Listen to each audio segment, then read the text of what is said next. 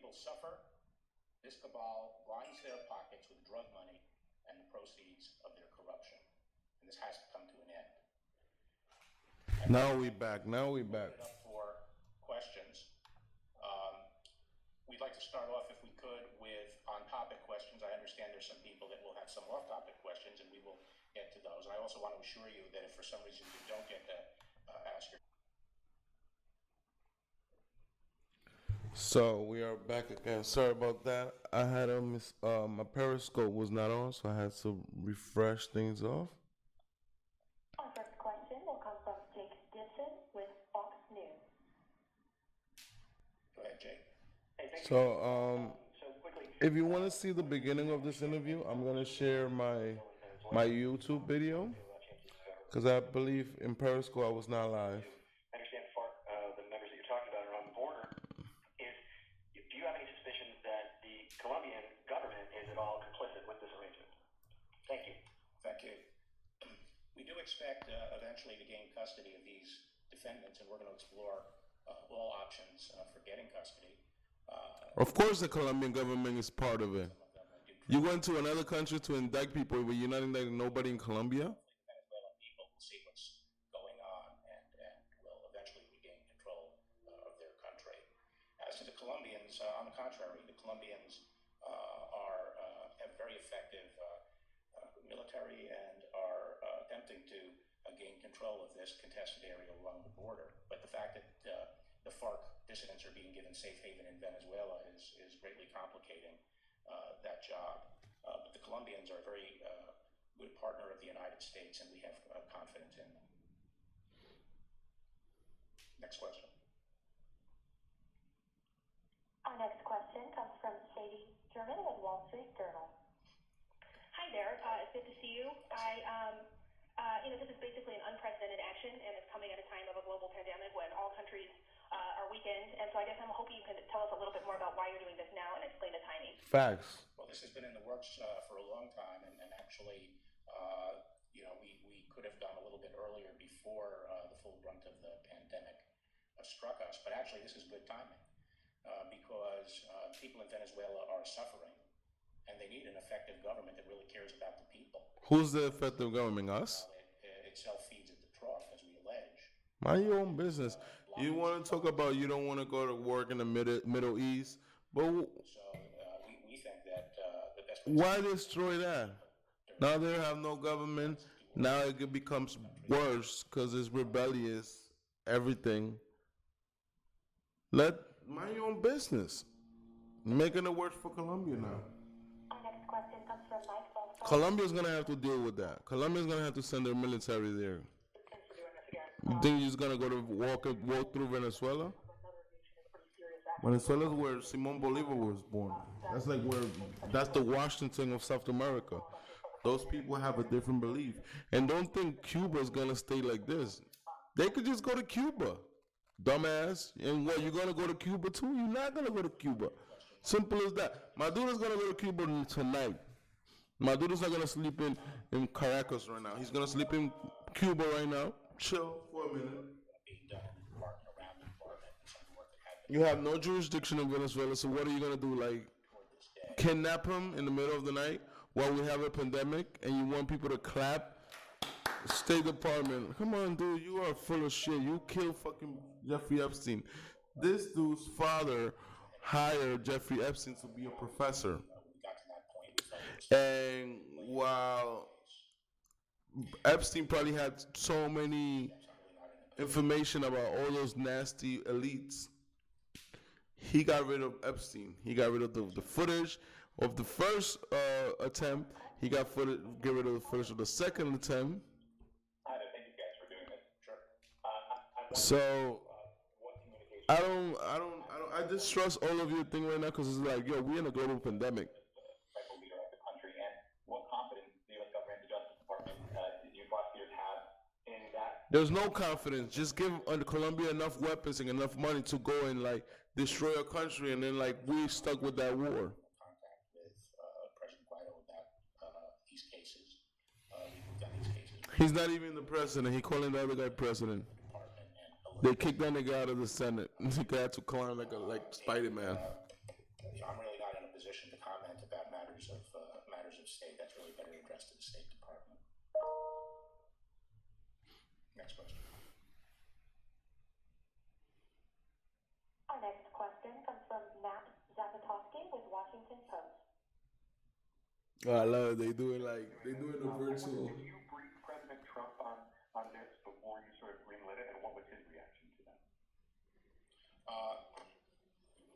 I don't talk about internal deliberations, but obviously the national security community was alerted ahead of time that we were taking this step.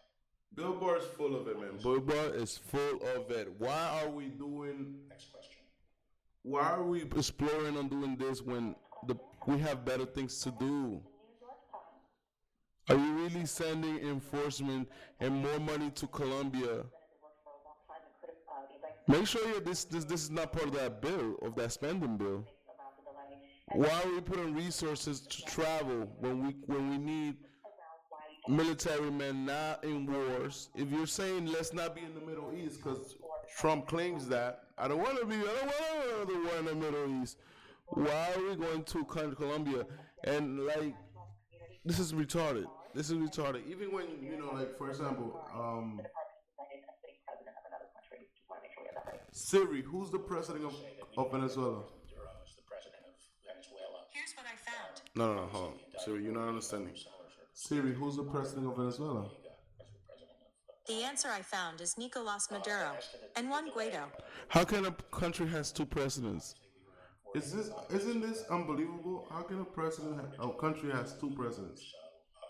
It just makes no sense. Like, this is what kind of shit show are we running here? Going to be cessation of travel, and the social distancing protocols went into effect.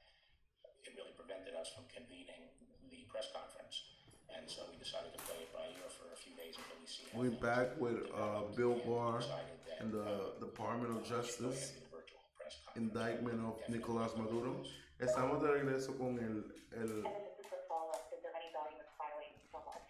con los cargos en contra de Nicolás Maduro por el Departamento de Justicia, acusado de narcotráfico, terrorismo de narcotráfico. So I'm not going to really speculate about the extent to which we would try to Ew. ourselves of extradition here. Next question. Our next question comes from Alex Mallon with ABC News. Hi, Mr. Attorney General. So Maduro has reacted to these charges already. He said that the U.S. and Colombia are conspiring, and they've given the order to fill Venezuela with violence and he's obliged to defend the peace and stability of the entire homeland. Can you just talk a little bit more about the diplomatic considerations in filing charges like these against the head of state, and whether there are any risks of this actually bolstering Maduro's hold on power there for a longer period of time? And then just separately, was there any, this may be a state question, but are you aware if there's any consideration of formally designating Venezuela as state-sponsored terrorism because of the allegations made in that? Well, as a designation, it's really one step at a time, so I really have nothing to say about that right now. At the end of the day, the department's perspective is to bring cases when they are legally justified and supported by the law. Obviously, foreign policy considerations can come into play if it was going to seriously injure our foreign policy, but that's not the case here. Here, I think both as a matter of our legal system and as a matter of our national security and diplomacy, it's time to call out this regime for what it is, and to highlight to the world the American people who have been the victims of this drug trafficking that was deliberately put in place to hurt. Can you throw me that control? And also the Venezuelan people who are suffering when these people. Stop acting like you care about the Venezuelan people, bro. We only care about their oil. Stop acting like we care about Venezuelans. We don't care about Venezuelans, dude. Stop lying. If anything, Venezuela's been telling me y'all making it harder for them to get access to, how do you call it? To refugee status. They've been trying to apply to refugee status, and the United States doesn't want to classify them. So do you really care about Venezuelans? Which you don't. We don't believe you. You gotta try harder. I'll let Jeff Berman, U.S. Attorney in the Southern. Oh wow, right away. Thank you, Mr. Attorney General. Our indictment specifies And I already have 67 impressions. That means 67 people already watched this video that I just read. Maduro, when he was foreign minister, agreed to help the FARC launder money, and the FARC paid Maduro $5 million. These are all allegations in the indictment. In 2008, Maduro, Cabello, and Carvajal met with This is crazy. providing more weapons and cash in exchange for increased cocaine production from the FARC. During the meeting, Maduro also agreed to use his authority as foreign minister to keep the Colombia-Venezuela border open to facilitating drug trafficking. The indictment goes on in 2009. Maduro, Cabello, and Carvajal met with the FARC representatives to negotiate a 4-ton cocaine shipment. This is crazy. Also in 2009, Maduro traveled to Honduras in an effort to prevent the Honduran coup from disrupting cartel drug trafficking operations. In 2013, Maduro canceled a trip to the UN General Assembly and convened a meeting in Venezuela with Cabello and Carvajal to discuss seizure by the French law enforcement of 1.3 tons of the cartel's cocaine. Also in 2013, Maduro and others authorized the arrest of low-ranking Venezuelan military officials due to diverse scrutiny relating to the French seizure from the cartel leadership. In 2014, Maduro and Marquez agreed to have FARC train a militia for the cartel. This is a private militia for Maduro, not part of the official military. Also that year, Maduro, Cabello, and other members of the cartel pressured Aruba and Dutch government to release Carvajal after he was provisionally arrested in Aruba. And the last allegation in regard to Maduro was in 2019, Maduro publicly welcomed the FARC into Venezuela, specifically referred to Marquez and Sanchez of the FARC, and welcomed them then at a press conference, and the press conference was also attended by Cabello. Back to you, Mr. President. Thank you, Jeff. And let me say to people that on our website we have links to all the indictments that are referred to at the outset. So if people are interested in seeing those indictments, that's where they can be found. The next question. Our next question comes from John Sturkey with Politico. Hi, Attorney General, thanks for doing this. Oh shit. I'll be involved there. I'm wondering if you can discuss what you see. You have a charger. Charges in the United States. You know, whenever these kinds of cases are brought, there'll be some people who say, you know, the U.S. should be the world's policemen, and there are obviously many people with expensive watches that they may have gotten through the legitimate means walking around Miami at any given time. So is this all linked to the drug trafficking that makes it a huge a broader hand that simply what's related to drugs? Thanks. Well, each indictment speaks for itself, and some indictments are narco trafficking, some are drug trafficking, some are money laundering, some other forms of corruption. But obviously, this is a regime. The narco trafficking. Good washes. Isn't our president known for selling washes? Targeted the United States and is working in concert with FARC for the purpose of trafficking cocaine up to the United States. And so we're not acting as the world's policemen, we're acting as policemen for ourselves and people obligated to protect the American people. But even crimes involving corruption and money laundering, they are using the facilities of the United States to conduct criminal activity. And it's our responsibility to ensure that that doesn't happen. I don't know if any of my colleagues would like to add something on that. Okay. Next question. Our next question comes from Dave Weaver with the Miami Herald. Yes, hi, thank you for taking my question from Miami. I was wondering about the Maduro indictment and the extent to which law enforcement, either agents, prosecutors, have been able to freeze or seize any of the cocaine or drug proceeds. And I was wondering if you could give an estimate. I know these are always fluid numbers, but if you give an estimate, because it's been going on for so long, can you indicate how much cocaine has been seized and how much potential bank account money or other assets have been seized or frozen? Jeff, do you want to start us off on that? Well, our permitted seizures mentioned in the indictment, we can't really go beyond the four corners, and our investigation is continuing, Mr. President. I do. Can you hear me, Mr. Crenshaw? Yes, I can. Can you hear me? Yes. Yeah. Okay, sir. Just trying to add on the last question. Okay. We seized in Miami so far in excess of $450 million in funds from the different bank accounts located here in the United States. Man, he just want to steal the nigga's money. You this directly impacts the Southern District of Florida. For example, our housing market has increased substantially.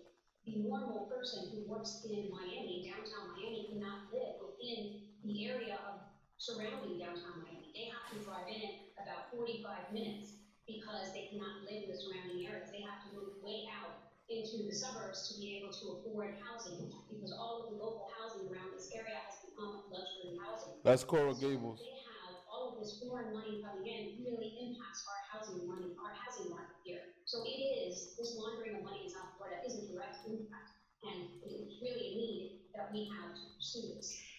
So I wanted just to add that in the last question, but we have seized a lot of money, and in our cases, because of the money seizures, the defendants come forward. That's one of the beauties of the money laundering statute. Once you start seizing the money, the defendants start appearing and wanting to negotiate. And I think the indictments have asset forfeiture provisions in them, and obviously we will be seeking those assets. But let me ask the DEA administrator, in terms of drug seizures, do you have anything to add on that? Yeah. So as the indictment indicates, there have been some drug seizures, and my understanding also is that we have observed in Central America the landing of planes and the abandonment of planes that have carried drugs from Venezuela.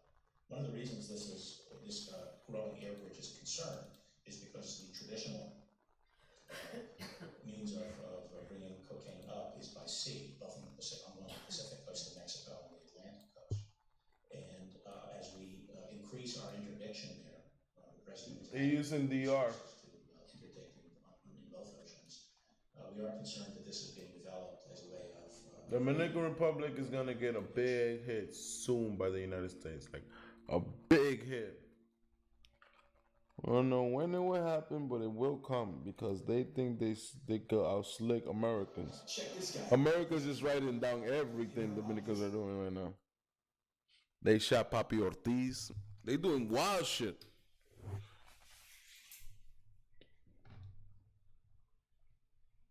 So let's see, because when Maduro apparently already responded.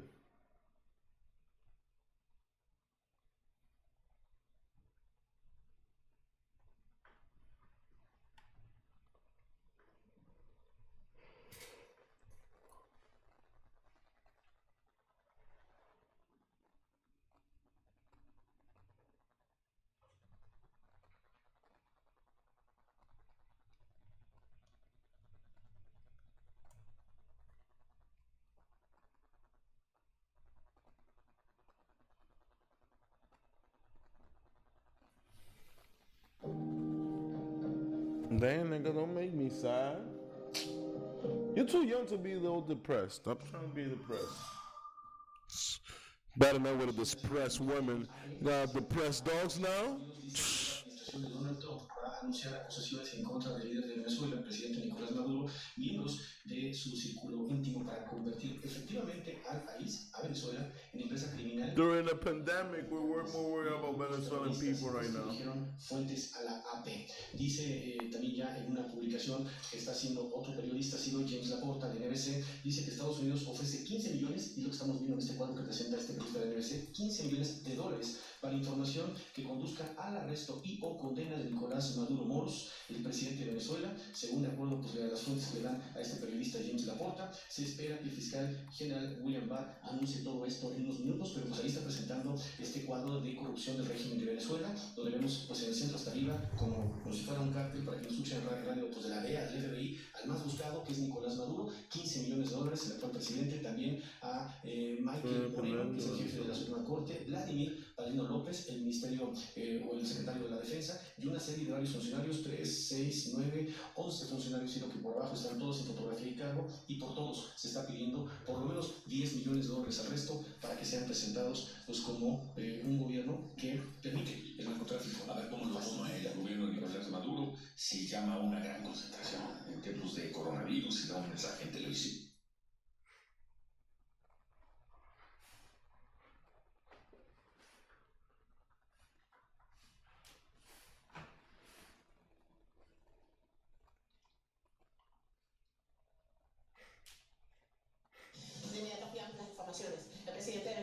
anunció la nueva conspiración promovida por los gobiernos de Colombia y Estados Unidos contra la nación bolivariana a través de ataques terroristas.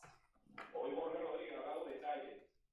¿Dónde está la casa? ¿Dónde están los campamentos? ¿Quién dirige cada campamento? ¿Cuántas personas son? Sabemos quiénes forman cada grupo, de los 3 grupos que están entrenando. ¿Y para qué lo están entrenando? Para venir a atacar unidades militares venezolanas, para venir a atacar a centros de poder político, para venir a crear el caos, la violencia, para venir a poner bombas en elementos estratégicos de la vida del país. Y todo eso es el plan de Donald Trump con Iván Duque para llenar de violencia a Venezuela en el mes de marzo. Ivan Duque is the president of Colombia. Duque is just the same thing as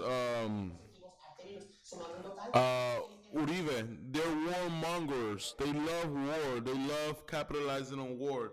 They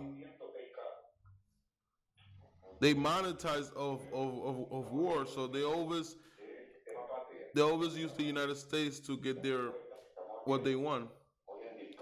In reality, Colombia want to rob all of the money that is owned by Hugo Chavez's daughter, who is worth $4 billion. They do steal a lot of money from the people.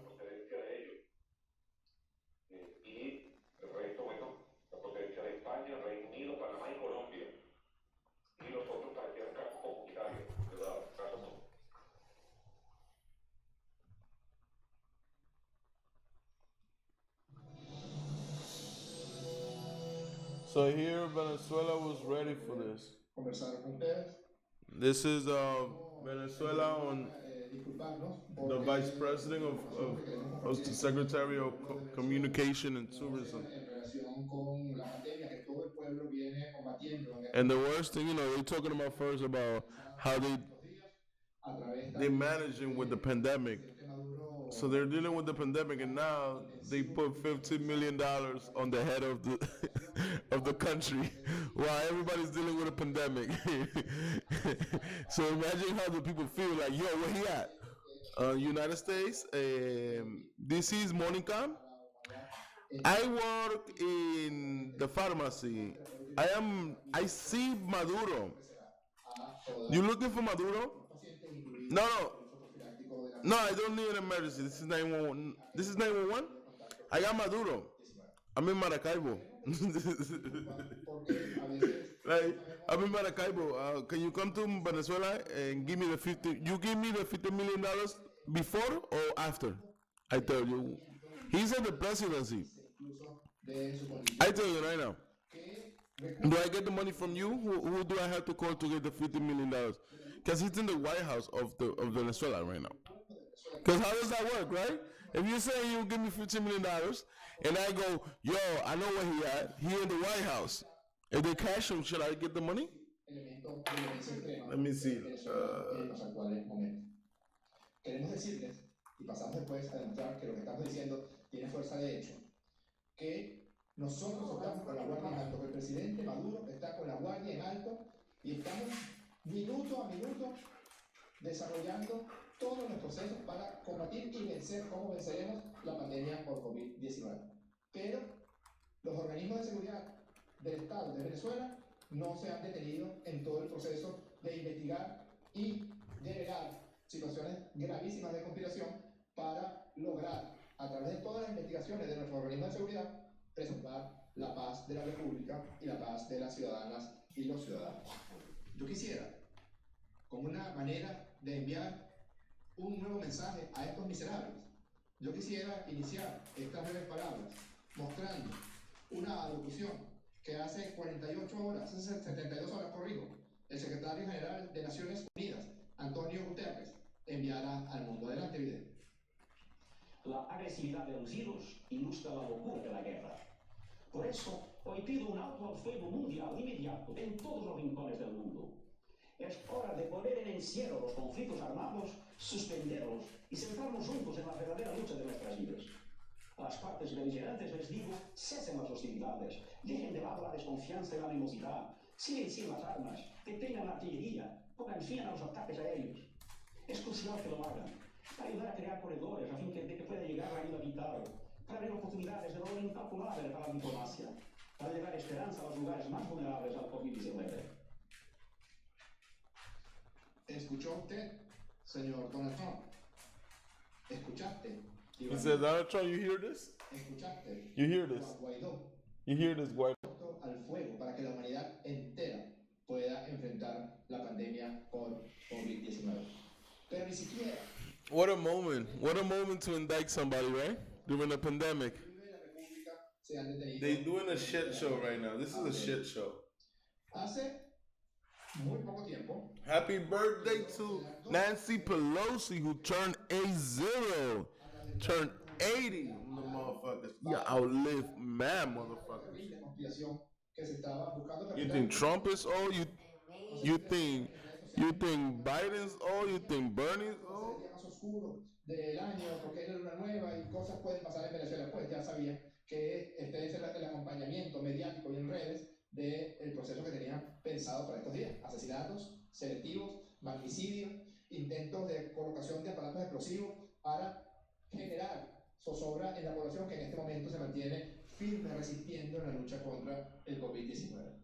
El 23 de marzo salió una información en los medios de comunicación en Colombia, y es muy importante repetir, en Colombia, incautaron un enorme arsenal de guerra dentro de una camioneta en la vía Ciénaga-Barranquilla.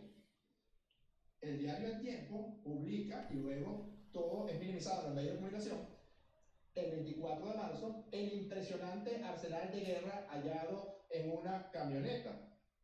Acá hay una fotografía donde se establece una persona capturada por la Policía de Tránsito de Colombia. Se habían colocado unas alcabalas relacionadas con la cuarentena, que también se está estableciendo de manera tímida y de manera tardía, por cierto, en nuestra hermana República de Colombia, y le pagaron al DAS, le pagaron a funcionarios de la policía y probablemente a funcionarios del ejército, pero se le olvidó pagarle a los funcionarios del tránsito.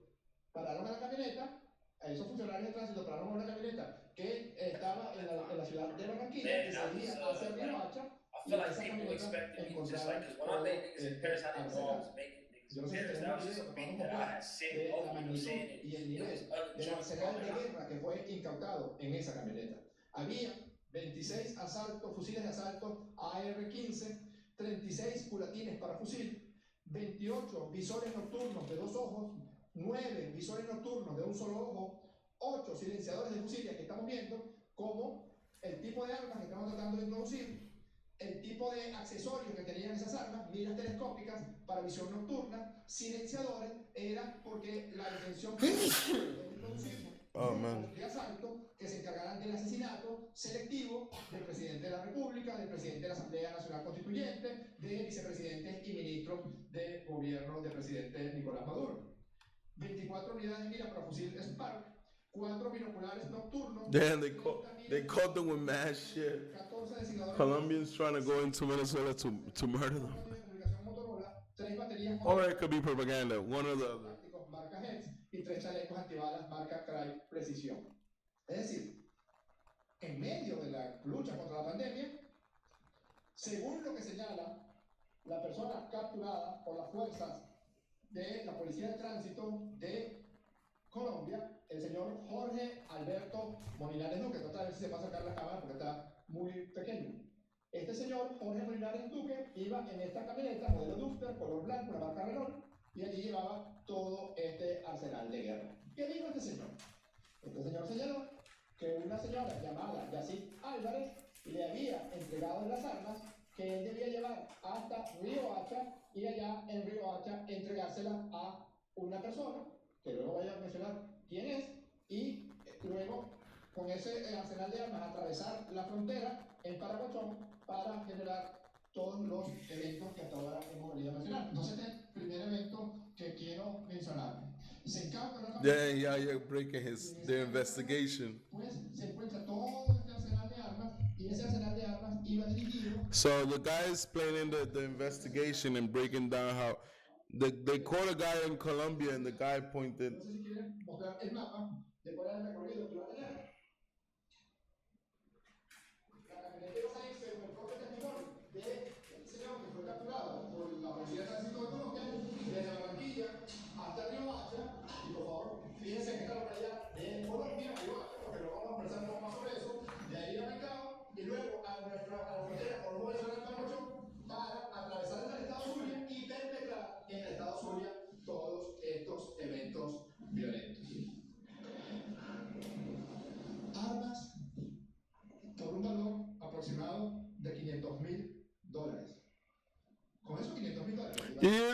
said she's like, oh, they have expensive washes, and because of them, Miami residents won't be able to. Shut the fuck up. You hear that? That because they have good washes and the Venezuelans can afford to live some places, Miami residents gotta live somewhere else. Well, fuck you. That's capitalism, you piece of shit. How you gonna blame people for living good? Oh, we can be we good with having these Latinos as maids, as nannies, but as soon as they got washers, it's like whoa, this is no good for the United. No, get the fuck out of here, you district attorney of Florida. You dirty. You're dirty ass. You dirty, and you look like Latina. You look like a Latina. You dirty. Not trying to justify that Venezuelan people are good, but then you can't categorize a whole population of people and say that's they live here and they taking no fuck out of here, bro. That's some bullshit. You enforcing the hysteria, and you enforcing the segregation in Florida. Because what you're doing is you're segregating people. You're segregating how about if there are people who are legit business people from Venezuela, which probably they are. They look smart. They don't seem like dumb people. You give somebody less options, and guess what? Once they have a lot of options, they grow fast. The same goes with people that come from other countries. So don't try to under legitimize that. I don't like the way she spoke about Venezuelans. Like, look, they dealing with a pandemic and they have to deal with this bullshit. The fact that you gotta quarantine yourself and now the military might use that as a way of bringing down a head of a nation is good enough with the shit show of the fact that Venezuela has two goddamn presidents. That's a shit show of his own. So never mind that, but now you're doing all of that. Like, dude, get out of here. You're dirty. You're just dirty, bro.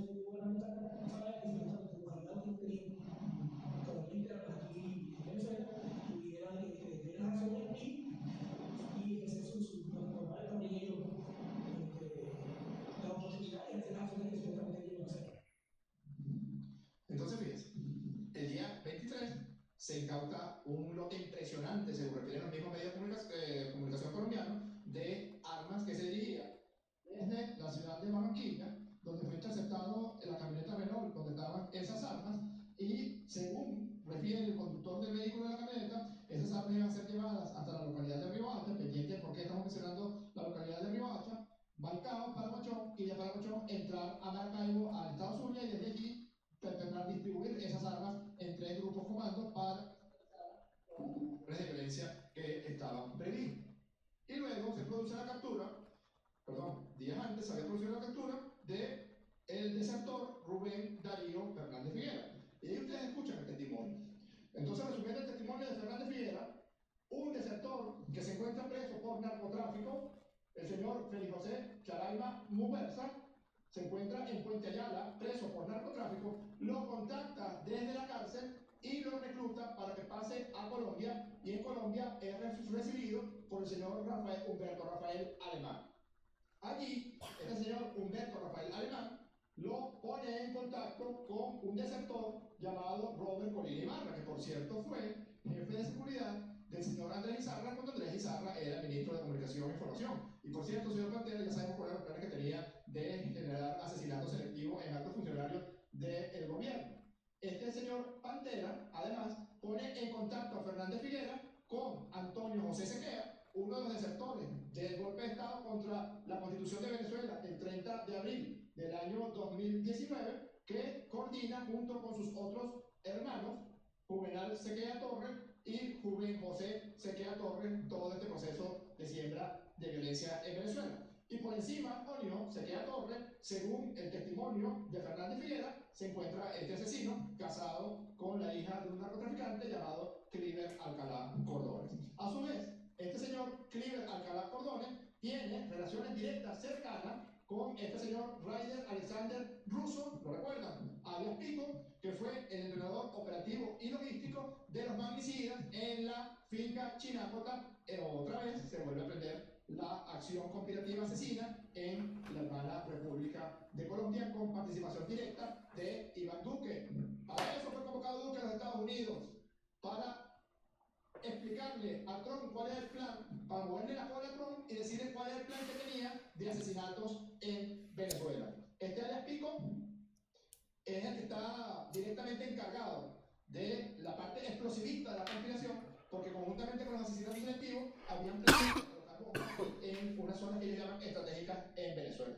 Cliver Alcalá, por eso es que recorre todo el norte de Colombia, porque el norte de Colombia es controlado por un clan de narcotráfico que coordina el suegro de Cliver Alcalá Cordones. Cliver Alcalá tiene relación directa con esta señora, Luisa Ortega Díaz, con este señor que entre palo de aguardiente y palo de aguardiente está estableciendo la conspiración contra Venezuela, Germán Ferrer, borracho perdido, pero al mismo tiempo un conspirador que promueve el asesinato de personalidades en Venezuela, y con el diputado Herman Alemán. Tenemos las grabaciones del enlace entre estos tres criminales y Cliver Alcalá Cordones. Sabemos quién es, sabemos qué hace, sabemos cómo se relaciona. Y de las relaciones de Cliver Alcalá, que le ordena a Yacine Álvarez el traslado de estas armas, que no son todas las armas con las que cuentan, que tienen muchas más armas, y Colombia tiene que responder. ¿Ustedes están dispuestos a continuar permitiendo el tránsito de armas de guerra por su territorio para dirigirse a Venezuela a promover asesinatos y violencia?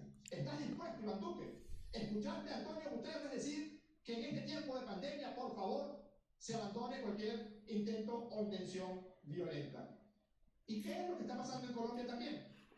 Además de los campamentos de entrenamiento que ya denunciamos aquí en otra oportunidad, en Maicao, en Barranquilla y en Santa Marta, este señor Fernández Figuera confiesa que él llegó allá a la localidad de Río Hacha, llevado por este asesino Robert Colina Ibarra, alias Pantera, e inició un proceso de entrenamiento en uno de los tres campos de entrenamiento paramilitar con los que cuenta, bajo el aval y el auspicio y el patrocinio de Iván Duque, todos estos perpetradores de eventos violentos.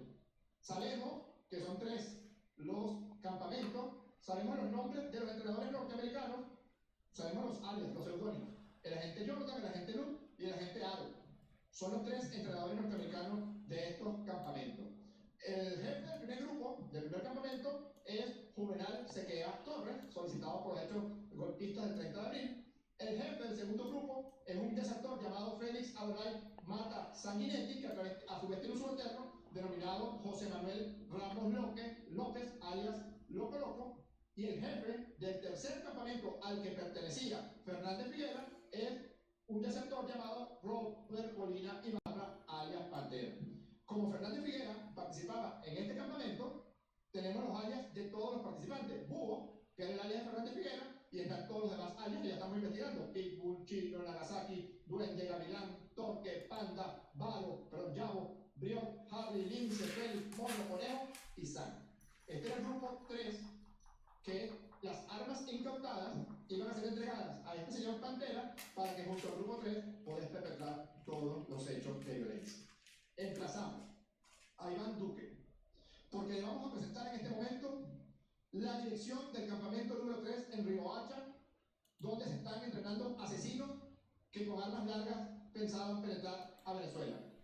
Río Hacha, carrera 19. I'm just putting the counterpoint of Venezuela, Venezuela's answer. 32 minutos, 32.3 minutos, 4 segundos al norte, 72 grados, 55 minutos, 14 segundos al oeste. Allí se encuentra localizada el campamento en Río Hacho. Está en la carrera 7H con calle 34, casa número 22. Señor Duque, mire esta foto. Esta, que está aquí, es la casa número 21 de la carretera 7H, calle 34, casa 22. Allí se identifica la calle número 34. Al lado, que no se ve muy bien porque está tapada por unos matorrales, se encuentra la casa número 22. Allí está situado el campamento número 3, dirigido por alias Pantera. Entonces, Duque se reúne con Trump. Por eso Trump hablaba de marzo, por eso los sectores de ultraderecha, ¿verdad? Juan Guaidó hablaban de marzo, crear las condiciones para que se genere el caos y desde el caos promover los eventos de violencia. Por eso han estado tan activos Luis Ortega, el borracho del marido, y el diputado Hermán Alemán en estos días, conversando con Cliver Alcalá Cordona. Por eso hay opiniones entre alias Pico, que habla de poner bombas, y Antonio Sequeira Torres, que habla de asesinar personas de manera selectiva, con armas largas, con armas de guerra, con silenciadores, con miras telescópicas nocturnas.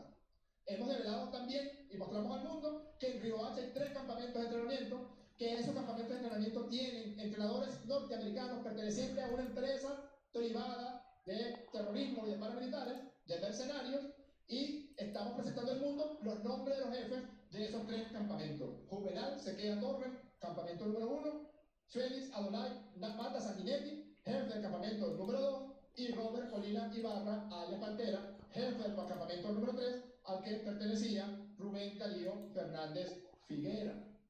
¿Qué vas a decir con respecto a esto? ¿Qué vas a decir, Iván Duque?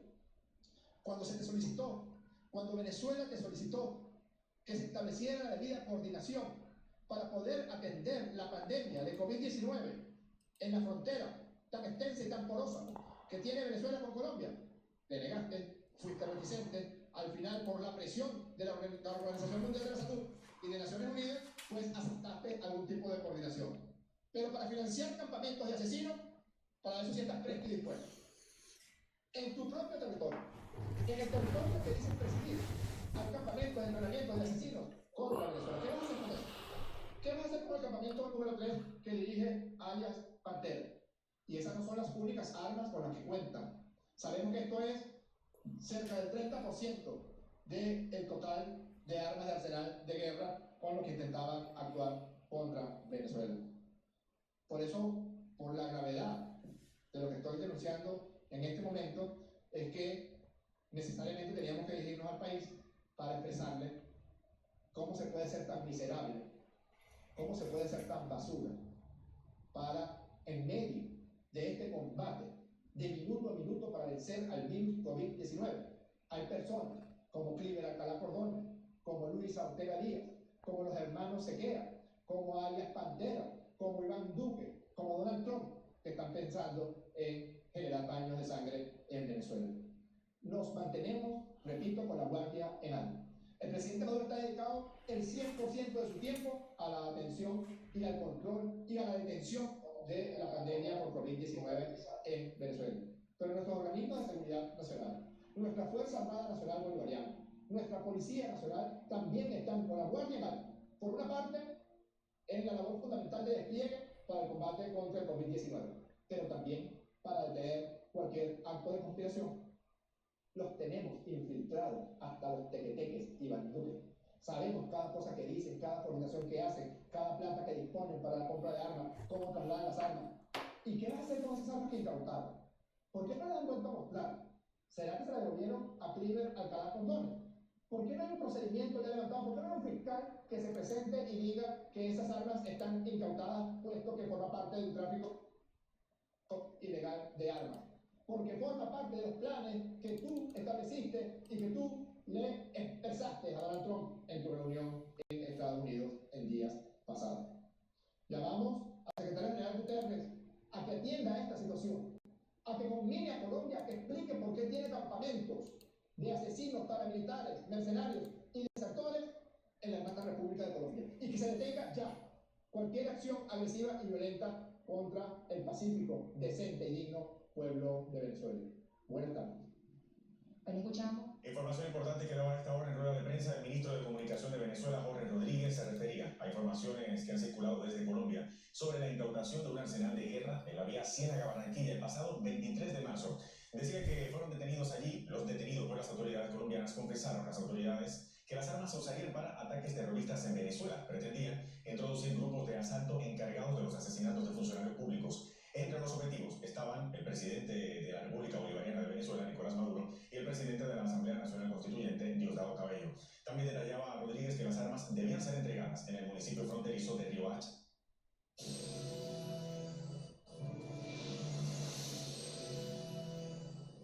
A esta hora el presidente de Venezuela, Nicolás Maduro, se dirige al país vía telefónica en el programa de Venezolana de Televisión Con el Mazo Dando con el vicepresidente del PSUV, presidente de la Asamblea Nacional Constituyente, Diosdado Cabello, y el vicepresidente de Comunicación, Jorge Rodríguez. Conversan a esta hora, escuchemos. Muestra el odio crudo, la maldad cruda de quien quiera hacerle daño al país. Y para que vean cómo también va floreciendo como una primavera, una nueva humanidad. Bueno, mis saludos, estaba Jorge hablando de este tema, que nuestro recinto tenemos varios temas sobre la coyuntura en pleno desarrollo. Estoy viendo la nueva prensa de Jorge Rodríguez, y yo ratifico, que ha dicho el doctor Jorge Rodríguez, se disculpa a los venezolanos, pero nuestra responsabilidad nos lleva a tener que denunciar todo. Jorge, tu denuncia como circuló a nivel internacional, Colombia. ¿Qué me puedes decir aquí en vivo y directo desde el Mazo Dando? Todos los medios de comunicación, sobre todo los medios de comunicación colombianos, presidente, reflejaron la denuncia, señalaron que había una relación, según lo estaba denunciando Venezuela, entre el alijo de armas capturado el día 23 por la Policía de Tránsito colombiana y campamentos de entrenamiento de paramilitares y desertores y mercenarios en la localidad de Riohacha. Por supuesto, los personeros de la ultraderecha venezolana intentaron minimizar o desdeñar unas denuncias que además tiene la contundencia de las pruebas. Por un lado, el testimonio del desertor Rubén Darío Fernández Figuera, que señaló que había 3 campos de entrenamiento en Riohacha, dice que son los jefes del campo. So the Venezuelan counterpart is that the United States is actually engaging with Colombian influence that they allowing the Colombian, and if you ever heard of Blackwater, if you ever heard of Blackwater and like military contractors are currently in Venezuela, in Colombia, trying to plot how to either kidnap. So like their argument is basically like, you guys are trying to plot to kill us ahead of state. You have no respect, and the United States is already like, yo, shut the fuck up. You not no president's son. We got a precedent for you. Let me ask you, listen. Aquí está la dirección, en la casa número 22, en esta calle de la localidad de Riohacha. ¿Procede usted entonces a desmantelar ese campamento criminal? So let me ask Siri. Siri, who's the president of Venezuela? The answer I found is Nicolas Maduro and Juan Guaido. Can you repeat that again? The answer I found is Nicolas Maduro and Juan Guaido. Can you repeat that again? The answer I found is Nicolas Maduro and Juan Guaido. There's 2 presidents of Venezuela. Can you repeat that again? The answer I found is Nicolas Maduro and Juan Guaido. I didn't hear you. I don't understand. I didn't hear you, but I could search the web for it. So it's been an ongoing plot to unlegitimize his presidency, which it doesn't benefit us. It's more about the control we don't have against Venezuela. In Colombia, we have full control. They have extradition laws. In the other countries, we also have negotiations a lot with Brazil. Brazil is doing the same Trump model. The president of Brazil is a big jerk. Let me see what. Here's Maduro on the phone.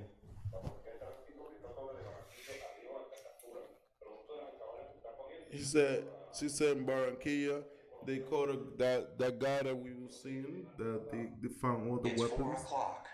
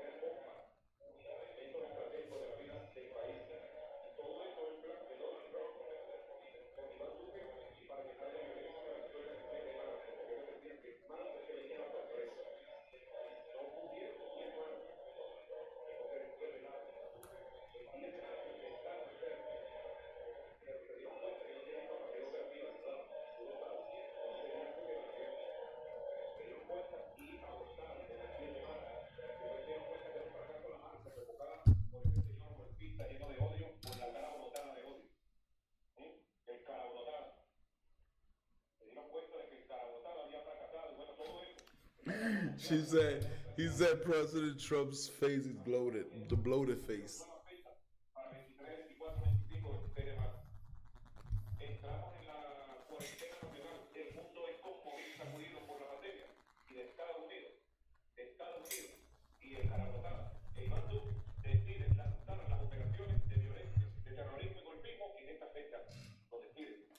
So he's saying, why would you do this right now?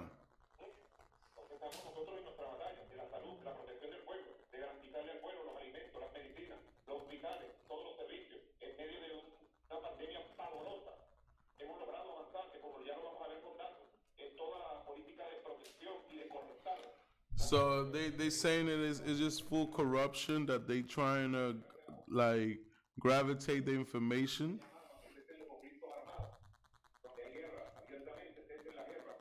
He said that Colombia is engaged with Blackwater and contractors that are just plain military killers. They paramilitary.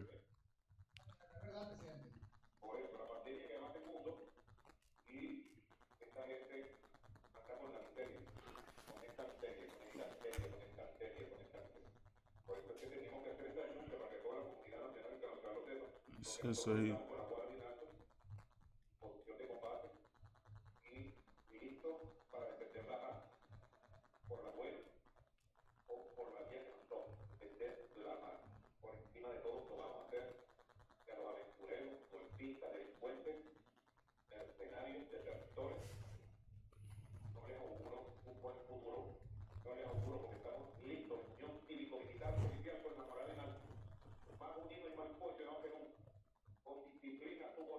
He said we have discipline more than you.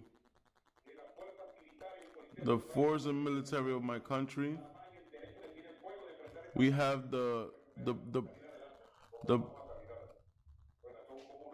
people got the power to fight back.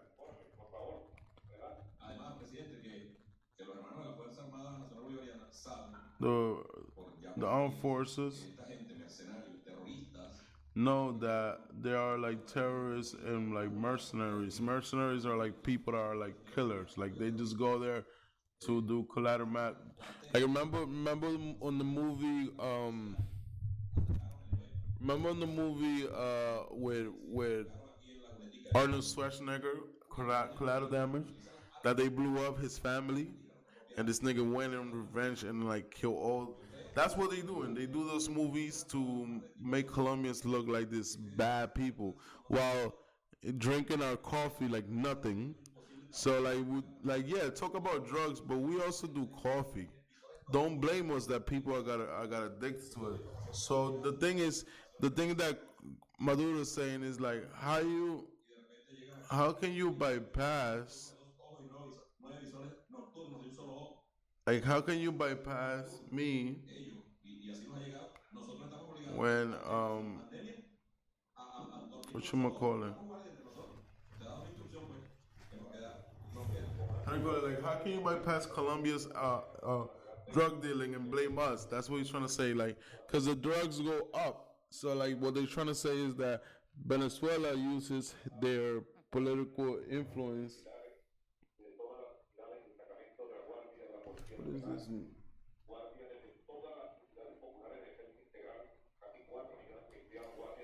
It looks weird. But that Venezuela, or like that's what I'm trying to say. Like that Venezuela uses the power, sorry, to influence the relation with the drug dealers. But the charges are bogus because they're saying that the district attorney of Florida is saying that Venezuelans in Coral Gables, a very rich neighborhood, are parading around with money and things like that. But that's crap because in reality, this all these communities of immigrants. There's Venezuelans, there's Brazilians. So just because somebody's successful and somebody has a wash, that doesn't mean that they gotta be a narco terrorism. Another thing is Another thing is there's terrorism in Colombia. In Colombia the other day there was like a bomb in Bogota. And then they try to suppress it like nothing happened. I'm like, yo, why are they acting like Colombia's all willy willy? Like Colombia still has its. We book Colombia bomba. It doesn't go like 10 years ago. Well, they did a bomba yesterday. Like like not like yesterday, but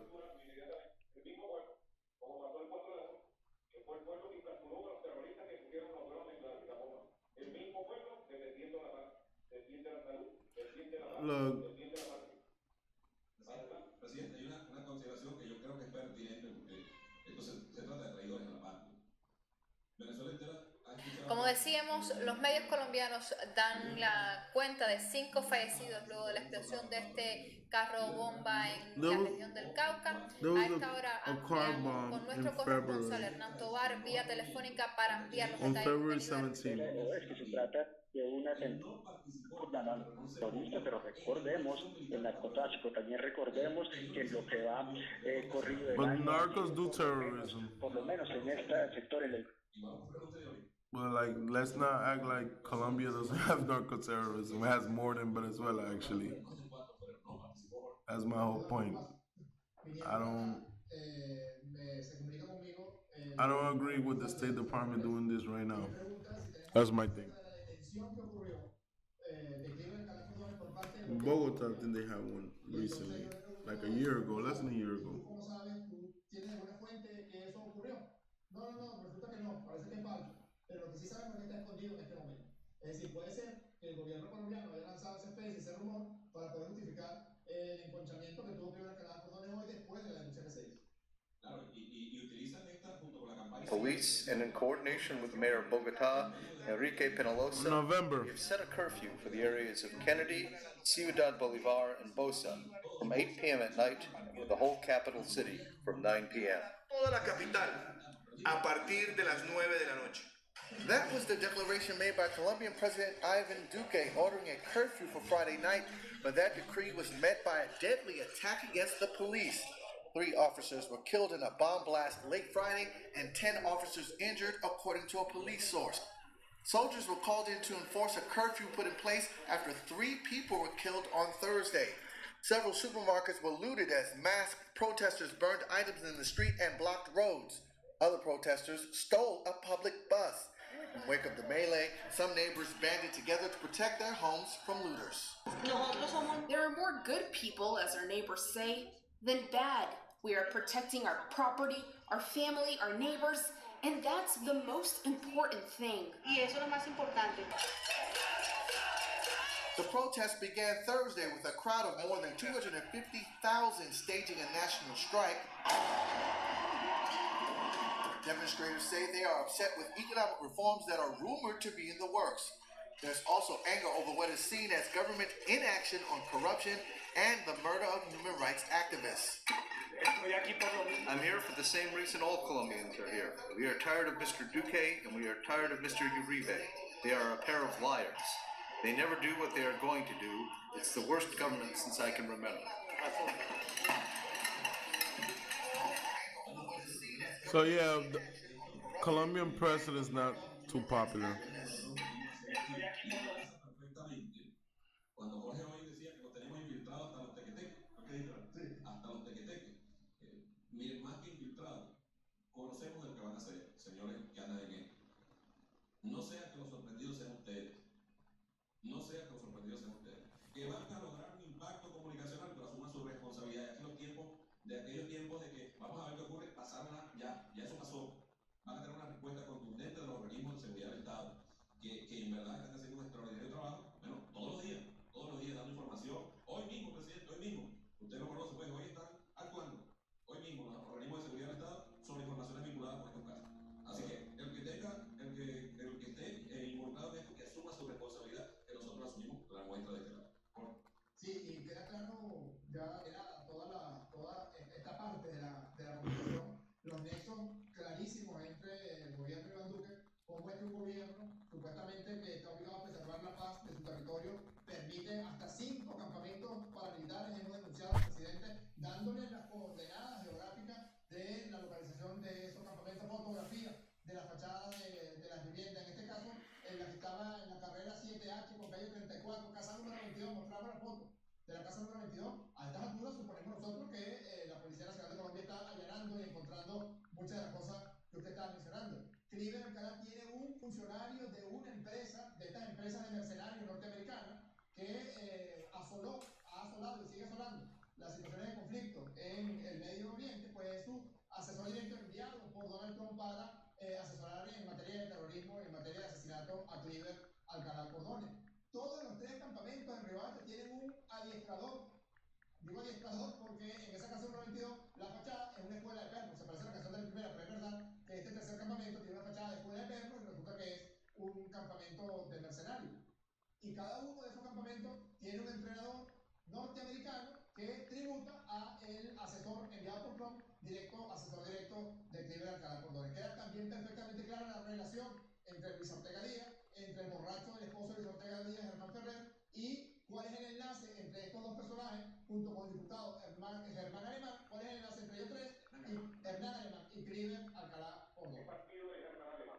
¿Qué partido? ¿Con quién está vinculado? Acción Democrática, presidente. No, Acción Democrática. Acción Democrática. Muy cercano a Edgar Zambrano. Le hablo de cuando fui presidente de la Asamblea Nacional, porque era un vínculo directo. Y estaba él, estaba uno. Toda la reunión y conversaciones. Todos los preparativos, porque él está por allá, está con la familia, y él tiene allá, está con la familia, no habla de poner bombas, matar, degollar, asesinar, Hernán Alemán. Hoy no fue Venezuela, hoy no fue. La justicia llegará. Dios con nosotros. ¿Tiene contra? Vamos con Dios, como guerreros de Dios, guerreros de la luz, guerreros de la vida. Tenemos la victoria de nuestro lado, por la paz. Muchas cosas que informar. Verdaderamente, hay que seguir informando, hay que sacar toda esta información por redes sociales y no redactada. Hay que mandar toda esta información a todas las cabanas del país, a todas las unidades militares, policiales y de inteligencia social de nuestro pueblo, inteligencia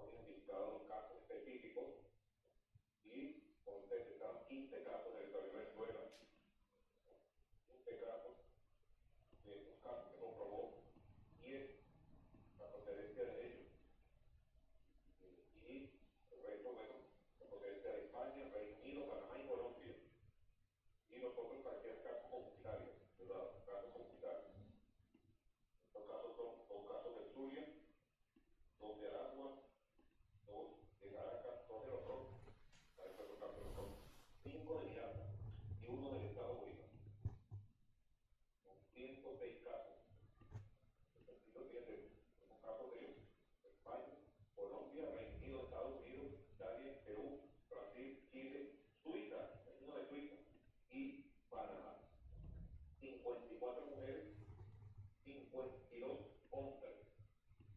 52 hombres. Tenemos 3 casos delicados, situación de gravedad. De estos 3 hay 2 estables, con los médicos, radiólogos, todo el esfuerzo por su recuperación. Y hay un caso que está bastante grave. Estoy haciendo seguimiento personal de este caso. Personal. A esta misma hora estamos en comunicación con el estado donde se está atendiendo debidamente, correctamente, con todas las capacidades médicas y clínicas de caso. Hay 15 casos recuperados. Jorge, ¿no es cierto? 15 casos recuperados. Sí, ya quedó claro que son 15 debidamente diagnosticados, pero ya hoy hay un grupo de hermanos y hermanas que están en proceso de cerrar el diagnóstico de recuperación. Quizás usted mañana pueda dar esa buena noticia. Hay un caso ahorita, a esta hora, pero estos casos los metemos en la lista que vamos a consolidar mañana. Correcto, así es, porque todavía falta un proceso necesario para hacer un diagnóstico certero, porque nosotros, usted nos ha dado la directriz y se está cumpliendo de manera estricta en que todo lo que se diga sea absoluto y completamente apegado a la verdad. Por cierto, presidente, es correcto decir pandemia mundial o pandemia global, porque hay epidemias que involucran a 2 continentes o a 3 continentes o a muchos países y se llama pandemia. Cuando hay una epidemia en Asia y en Europa, es una pandemia. Pero en este caso, una pandemia como esta creo que la historia no ha habido. No, el 97% de los países hay presencia de coronavirus. De los países. Y se llama así. Y vamos a ver el número, ¿verdad? Se llama así pandemia global. De estos casos tenemos 44 en el estado de Diaz. Está nuestro hermano gobernador Héctor Rodríguez atendiendo todo esto. El mayor número de casos está entre los municipios Baruta, El Atillo y Cacao. Es una reunión muy buena del gobernador Héctor Rodríguez con los alcaldes de Baruta, El Atillo y Cacao. Por ahí están las imágenes. Todo el mundo de planes conjuntos de atención de todos estos casos, de prevención y medidas para que la cuarentena se cumpla con mayor rigor. En estos 3 municipios que tienen la mayoría de estos 44 casos del estado, Miranda, felicito al gobernador Héctor Rodríguez. Así que hay que hacer conversación. Son 3 alcaldes de la oposición, pero están trabajando por su comunidad, por su vecinos. Aquí no hay oposición ni gobierno. Aquí no hay oposición ni oficialismo. Aquí somos venezolanos. En esta coyuntura histórica, bueno, de tanta dificultad. Tenemos 16 casos en Caracas ahora. En tercer lugar pasó Aragua con 12 casos. Viene luego La Guaira con 9 casos. Luego viene Lara, 4 casos. Los Roques, 4 casos. El Zulia, 3 casos. Marina, 3 casos. Anzuategui, 2 casos. Falcón, 2 casos. Y Apure, Bolívar, Ojeda, Guárico, Mérida, Monagas y Nueva Esparta con 1 caso. Atención. Nosotros estamos trabajando con el método los datos del carnet de la patria. Han llenado la encuesta 14.178.731 compatriotas parametrizados. De acuerdo a la encuesta, se han determinado 39.752, casi 40.000 personas a visitar. A las 6 de la tarde de hoy se habían visitado ya en su hogar con los médicos y médicas, el personal de Bangladesh, con los jefes de calle de la UGT, con los milicianos, se habían visitado en su casa 30.145. O sea, de 39.752 se habían visitado 30.145 personas en su hogar. Presidente, pero también, perdón que lo interrumpa, también están los detectados. Me explico, fue el vuelo que vino de Europa el día 2 de marzo. Los han ido a visitar a todos. Sí, aquí están. Los 39.752 están todos los que vinieron al vuelo. Todos. Y se han visitado 30.145. De ahí hemos sacado personas visitadas que han presentado síntomas de virosis y de síntomas en general, 1.830. Este método es maravilloso y es único, solo en Venezuela se está aplicando. La gran visitada. Y estos 1.830 se le está aplicando la prueba. Buena parte de los que le aplicaron la prueba son estos 15 casos de hoy, Diosdado, ¿ves? Correcto.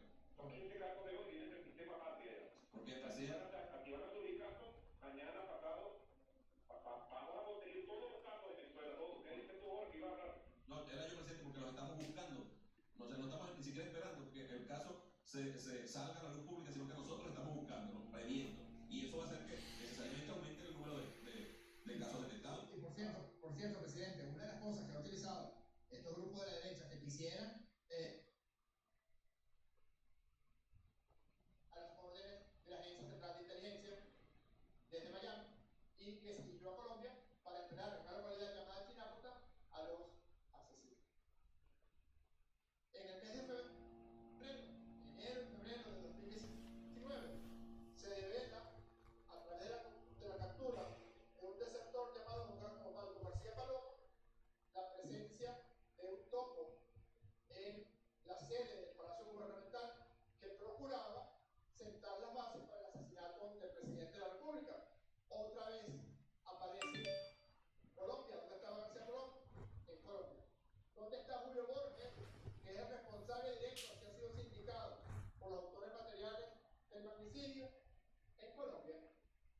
señala García Palomo y Ovidio Carrasco como responsables de las acciones que se pensaban perpetrar en febrero de 2019 a Julio Borges. El 30 de abril del año 2019 se intenta dar un golpe de Estado en contra de la República Bolivariana de Venezuela y la gran mayoría de quienes perpetraron ese golpe de Estado fallido están ahora en Colombia en campos de entrenamiento paramilitar para continuar su acción criminal contra Venezuela. El 26 de junio de este año del año 2019, informábamos sobre planes frustrados de magnicidio contra el presidente Nicolás Maduro desde Colombia y de manera anticipada, saltando hacia adelante, Iván Duque trató de desmentir esta aseveración, de las cuales absolutamente de todas tenemos pruebas y hemos mostrado pruebas y testimonios. El 31 de agosto. So this is the guy in charge of the commerce and tourism talking about they denying. Let's say this is a coup. This is a coup attempt by the United States. El 11 de septiembre del 2019, nuestro presidente Maduro señala que hasta 10 planes de magnicidio se estaban desarrollando en ese momento desde Colombia. Y ayer, en base a dos situaciones, a dos hechos que podían parecer en principio fortuitos, pero que no lo fueron, que fueron producto de una profunda labor de inteligencia de nuestros órganos de seguridad. Son decenas de ocasiones en que esa labor de inteligencia, en el hecho de que tenemos infiltrados los aparatos de inteligencia de Colombia, de que tenemos infiltrados a todos estos grupos criminales, terroristas, hasta los tequeteques, en las mismas cercanías, en el entorno, en el anillo más cercano de todos estos criminales, hemos tenido acceso a las informaciones, a la logística, al financiamiento y a las órdenes que son emanadas directamente del despacho de Iván Duque contra Venezuela. Esa labor de inteligencia nos permitió enlazar dos hechos aparentemente fortuitos. Hace unos pocos días, intentando atravesar por una trocha con una camioneta Hilux blanca, nuestras fuerzas de seguridad capturan a un desertor, a un traidor, a un terrorista llamado Rubén Darío Fernández Figuera.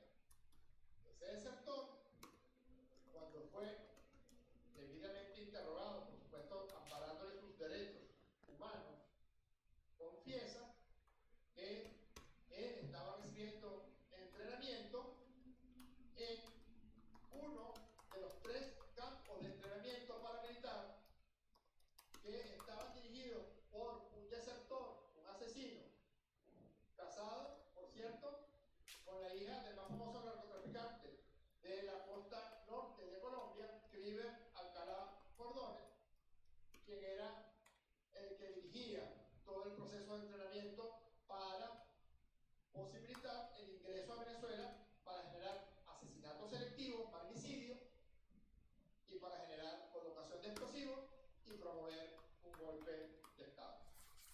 Decíamos que este era el testimonio del desertor Rubén Darío Fernández Figuera, pero además Fernández Figuera, para corroborar, para darle sustento a su testimonio, señaló quién era el jefe de ese grupo donde se entrenó, el grupo número 3, era otro desertor llamado Robert Colín Ibarra, alias Pantera, que en el pasado fungió como jefe de seguridad de Andrés Izarra, cuando Andrés Izarra era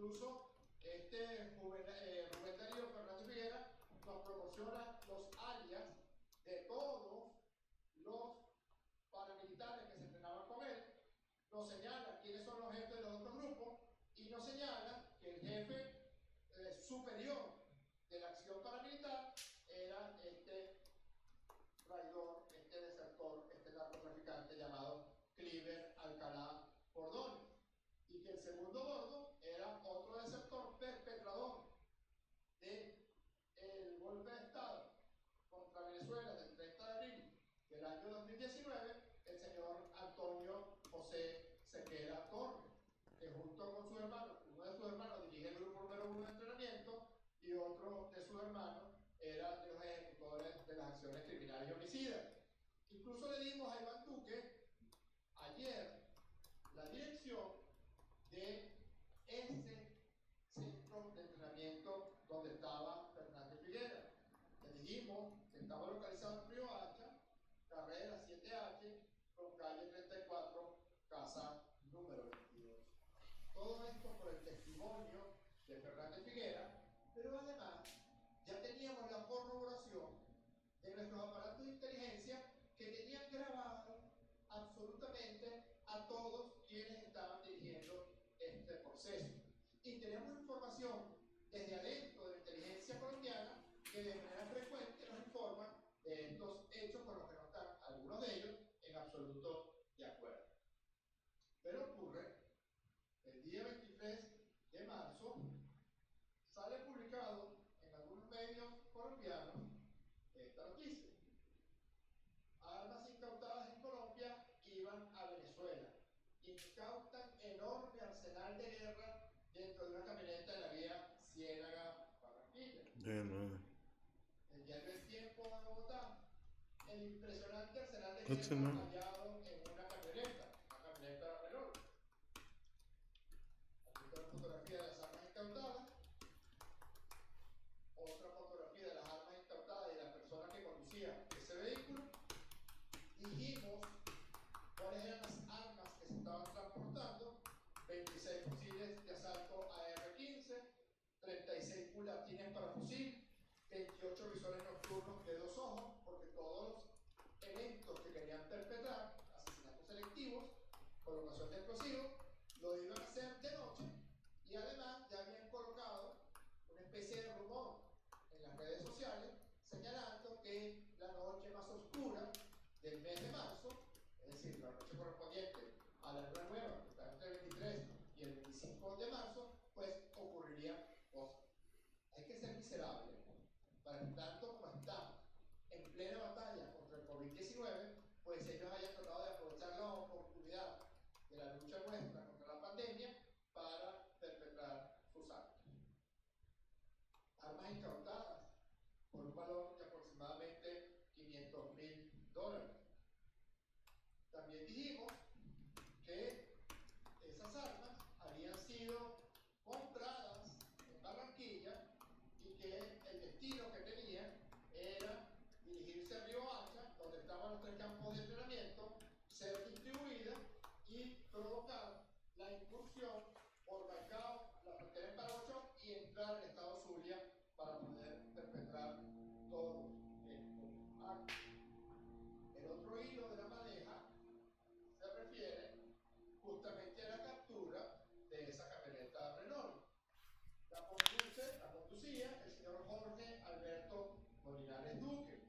Y ese señor Jorge Alberto Molinares Duque refiere que una señora llamada Yacid Álvarez, por encargo de este traidor llamado Cliver Alcalá Cordones, le había dado la encomienda de trasladar las armas desde Barranquilla hasta Río Hacha. De manera oportuna, nosotros informamos que eso estaba ocurriendo, y entonces una de las alcabalas que se encuentran situadas en Colombia en este momento, en el proceso de cuarentena por la infección por COVID-19, pues para la camioneta y allí se encuentran todas las armas que le hemos referido. También dice Jorge Alberto Molinares Duque que esas armas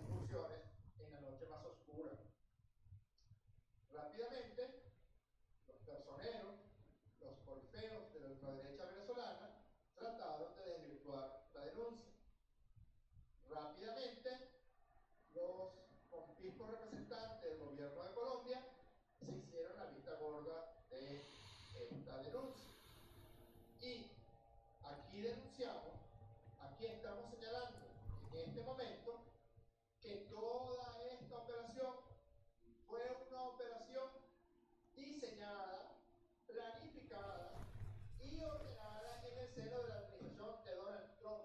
Es por eso que Trump convoca a Iván Duque a su despacho y es por eso que ambos señalaban que en el mes de marzo ocurriría algo en Venezuela.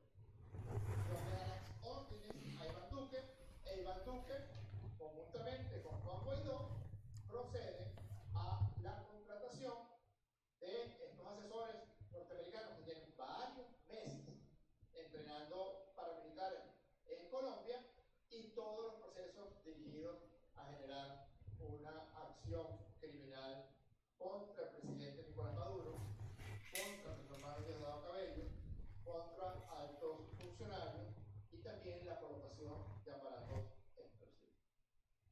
Rápidamente se zafaron de esa denuncia cuando en efecto,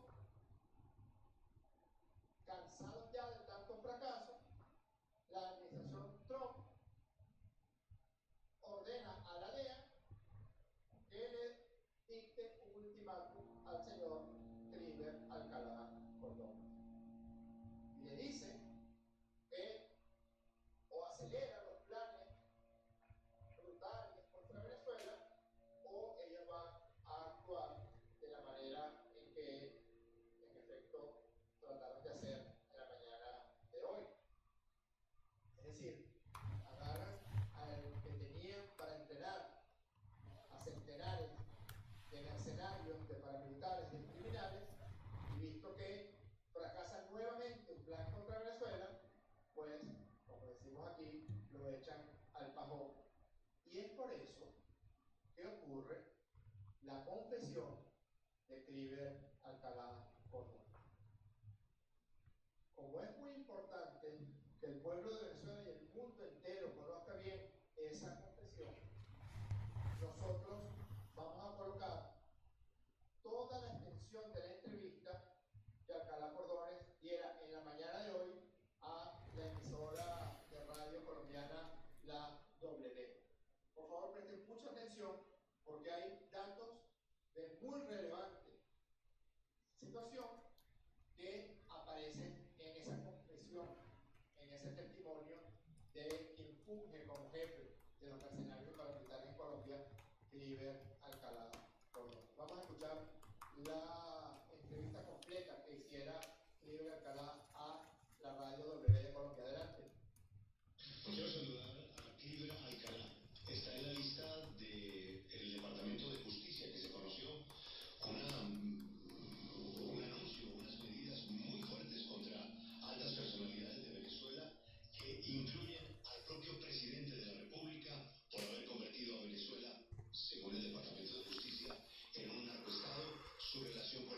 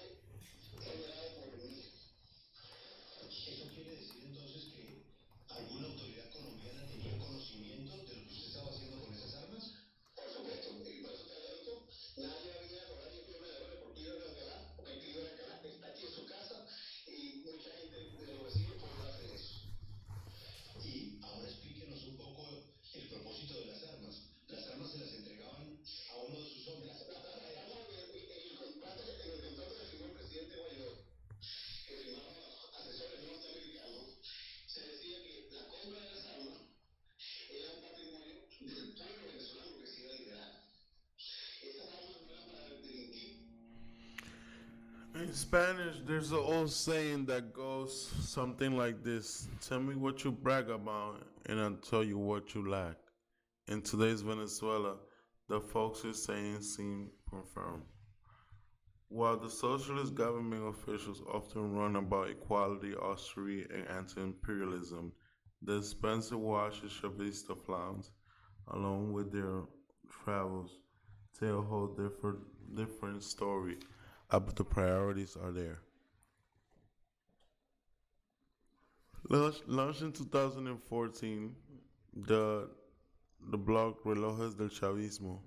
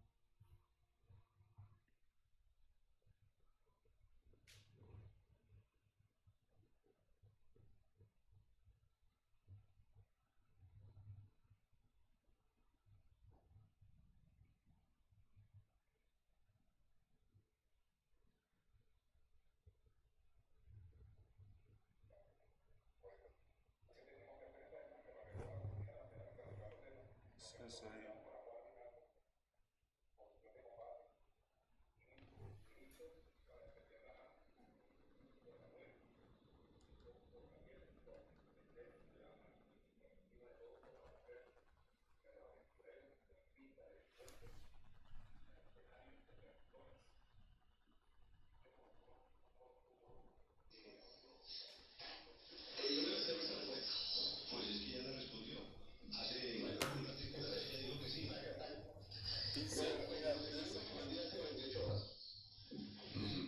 Ahora, ¿quién puso la plata para esas armas? Hay un contrato firmado donde los recursos necesarios para cubrir ese armamento eran del Estado venezolano. Porque el gobierno legítimo de Venezuela era el presidente Juan Guaidó. Ahora, mayor, hablemos que de acuerdo con los funcionarios de la administración Trump, está directamente relacionada esta designación de parte del equipo de Venezuela, del gobierno de Venezuela, con grupos colombianos como el ELN y la Tercera Iglesia de la FARC. Para hablar por un momento y después le voy a llamar 15 minutos. ¿Y usted nos puede explicar a la opinión pública lo que estamos escuchando? Y es que las armas que fueron incautadas de un mensajero colombiano que iban para un alias Pantera, un militar venezolano, hacen parte de un contrato entre una agencia norteamericana y el presidente Guaidó, y toda la operación se produce en Colombia con conocimiento de alguna agencia colombiana. ¿Estoy entendiendo bien, Juan David? Sí, eso exactamente fue lo que nos dijo Julio, y realmente es algo pues preocupante. Él ya había hecho unas declaraciones en medios de comunicación, pero yo, por ejemplo, no había escuchado que él haya aceptado con tanta vehemencia lo que había ocurrido en esos momentos con esas armas y el transporte. La precisión que él hace en relación con el posible conocimiento de las autoridades colombianas es de las últimas 48 horas, con lo cual es cuando ya se produce la incautación, no necesariamente un conocimiento previo de la operación o un consentimiento de la operación. Sí, pero eso es lo que ha denunciado Nicolás Maduro una y otra vez. Es que en territorio colombiano se planea un golpe contra él. Sí, que hay un complot para derrocarlo. Pues aquí lo estamos viendo. Pruebas testimoniales y documentales, ¿no? Pues está hablando el jefe del complot. Pero yo lo que no entiendo es cómo, María Camila, el presidente Guaidó firma un contrato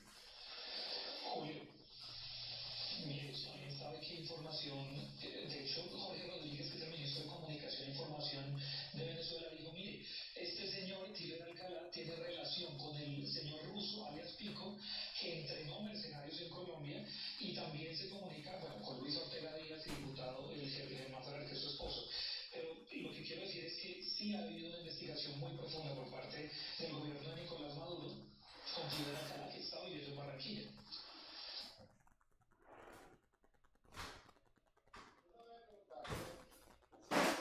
¿Por qué? ¿Por qué en este momento, como lo catalogan los periodistas colombianos, el jefe del complot para asesinar al presidente y para perpetrar eventos criminales en contra de Venezuela, pues hace esa confesión? Por dos razones principales. Lo menciona allí y luego lo ratifica en unos videos que colgó en su cuenta de Twitter para ratificar todas estas confesiones, todo este testimonio que hizo el periodista de la W, para evitar, como él mismo lo dice, un falso positivo. Es decir, para evitar ser asesinado en Barranquilla. No olvidemos que Cliver Alcalá está casado con una familiar cercana de un narcotraficante llamado Hermágoras González, que seguramente conoce Cliver Alcalá cuáles son el tipo de prácticas que se perpetran de manera consuetudinaria en Colombia en este tipo de situación. Por eso es que sale rápidamente a la luz pública. Otro porqué es su intención permanente de tratar de liberar al gobierno de Iván Duque de su responsabilidad, pero al mismo tiempo señala que las autoridades colombianas sabían de ese entrenamiento, del tráfico de las armas, como también lo señalan los perpetradores del asesinato, del intento de magnicidio con dron, que sabían autoridades colombianas y recibieron el apoyo de autoridades de migración y de autoridades militares colombianas. Hay un tercer porqué. Ese asesor norteamericano al que él menciona en varias oportunidades y que incluso lo llama a invitar a la entrevista, seguramente para decirle que por favor se detenga, ese asesor norteamericano es el enlace de Cliver Alcalá con la DEA, y él mismo lo dice cuando se refiere a esa hipocresía que son las llamadas listas de narcotraficantes que elabora el país que más consume cocaína del planeta entero, junto con su aliado, el primer productor de term, it means 2 straight quarters of negative growth. We've already had 1 quarter. Put it bluntly, do you think we are already in recession? Do you think it is inevitable that we will be in recession? We may well be in a recession, but again, I would point to the difference between this and a normal recession. There's nothing fundamentally wrong with our economy. Quite the contrary. The economy performed very well right through February. We've got 50-year low in unemployment for the last couple of years. So we started a very strong position. This isn't something that's wrong with the economy. This is a situation where people are being asked to step back from economic activity, close their businesses, stay home from work. So, in principle, if we get the virus spread under control fairly quickly, then economic activity can resume, and we want to make that rebound as vigorous as possible. Yeah, a lot of people say that after a recession like this, you could see a big bounce back. We didn't see that in 2008. It wasn't like the average recession where you see a drop and then you see a big bounce back. It was a slow and sluggish, uncertain recovery after 2008. But I think I hear you saying that once this public health... 6 campamentos hemos denunciado. Hasta la Asamblea General de Naciones Unidas llevamos la dirección y las coordenadas de 3 campamentos. Ayer presentamos que había 3 campamentos en Río Hacha, y de uno entregamos la fotografía de la fachada y la dirección que nos había proporcionado Fernández Figueroa.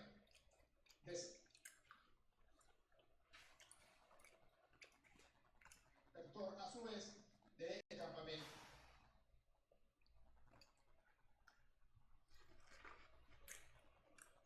Doctor,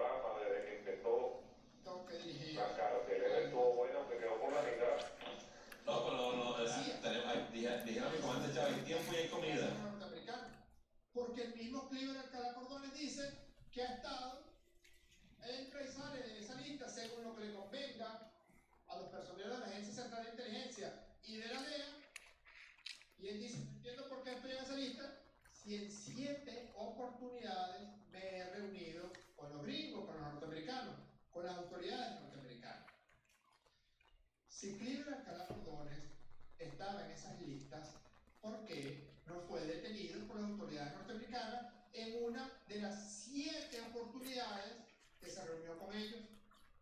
Si era un narcotraficante, como de efecto lo es, si era un narcotraficante señalado así por la administración Trump, ¿por qué no fue capturado? Esos funcionarios gubernamentales de la administración Trump son cómplices de Cleveland Alcalá en el delito de narcotráfico que le endosa el gobierno de los Estados Unidos de Norteamérica. Luego dice que fue un ciudadano colombiano que transportó las armas, eso es cierto, eso es verdad. Y dice que el ciudadano colombiano no sabía nada de lo que allí llevaba el señor Jorge Alberto Molinares Duque. Eso es falso, porque el mismo señor Molinares Duque confiesa a las autoridades de tránsito de Colombia que la señora Francis Álvarez, por orden de Cleveland Alcalá, le había comisionado llevar unas armas a Río Hacha para entregárselas a alias Pantera, jefe del grupo de mercenarios, paramilitares, desertores y traidores a donde pertenecía Rubén Darío Fernández Figueroa. Luego dice Cleveland Alcalá, y aquí está el soborno, aquí está el chantaje, que tiene el contrato firmado por Juan Guaidó. Y que ese contrato fue firmado por Juan Guaidó, por un señor, un verdadero mercenario, que en varias oportunidades ha sido señalado él de lavado de dinero proveniente del narcotráfico, el señor JJ Rendón, que fue asesor, por cierto, de Iván Duque en su campaña presidencial, y un asesor norteamericano, que firman un contrato para la compra de unas armas que serían utilizadas por estos 3 grupos. ¿Y qué es ese contrato firmado que, según dice Cleveland Alcalá, reposa en su poder? Un seguro de vida. Cleveland Alcalá seguramente les dijo a ellos: si ustedes me develan o me vuelven a colocar en la lista por 8ª vez, entonces yo voy a mostrar, como efecto seguramente hará en las próximas horas, ese contrato firmado. Es decir, indica y señala como indiciado a Juan Guaidó en esta operación de los 3 campamentos que se encuentran en Río Hacha y todas las acciones que venían hacia Venezuela, incluido el asesinato del presidente Maduro, del hermano de Diosdado Cabello, de la primera combatiente. So they accusing white guy though, the other president. El gobierno bolivariano, el gobierno revolucionario. Es su seguro de vida, ese contrato. Confiesa que Pantera es el jefe de uno de los grupos, señala que son grupos de 90, nosotros tenemos la composición de todos los grupos, quiénes son los jefes, quiénes son los entrenadores norteamericanos, quién es el asesor que tiene Cleveland Alcalá, el asesor norteamericano que tiene Cleveland Alcalá, quién es el enlace de Cleveland Alcalá, Luis Ortega Díaz, Germán Ferrer, que es el esposo de Luis Ortega Díaz, y el señor diputado Hernán Alemán. Sabemos quién es el enlace, quién lleva y trae las informaciones entre estos tres personeros y Cleveland Alcalá Cordón. Luego los periodistas, de manera acuciosa, le repreguntan si las autoridades colombianas sabían de todos estos hechos. Y Cleveland Alcalá dice: me reservo la respuesta. Pero el periodista le repregunta: pero si antes dijo que sí, antes ya usted había denunciado, había señalado, había confesado que las autoridades colombianas lo sabían. Y luego dice que lo está llamando el asesor norteamericano y que por eso debe interrumpir la comunicación. Otro seguro de vida, otra fe de vida. Lo que le estaba diciendo a la opinión pública: mi asesor norteamericano existe y me está llamando en estos momentos, seguramente para pedirme que interrumpiera la entrevista. Pero después de que saliera publicada esa entrevista, no contento con ello, este señor, llamarlo de alguna manera, líder de los cordones, publica 4 videos en su cuenta de Twitter donde ratifica y abunda sobre la denuncia. Vamos a ver de manera constreñida un resumen de las confesiones que Alcalá Cordón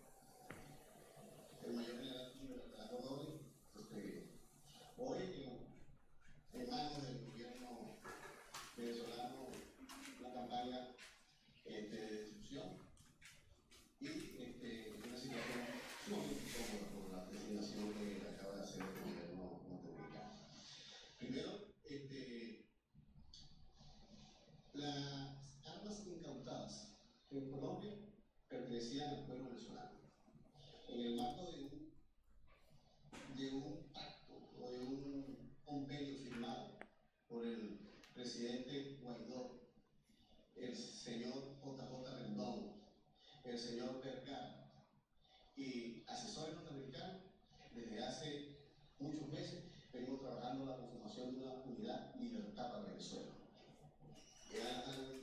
Con los asesores norteamericanos,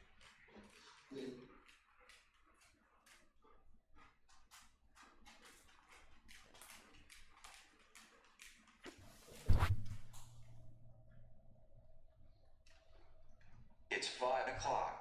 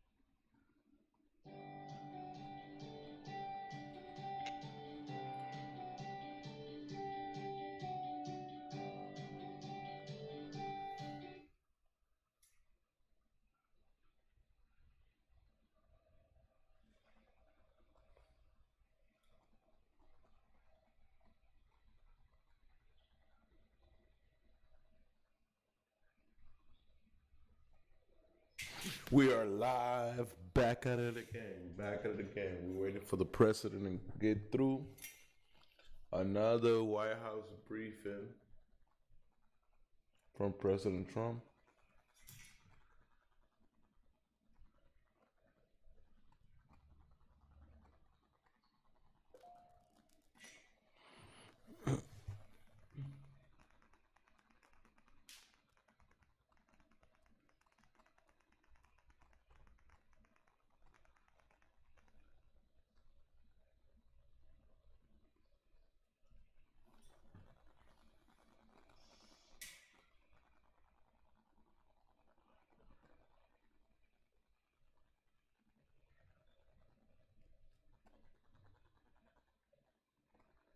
Here comes the president.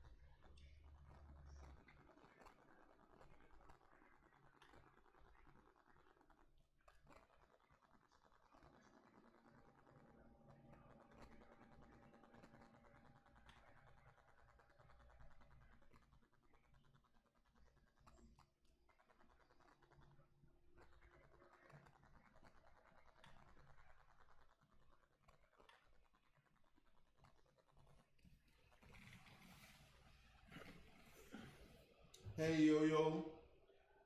Shouts to Yo Yo.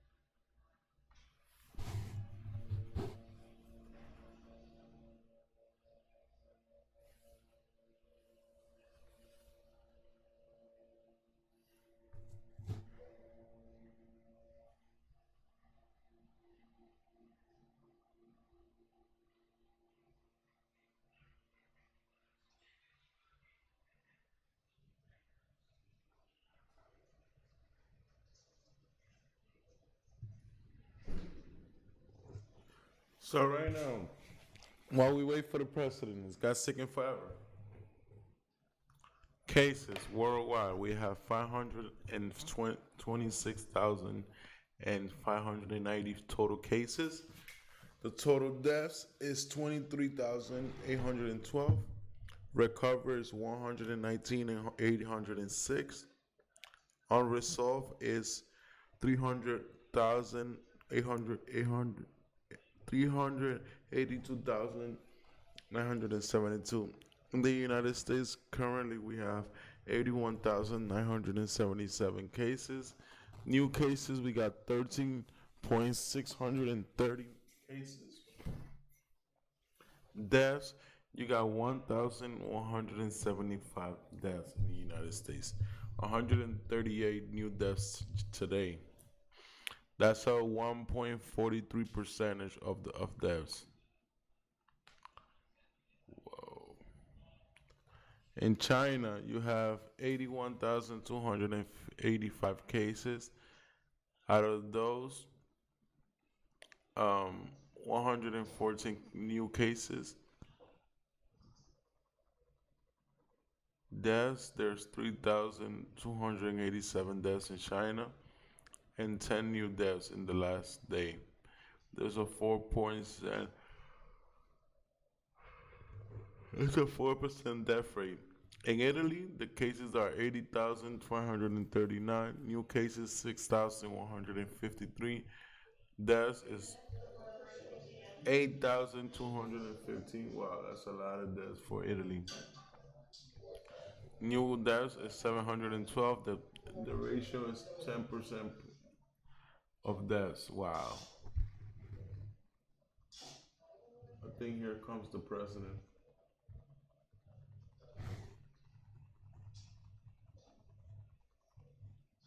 You saw how they close the door and they open a blue door? That's gangster. That was the most gangster shit I've seen in a minute.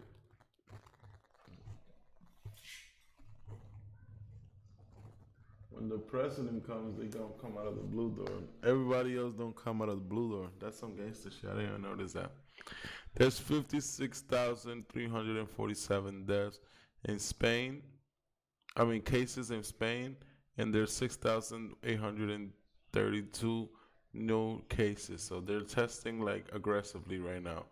There's 4,154 deaths and 507 new deaths. There's a 7.37% ratio. Here comes Dr. Briss and Dr. Fauci.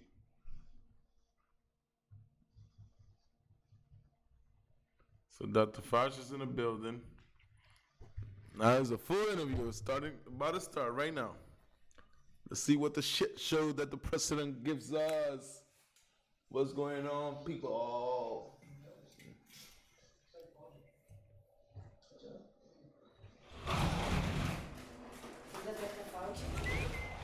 Duh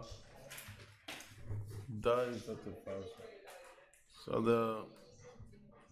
So as we were saying, In Germany, there's 43,000 cases, and here comes the president. Here comes Donald. People we love to hate so much. Yo, why is Lugner so much? Where's the president? Where's the president? The president's coming. Like, bro, he's so stressed out. Let it go, Lugner.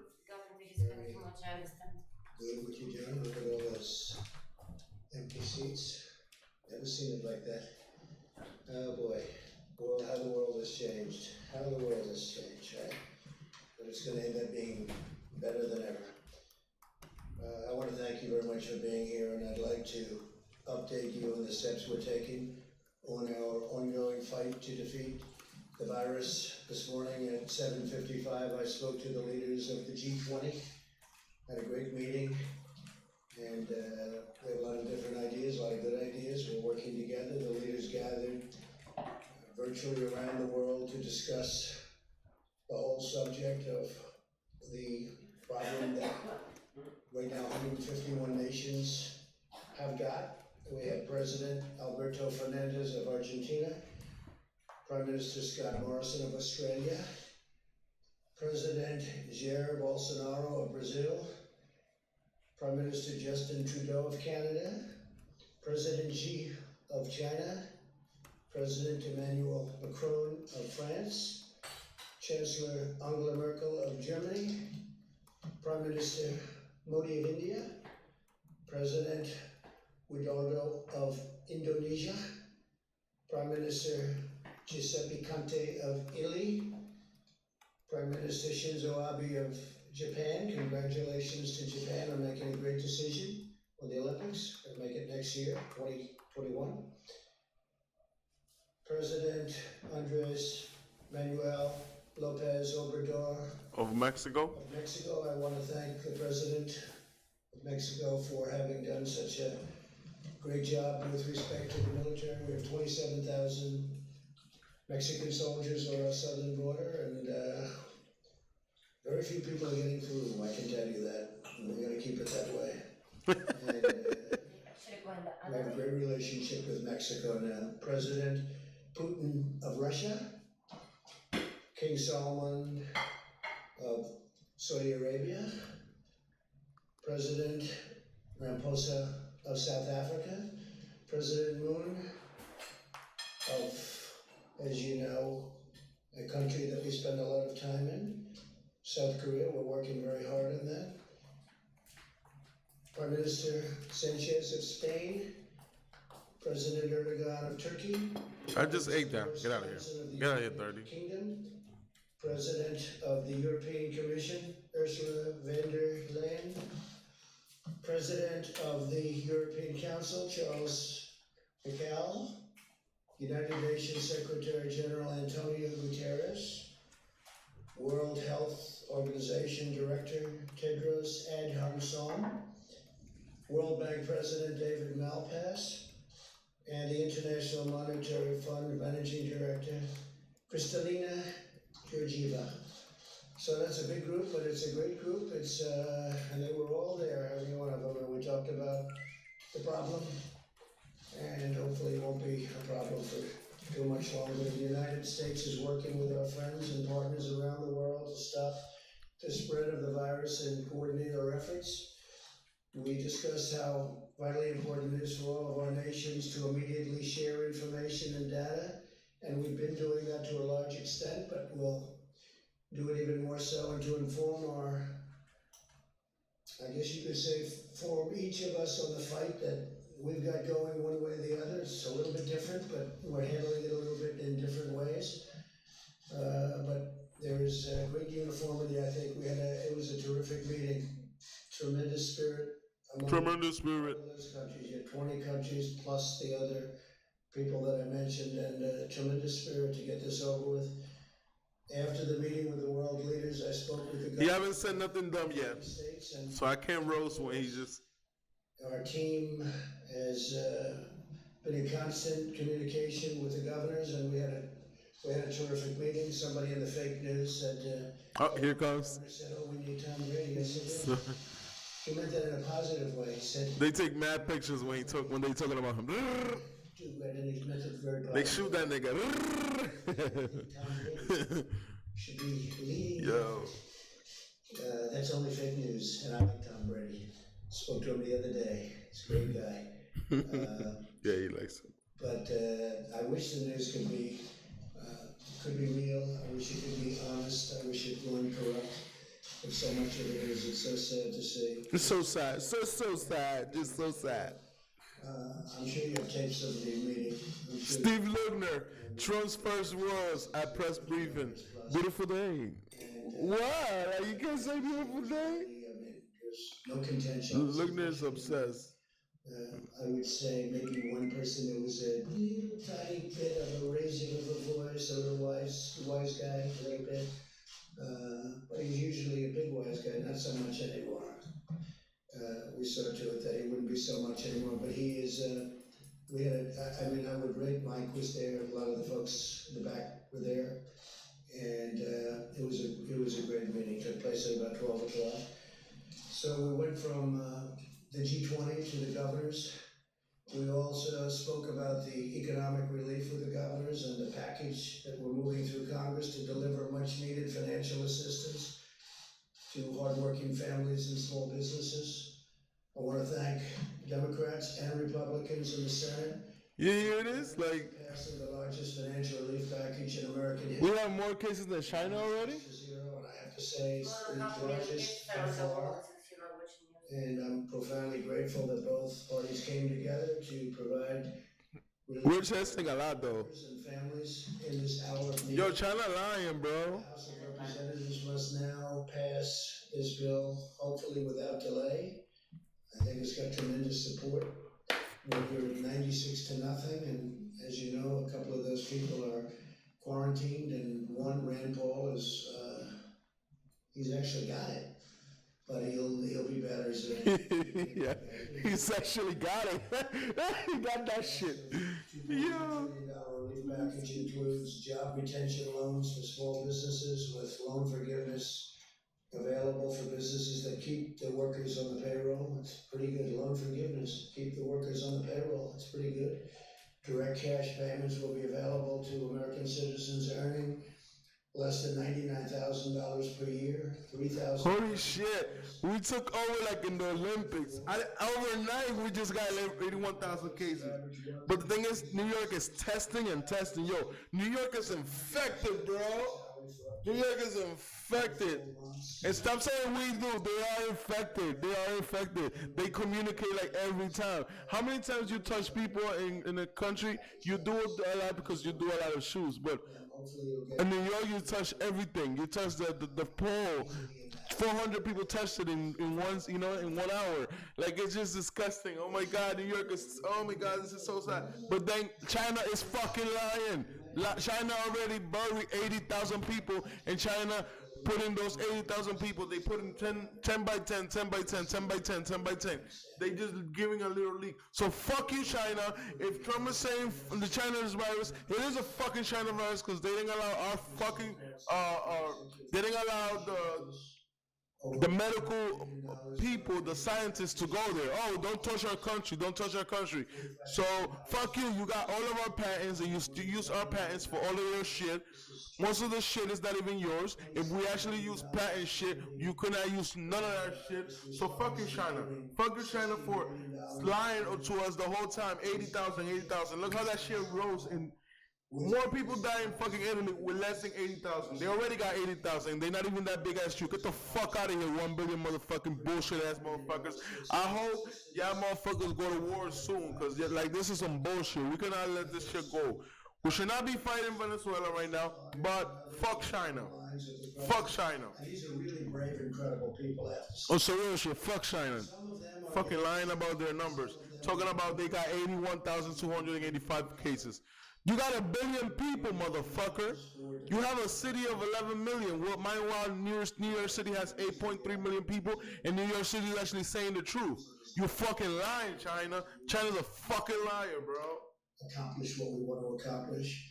Just saying it like that. Has shipped over 9 million N95 masks, 20 million face masks, 3.1 million face shields, nearly 6,000 ventilators, 2.6 million gowns, 14.6 million gloves, and we're sending more every day, and we've got tremendous amounts of equipment coming in. A lot of great companies are making equipment right now. The ventilators, obviously, they take a little longer to make, but we have a lot of companies making, and we're going to be in great shape. We took over an empty shelf. We took over a very depleted place in a lot of ways. As you know, the testing is going very, very well, and that was obsolete and broken, and we fixed it, and it's been going really good. And I think, very importantly, the stockpile, we're really filling it up, and we fill it up rapidly, but we get it out. Sometimes we have it sent directly to the states instead. And again, the state has to be doing this kind of a thing also. We're sort of we look from behind a little bit, and we look at how are they doing, and if they need help, we do it, but it's their first responsibility. Sometimes they just can't get it, but we load it up and we send it out, but if we can, we have it sent directly to the state. We want it to go directly to the point where we want it. I can now announce something that I think is incredible, what they've done in the Navy, because the incredible naval hospital ship, the USNS Comfort, which is incredible actually when you see it inside, will be underway to New York City on Saturday. So it's going to be leaving on Saturday rather than 3 weeks from now. They did the maintenance quickly, and it was going to be there for quite a while longer, another 3 or 4 weeks, and it should be arriving. I told the governor 20 minutes ago, Governor Cuomo, that the ship will be arriving at New York Harbor on Monday. I think I'm going to go out and I'll kiss it goodbye. I'll go to, it's in Virginia, as you know, and I will go and we'll be waving together, because I suspect the media will be following. Johnny, you gonna be following? Maybe. You never know, huh? Great ship. It's a great vessel, is right. So if you want to go, I'll see you there, and if you don't, that's okay. After being fully loaded with medical supplies, it's loaded up to the top, and it's over at the Norfolk Naval Base. That's where it departs. It is expected then to, we're saving about 3 to 4 weeks by the incredible work done by the Navy, and I actually look forward to Saturday to see it go. The ship will arrive, and I believe it's going to get a little bit of a ceremony. It's just something very beautiful about it. It's an incredible piece of work. We're going to be landing at Pier 90 in Manhattan to provide hospital surge capacity for the New York metropolitan area. So it's a surge capacity. They may use it for this, or they may have other people coming in from hospitals unrelated to the virus, and then they'll use those hospitals on land. They'll use those hospitals for the virus, but we'll see how they do it. They could do it either way, one way or the other, whichever one is best. But it could be, because it's set up so well for a regular hospital, that they may take people out of hospitals and then use those rooms for the virus. The National Institute of Health and the private sector, working closely with the FDA, continue to collaborate to discover and test treatments and therapies that can effectively reduce the duration and symptoms of the virus and very much help people to recover. And I'm firmly committed to bringing these treatments to market very quickly. We have a lot of tests going on with regard to different medicines, and I hope we get lucky. I hope we hit. A lot of talented scientists and doctors are working on therapeutics, a cure, vaccines. I think we're doing very well. Tony may speak to that a little bit later, but I think we're doing very well with regard to the vaccines. I think we're doing well with regard to a lot of the things I just mentioned, but we'll have to see what happens. We're going to know fairly soon about a lot of them. But it's very advanced, and the vaccines are very advanced prior to, as you know, a fairly reasonably long test period of, in that case, over a year. Every American should be proud of the incredible spirit our country has brought to this effort. It's been incredible. Citizens from all walks of life have come together to turn the tide in this battle. We're witnessing the extraordinary power of American unity like a lot of people have never seen. Even getting a vote, you're talking about trillions of dollars and you get a vote of 96 to nothing. We are waging war on this virus using every financial, scientific, medical, pharmaceutical, and military resource to halt its spread and protect our citizens. I want to express our tremendous thanks to the American people for continuing to practice social distancing like you people are practicing right here. I don't know, this room may never be the same. Maintaining good hygiene and follow government guidelines. Vice President Pence lifts up that card every time. And it's not very complicated, but hopefully you can do that. And your commitment will make all the difference in the world, and that's one of the big ones will be, for a while, stay home. Just relax, stay home. Making a lot of progress. As we continue to gather more information and accelerate the testing, where we're doing record numbers of tests now, far more than any other country has done. I told you yesterday, 8 days here, because you heard so much about South Korea, the media kept covering South Korea, South Korea. We have a great relationship with President Moon in South Korea. But when I hear so much about South Korea, so in 8 days, we do more testing than they did in 8 weeks. And it's a very highly sophisticated test. We'll be able to deploy even more data-driven and targeted approaches to slowly, ultimately, it's a very devastating thing, but we will vanquish this virus. But we've been testing a lot of people. How the hell we got 81,000 cases? That's why earlier today I sent a letter to America's governors describing how we will be using the data to update existing guidance on social distancing, which will be developed in close coordination with our nation's public health officials and scientists. Because of the sacrifices of our great doctors and nurses and healthcare professionals, the brilliance of our scientists and researchers, and the good. Well, that's also, it's selfish because New York is like, we need them all. Like Governor Cuomo literally said, if somebody's paying $6, we're paying $10. Okay, New York. How about if you're Arkansas? Okay. Oh yeah. Okay. But how about if you're Mississippi? How about if you're Mississippi? And they don't have the budget. The budget of Mississippi is probably the budget of the Bronx. It doesn't matter. There's still people. So like, I know they do. I know because I sympathize as a New Yorker, but as a person of 50 states. It's like, damn, you. Need all the resources because that's where you keep them all. I just want to leave it with you. But they also price gouging and buying those price gouging prices. They should be. That's what Corona does. That's what the good government would do for their state. If they're federal. Yeah, but it's money. We send them 500 ventilators when they needed 40,000. Yeah, he's going to be the price for much. Washing your hands and not shaking hands and all of the things that we talk about so much, but they have to go back to work. Our country has to go back. Our country is based on that. And I think it's going to happen pretty quickly. A lot of progress is made, but we got to go back to work.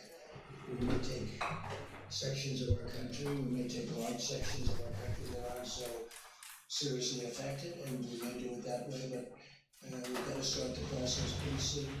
So we'll be talking to you a little bit more about that next week. And with that, if you have any questions, you could ask, and then I'm going to have Vice President stay behind, and he's going to take questions and also introduce some of the people. You could ask them some questions. John, please. Mr. President, with the unemployment numbers outstanding 2.3 million, I think it's not a surprise. No. But it's still a staggering number. What about your perspective on it? Well, it's nobody's fault. Certainly not in this country. Nobody's fault. We got very lucky when we made a decision not to allow people in from China at a very early date. I say that because some people don't want to accept it, but this was a great decision made by our country.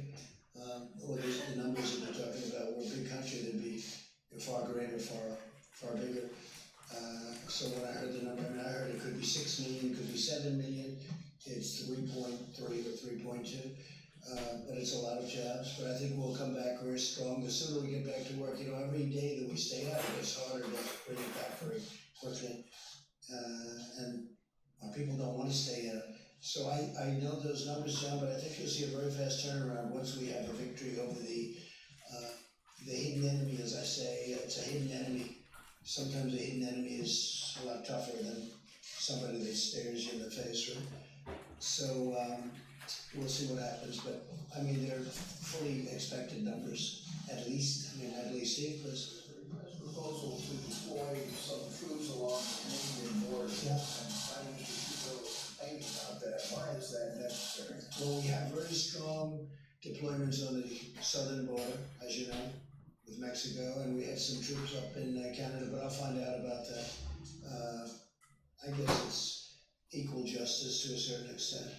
But in Canada, we do have troops along the border. You know, we have a lot of things coming in from Canada. We have trade, some illegal trade that we don't like.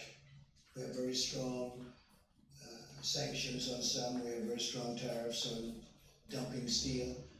And we don't like steel coming through our border that's been dumped in Canada so they can avoid the tariff. You're not charging a lot of tariff for the steel. And it's been great for our steel companies because now they can really go. You look at what's happened with steel, it's been pretty incredible. But we've taken in billions and billions of dollars in tariffs on steel.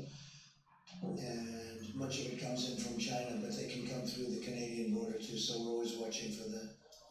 Numbers correctly, the United States now has surpassed China as the country with the highest number of virus cases. Does this surprise you at all? Is it following a predictable trajectory? No, I think it's a tribute to our testing. You know, number one, you don't know what the numbers are in China. China tells you the numbers, and I'm speaking to President Xi tonight, I believe. We'll have a good conversation, I'm sure. But you just don't know, you know, what are the numbers? But I think it's a tribute to the testing. We're testing tremendous numbers of people. And every day, the way the system works, and I want to thank especially Roche, has been fantastic, great company. They've done a tremendous amount. Deborah was telling me before that they've really stepped up to the plate and done great, as have other of the companies, but it seems that they're really doing particularly well. You know, we'll see what happens there, but it's a tribute to the amount of testing that we're doing. We're doing tremendous testing, and I'm sure you're not able to tell what China is testing or not testing. I think that's a little hard. Mr. President, on the 3.3 jobless claims, you just suggested you get 6 to 7 million. A lot of those were. No, I didn't say that. I didn't say that. I said some people were projecting that it would be 6 or 7, and it's, I believe, 3.3. 3.3. Millions of Americans out of work. Some of them will be losing their insurance. What's your plan to make sure, through no fault of your own, as you just mentioned, that they stay insured? Are you willing to plus up the subsidies for some of these changes in Obamacare, expand Medicaid? What's being considered? So, I mean, the things I just read to you are being considered, and other things are being considered. People are going to be getting big checks, and it's not their fault. What happened to them is not their fault. So we're doing a lot of different things on health insurance. We have meetings on it today. We're taking care of our people. This is not their fault, what happened, and we're taking care. We're starting off by sending them very big checks. I think for a family of 4, it's about $3,000. And we're taking care of our people. We're taking care of our workers. This was not, you know, as I say, this was not a financial crisis. This was a health crisis, a medical crisis. We're going to take care of our people. Please. Yeah.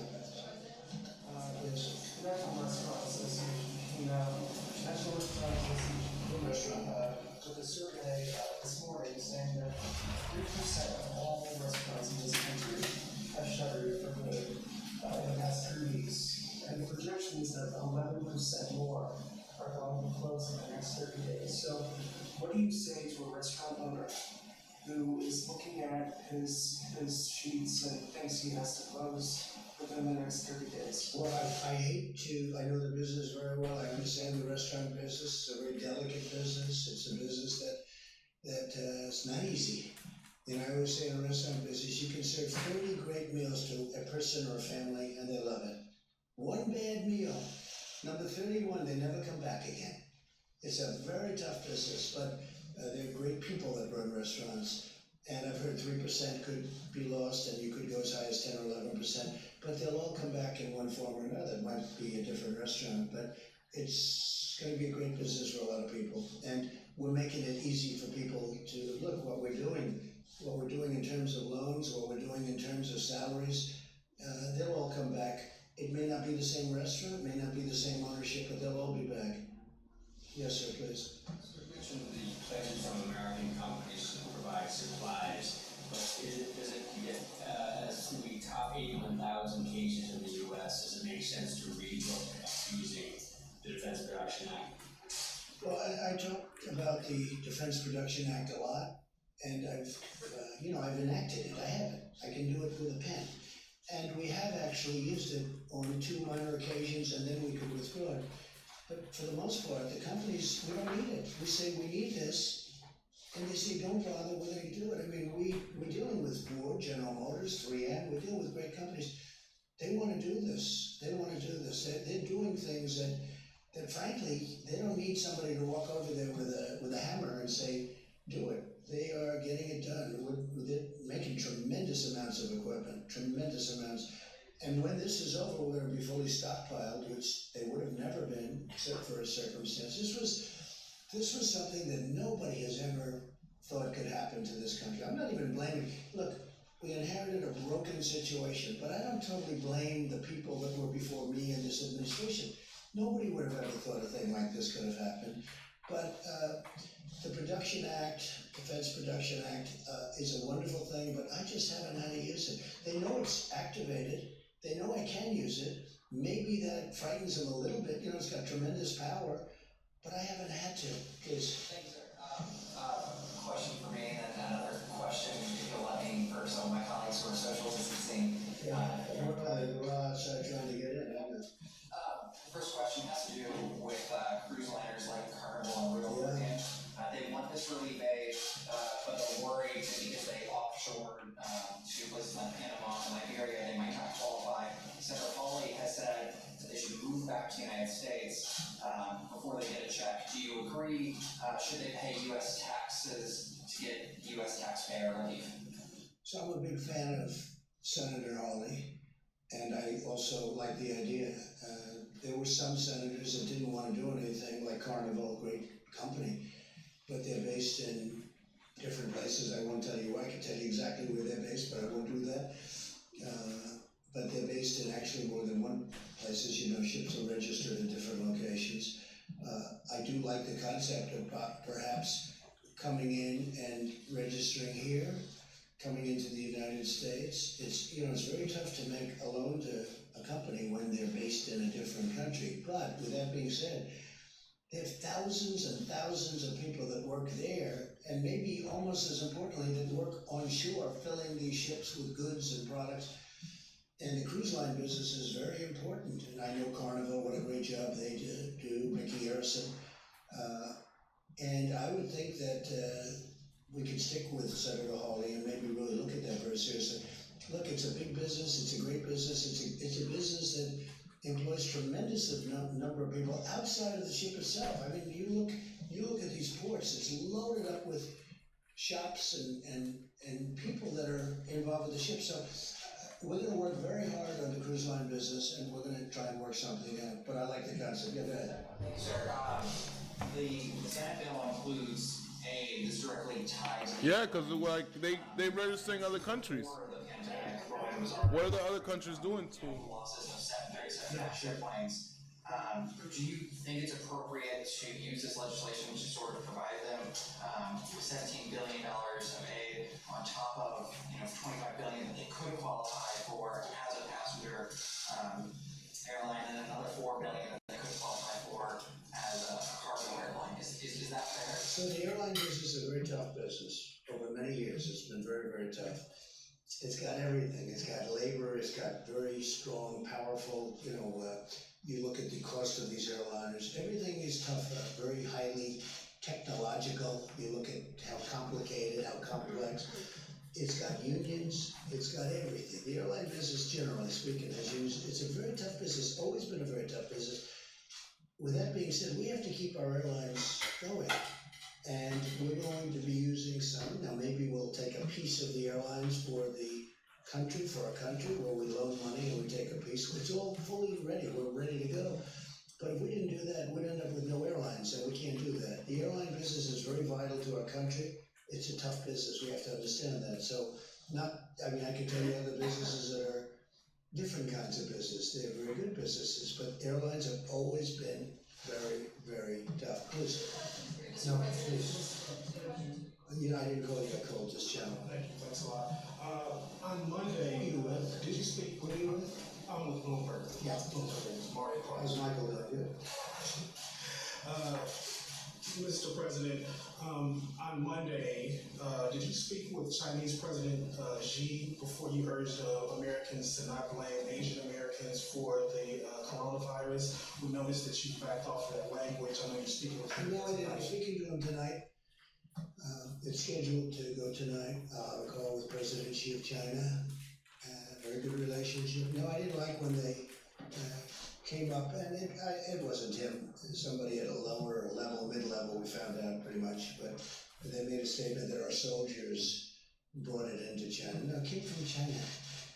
And, you know, we just signed a very big deal with China. They're paying us a lot of money in tariffs and other things. They never paid us 10 cents. Look, China has taken advantage of the United States until I came here with Sleepy Joe Biden and Obama and Bush and everybody else. I'm not blaming them, I'm blaming everybody. They were allowed to, $500 billion a year they were taking out. We had trade deficits that were so large, nobody's ever seen anything like it. And we've changed it. Look, now we're taking that in billions of dollars, and we gave some to our farmers because China, you know, they targeted our farmers. And our farmers are very happy, and our farmers got through a very rough period because of what I was able to do. Took the money from China and gave it to the farmers, and we had plenty left over after that. Now we're going into a phase 2 negotiation with China, but we're getting 25% on $250 billion, and then we're getting a lot on money after that. So we've never had a deal with China. China took advantage of the United States, and you know what? I don't blame China for that. I blame the people that were right here because they should have never allowed it to happen. But the relationship with China has been a very good one. John? Mr. President, did President Xi ask you to calm that language down or to not use that? He never asked me to comment. Somebody might have spoken to somebody, but nobody spoke to me about it. I think it was time though, because you know, I talk about the Chinese virus. And they made it, that's where it came from. You know, if you look at Ebola, if you look at Lyme, right, Lyme, Connecticut, you look at all these different horrible diseases, they seem to come with the name, with the location. And this was the Chinese virus. But I don't have to say it if they feel so strongly about it, we'll see. But you know, we just made a great deal with China, great hopefully for both parties. China lied about his numbers, man. China's lying about those numbers. China's lying about those numbers. China's lying about those numbers. China's lying about those numbers. China's lying about those numbers. China's lying about those numbers. China's lying. China's lying about those numbers. China's lying about those numbers. China. China lying about those numbers. China lying about those numbers. China lying. But I think we're doing lying, China. All of the advantages that we have right now because we've made unbelievable trade deals, whether it's Mexico, Canada, Japan, South Korea, China, and others. We have changed the whole thing around. China lying about those numbers. Letter to the nation's governor saying that you will soon come out with new guidelines about social distancing and other items. Do you have any data yet to suggest which specific areas of the country may have their guidelines relaxed, which areas of the country may have their guidelines? I think Joe will talk to you about that, and Tony in a few minutes, but I think we'll start talking about that, because we have to open up. We can't say, let's close. People don't want to close, John. I say it again and again. The reason I do, because I want you to report it eventually. Go ahead, Steve. Go ahead, Steve. President Xi, what do you want to talk about? Yeah, it's his call. I mean, I'll talk to him whenever he wants to. I mean, you know, we'll have, I think, a very... It's 6 o'clock. Have a good call. Like tonight at 9 o'clock, please. Yes, we'll be talking about that. Yeah, we'll be talking about the virus. Thank you, Yeah, in the back first, please. Thank you, Mr. President. Despite the jobless claim numbers today, the market rallied again. It's up over 4,000 points in the last 3 days. Yeah, the largest chart since 1931. Do you think that the economic uncertainty has passed? No, not yet. It hasn't passed, but it's come a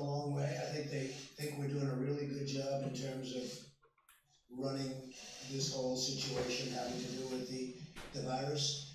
I think they feel that, the administration, myself and the administration are doing a good job of keeping very important people informed, because it was a great feeder. And a lot of good things are happening. The mortality rate is at in my opinion, you have to speak to Deborah, Tony, all of the others, but in my opinion, it's way, way down. And that takes a lot of fear out. You know, it's one thing to have it, it's another thing to die. You know, when I first got involved, I was being told numbers that were much, much higher than the number that seems to be. And remember that people that have it, many people have it. I just spoke to 2 people, they had it, they never went to a doctor. They had it, absolutely had it, but they never went to a doctor. They never went to anything, they didn't report it. You have thousands and hundreds of thousands of cases like that. So you have to add that to the caseload also. And the people that actually die, that percentage is a much lower percentage than I ever thought. That's one of the reasons I say, look, we're gonna beat this and we're gonna get back to work. Yes, please. Administration today, the DOJ announced charges against Nicolas Maduro for drug trafficking. It does designate him as a narco-terrorist. It's also expected that Venezuela's going to get really hard by the coronavirus. Does the administration see this as a weak point for the Maduro regime? I'm going to look at a weak point. This is a serious problem for over 150 nations, the virus. I would say this, Maduro and Venezuela, we're watching it very closely. We'll see what happens.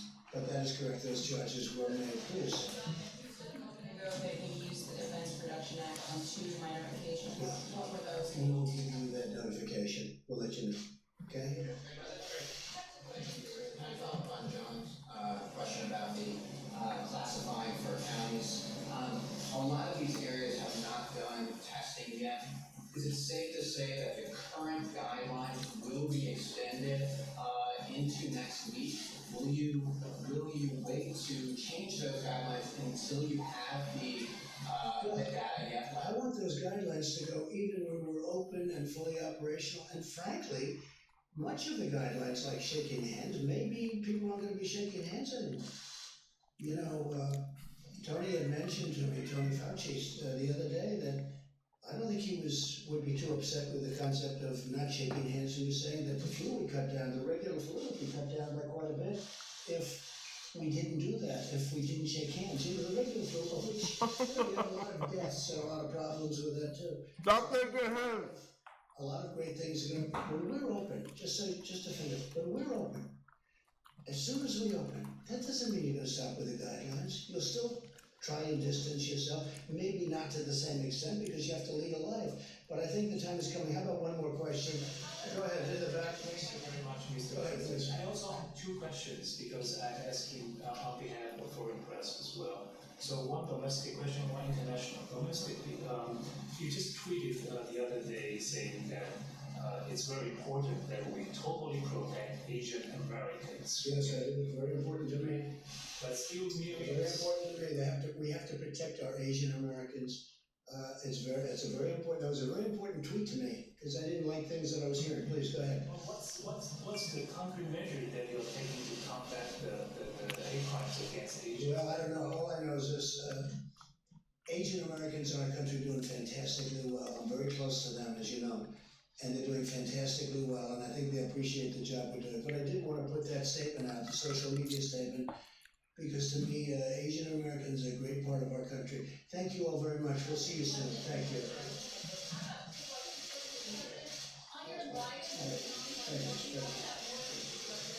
I like that he leaves the press conference.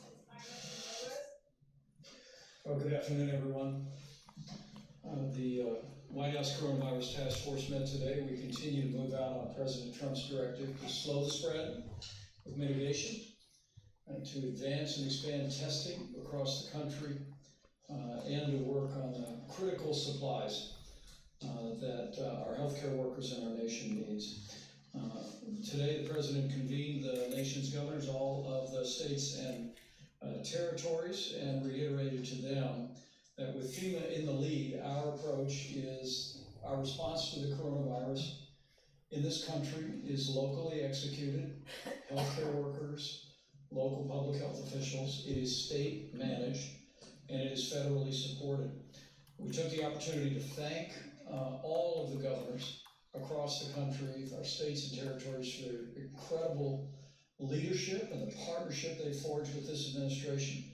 We were able to confirm that 10 major disaster declarations have been issued, most recently to New Jersey, North Carolina, Florida, Texas, and Illinois. We spoke to them about the importance of the economic recovery legislation that will come before the House of Representatives, we believe, tomorrow midday. And we're grateful for their efforts in working for that unanimous bipartisan vote in the United States Senate last night. In addition to direct payments for American families, the average family of 4 will receive a direct payment of some $3,400. They'll also receive payroll report. Many of the small businesses, even those restaurants that you just spoke about, will now be able to keep people on the payroll for a period of months, even if the restaurant or the business is not open. With the governors, though, we talked about the $150 billion in direct aid to the states, $100 billion in direct assistance to hospitals, of course, the expansion of unemployment benefits to make sure that our states have the resources to meet the challenges that were so evident in those unemployment numbers this morning. On the subject of testing, pleased to report the testing is available in all 50 states.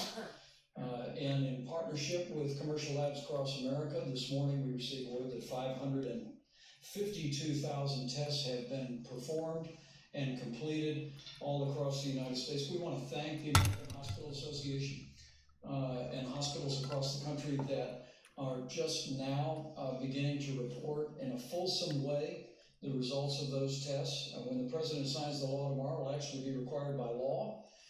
But as Dr. Birx and Dr. Fauci have explained many times at this podium, it's so important that any hospital or any lab that's doing testing report back to the CDC and FEMA so we have full visibility to provide the President with the very best counsel.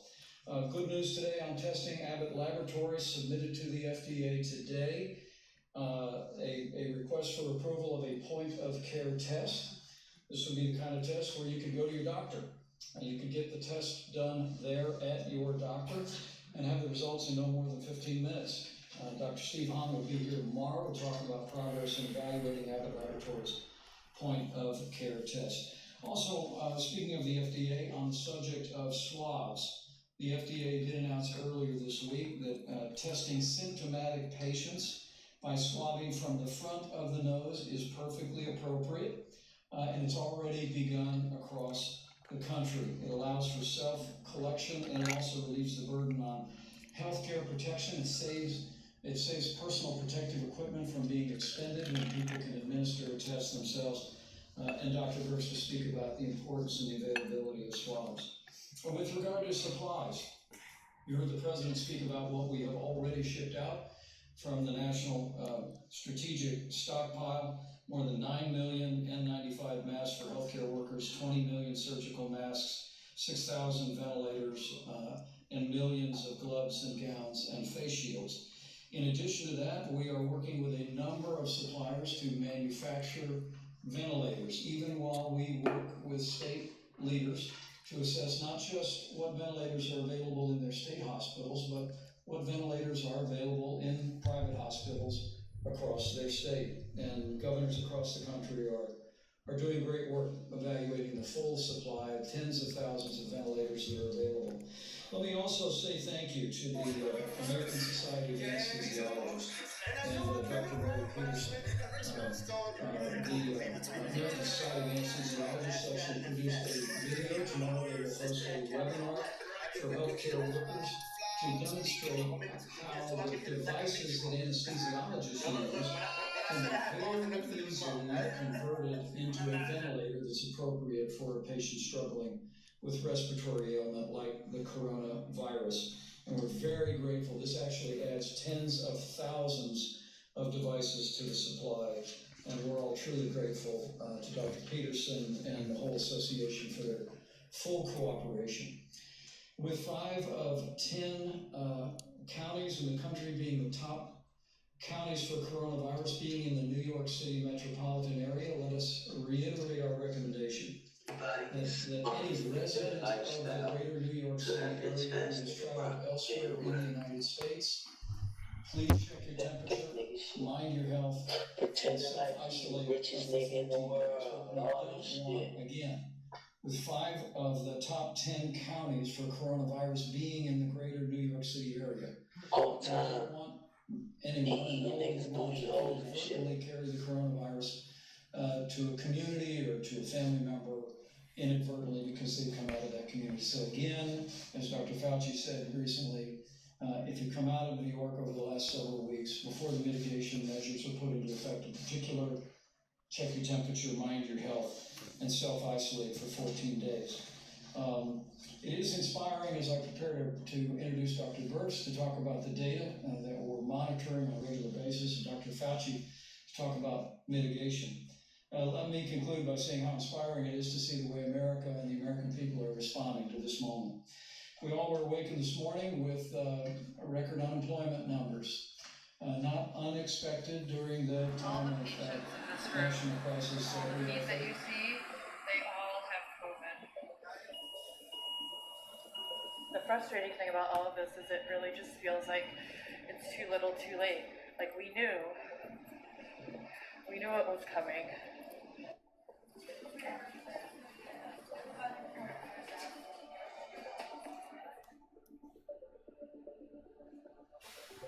Employees working with patients. Today is and kind of getting worse and worse. Workers. We And Pizza had Hut to get a hire more than refrigerated 30,000 truck permanent to store the employees. bodies. And that's just a short summary of a list that totals almost 500,000 jobs that have been announced by businesses around America. And it's not just been about jobs, it's been about generosity. Anheuser-Busch is making a $5 million donation to the American Red Cross to support first responders. OYO Hotels is offering doctors, nurses, and first responders free rooms at any of their 300 hotels all across America. And the pharmaceutical company, AbbVie, is actually donating $25 million to the International Medical Corps and to Feeding America. American businesses are stepping up to partner with us to meet this moment, but they're being incredibly generous as well to all of those that are stepping in the lead and providing healthcare services and, of course, to those most in need. We can do this, America, but it'll take all of us. As the President often says, we're all in this together. But as millions of Americans do their part, with 15 days to slow the spread, putting into practice the President's guidelines for combating the coronavirus and its spread, we grow more confident every day that this too shall pass with the cooperation and generosity and prayers of the American people. I just know that we will slow the spread, we will protect our most vulnerable, and we will heal our land. And now for information, the latest on data and what we're seeing, Dr. Deborah Birx. Thank you. Thank you, Mr. Vice President. So just as a summary of where it looks domestically, I won't talk so much about the global issues at this time. We do have 19 out of our 50 states, to be reminded, that had early cases, but have persistently low level of cases, and at this point have less than 200 cases. So that's almost 40% of the country with extraordinarily low numbers. And they are testing. Some of our governors have been very adamant about their need for test kits. We have gotten them test kits. When we had Abbott add about a week ago to the test kits, we've been able to open up additional test kits for states that want to do surveillance and want to do contact tracing. These 19 states are doing still active containment. They're at 200 cases despite the fact that they've been measuring them over the last 3 to 4 weeks. Still though, 55% of all cases and 55% of all new cases continue out of the New York metro area. That's the New Jersey part and New York part in particular. I haven't added in Connecticut or other counties at this point. We are concerned about certain counties that look like they're having a more rapid increase. If you look at Wayne County in Michigan and you look at Cook County in Chicago, So we have integrated all of our information to not only look at where the cases are today, but how they're moving, so we can alert FEMA to where we think the next potential hotspot is. All of the counties that I mentioned, the hotspots are in urban areas or in the communities that serve that urban area. And I think That's crazy. that's something very important to remember as we move forward. Because of the innovation within our private sector, we continue to have these new platforms added for laboratory testing. And these become critical platforms for states that have very low rates and very low rates needed to test. Why is that important? Some of these machines have wells and plastic plates that all the patients in this room, all the feet that you see, they all have COVID.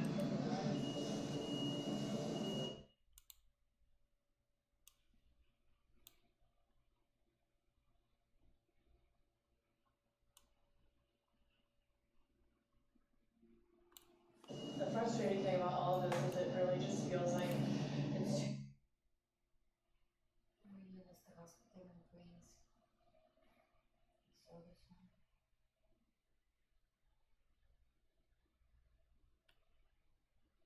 too little too late. Like we knew.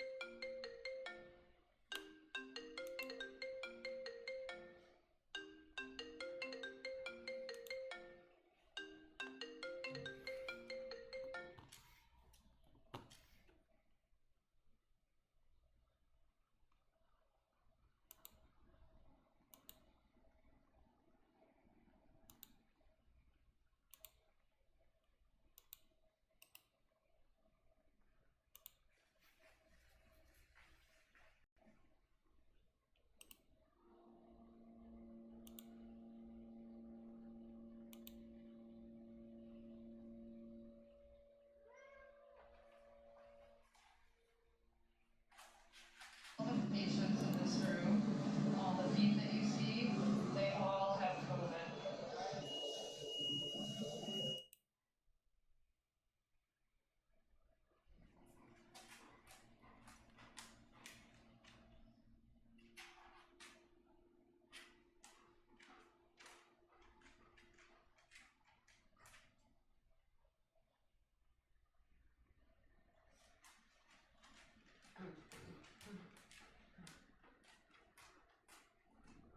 The frustrating thing about all of this is it really just feels like it's too little too late. Like we knew. What the fuck? We, Bro. Jesus Christ.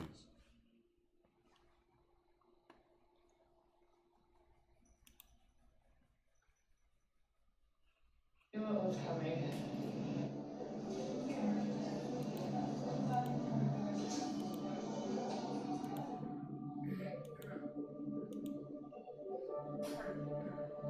Today's kind of getting worse and worse.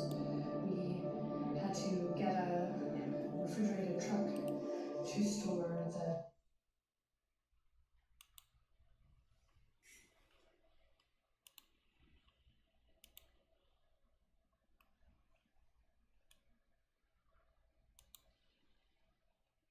all the patients in this room, all the feet that you see, they all have COVID. The frustrating thing about all of this is it really just feels like it's too little too late. Like we knew. We knew what was coming.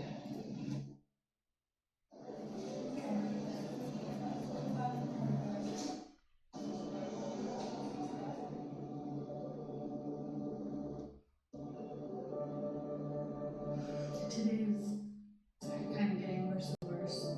We had to get a refrigerated truck to store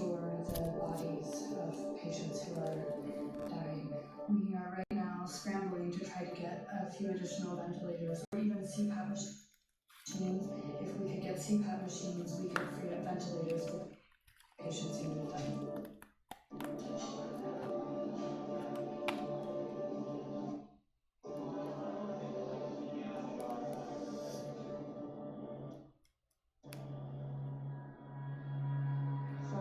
Five ventilators.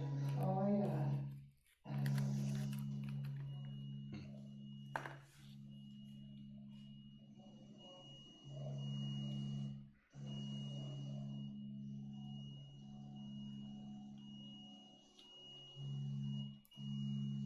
You know, we now have these 5 vents. We probably, unless people die, I suspect we'll be back to needing to beg for ventilators again in another day or two. There's a mythical 100 vents out there, which we haven't seen.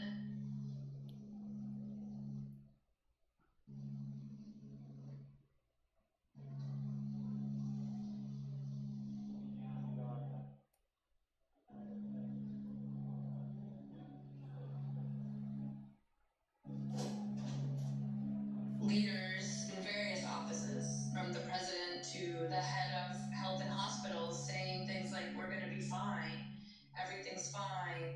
And from our perspective, everything is not fine. I don't have the support that I need, and even just the materials that I need physically to take care of my patients. And it's America, and we're supposed to be a first world country. On a regular day, my emergency department's volume is pretty high. It's about 200 people a day. Now we're seeing 400 or more people a day. At first, we were trying to isolate patients with cough and fever and be more careful around them, but we weren't necessarily being extra careful around all the other patients. And we're supposed to be a first world country. On a regular day, my emergency department's volume is pretty high. It's about 200 people a day. Now we're seeing 400 or more people a day. At first, we were trying to isolate patients with cough and fever and be more careful around them, but we weren't necessarily being extra careful around all the other patients. And then we started to realize that patients who were coming in with no fever but abdominal pain actually had findings on their x-rays and chest CTs that were consistent with this coronavirus, COVID-19. So if someone in a car accident gets brought in, we get a CT scan of them, and their lungs look like they have coronavirus. We were seeing a lot of patients who probably had COVID, but we didn't realize. The mayor just said that almost 4 million people are going to have coronavirus, half of the city. And a few of the attending physicians got sick. The anxiety of this situation is really overwhelming. You know, all of the doctors, it's hard for us to get tested even if we want to, even if we have symptoms. We're exposed over and over again. We don't have the protective equipment that we should have. I put on one N95 mask in the morning. I need to have that N95 mask on for every patient I see. I don't take it off all day. The N95 mask I wore today is also the N95 mask I wore on Friday. We're always worried that we'll be out of N95 masks.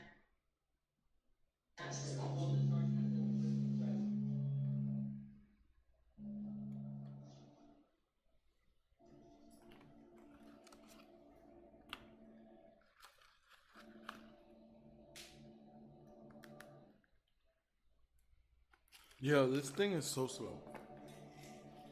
What's a little bit scary now is the patients that we're getting are much sicker. many of the young people who are getting sick don't smoke. They're healthy. They have no comorbidities. They're just young, regular people between the ages of 30 and 50 who you would not expect to get this sick.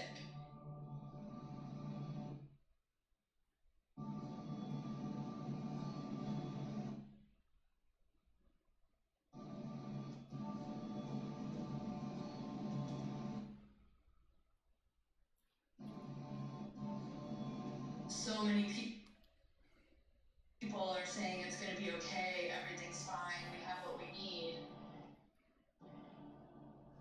And if this goes on for a month or 2 or 3 or 5 like it did in China, and we're already this strained, we don't have what we need. I don't really care if I get in trouble for speaking to the media. I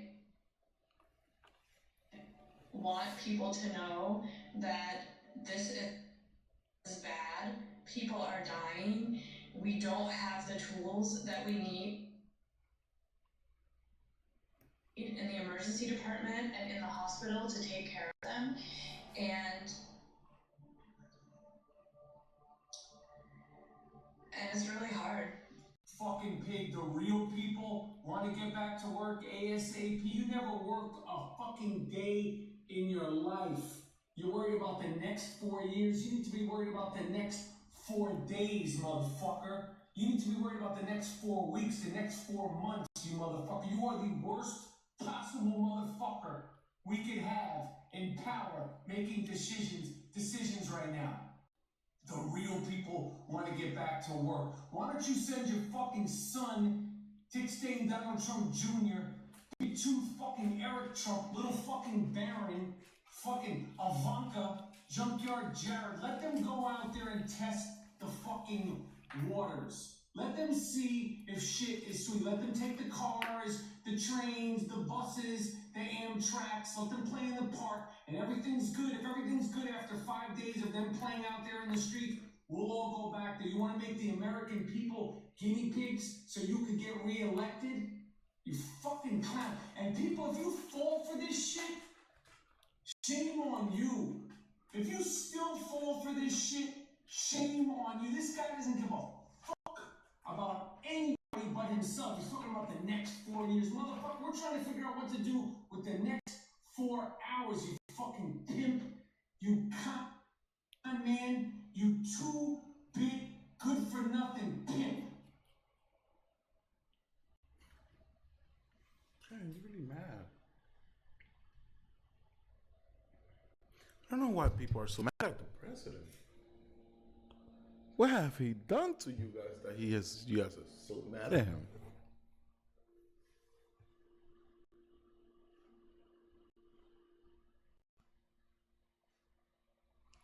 It's like Lana said, the internet is overwhelmed. So they had all the masks and ventilators and all this equipment in the Federal Reserve Fund or wherever they have it reserved for emergencies, and they didn't send it to New York right away. They just fucking sent it. They let thousands of people die in New York because they couldn't fucking do their job earlier on time. I agree, this president is a fucking cunt. Thousands of people died in New York because there was nothing to treat them with in the ventilators. And all that shit was sitting in the Federal fucking Reserve for the winter. They had it all reserved. Come.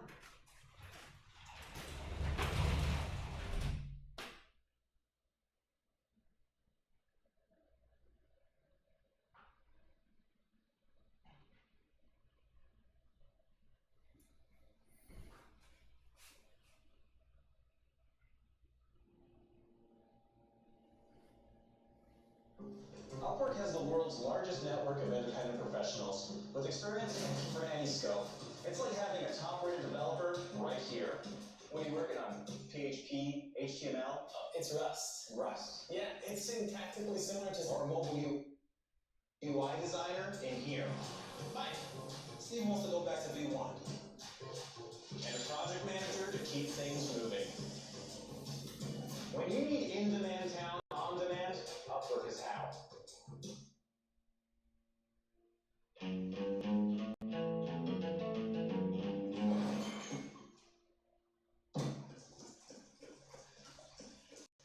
Almost filled with almost milk. Chobani oat tastes like milk without the dairy.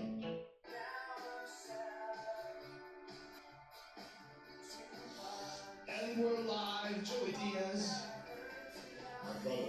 How you feeling? Like I'm a new fucking man, rested. You look, I know, rested, right? Rested, very rested. I looked at this as a reset button. As soon as I came back from Vegas, I knew what time it was. February 29th was at 50% capacity. Yeah, we were there a week later. We were there when Tommy was at the Mirage. And the OC had their Vegas, the Las Vegas card. It was ghost town. Not even half full. I mean, a week after you were at 50% capacity. You're probably dropping less than that. 30. It was at 30. But the UFC was packed. It was packed. Yeah. Packed. And then I came to the Comedy Store March 2nd, and that's when I could smell it in the fucking air. When I went into the green room, bro, when I saw all those people in the green room, I basically had a fucking attack. Yeah, and I went right to the door. There's a street door. Yeah. In the back of the Eddie Murphy door. If he comes back, that's what we'll call it, the Eddie Murphy door. Because how else is he gonna get in and out of that? Yeah, they gotta have guards to get in. So I went to the Eddie Murphy door and I stayed there, and you could just see people in the audience like nothing was going on, and I just got like I was shattered by Saturday. And remember, I was supposed to be in New York for St. Patty's Day. And the Monday before, I was supposed to be in New York the 16th and 17th with a show at night on the 12th. And I saw it happening. I went to a doctor for a shot on my knee to get the gel for the arthritis. And he said that you might have a weird reaction to it. And sure enough, Tuesday I went to boxing class, and the guy goes, "Dog, your leg is bruised." So I had a little bruising on my leg. And I got home, and that night on the news, it had hit New Rochelle. And I go, wait a second, New Rochelle and Nyack, they're like fucking neighbors. You know, my memory might not serve me right, but in my mind, that talk close. It's all pretty on top of everything. So I sent a letter to picture of my knee to the producers, and I said, I'm not coming in. Because they want me to come in Thursday for wardrobe. And then I was just going to sit in my hotel room for 2 days, you know, put a jersey and eat, shit like that. So even during all this, they were still planning on filming. And this is for the Sopranos movie. Mm-hmm. So we were going to do a couple of shoots, reshoots. No, not reshoots, and extra scenes. Right. That Tuesday when I got home, New Rochelle had busted. I sent them a picture of my knee and said, I'm not getting on a plane until Friday. I want the swelling to go down. But it doesn't take a fucking, I got a GED. And when I was in New York City in May, I went by the garden to eat lunch. I wanted to get out of my hotel room. I went to the garden. On the side, you could sit there at 12 o'clock and they have everything, steak sandwiches, whatever you want. Pretty fucking good too. Trucks? No, they have a building that has foods inside, and they have some trucks, and you can sit outside, fucking beautiful.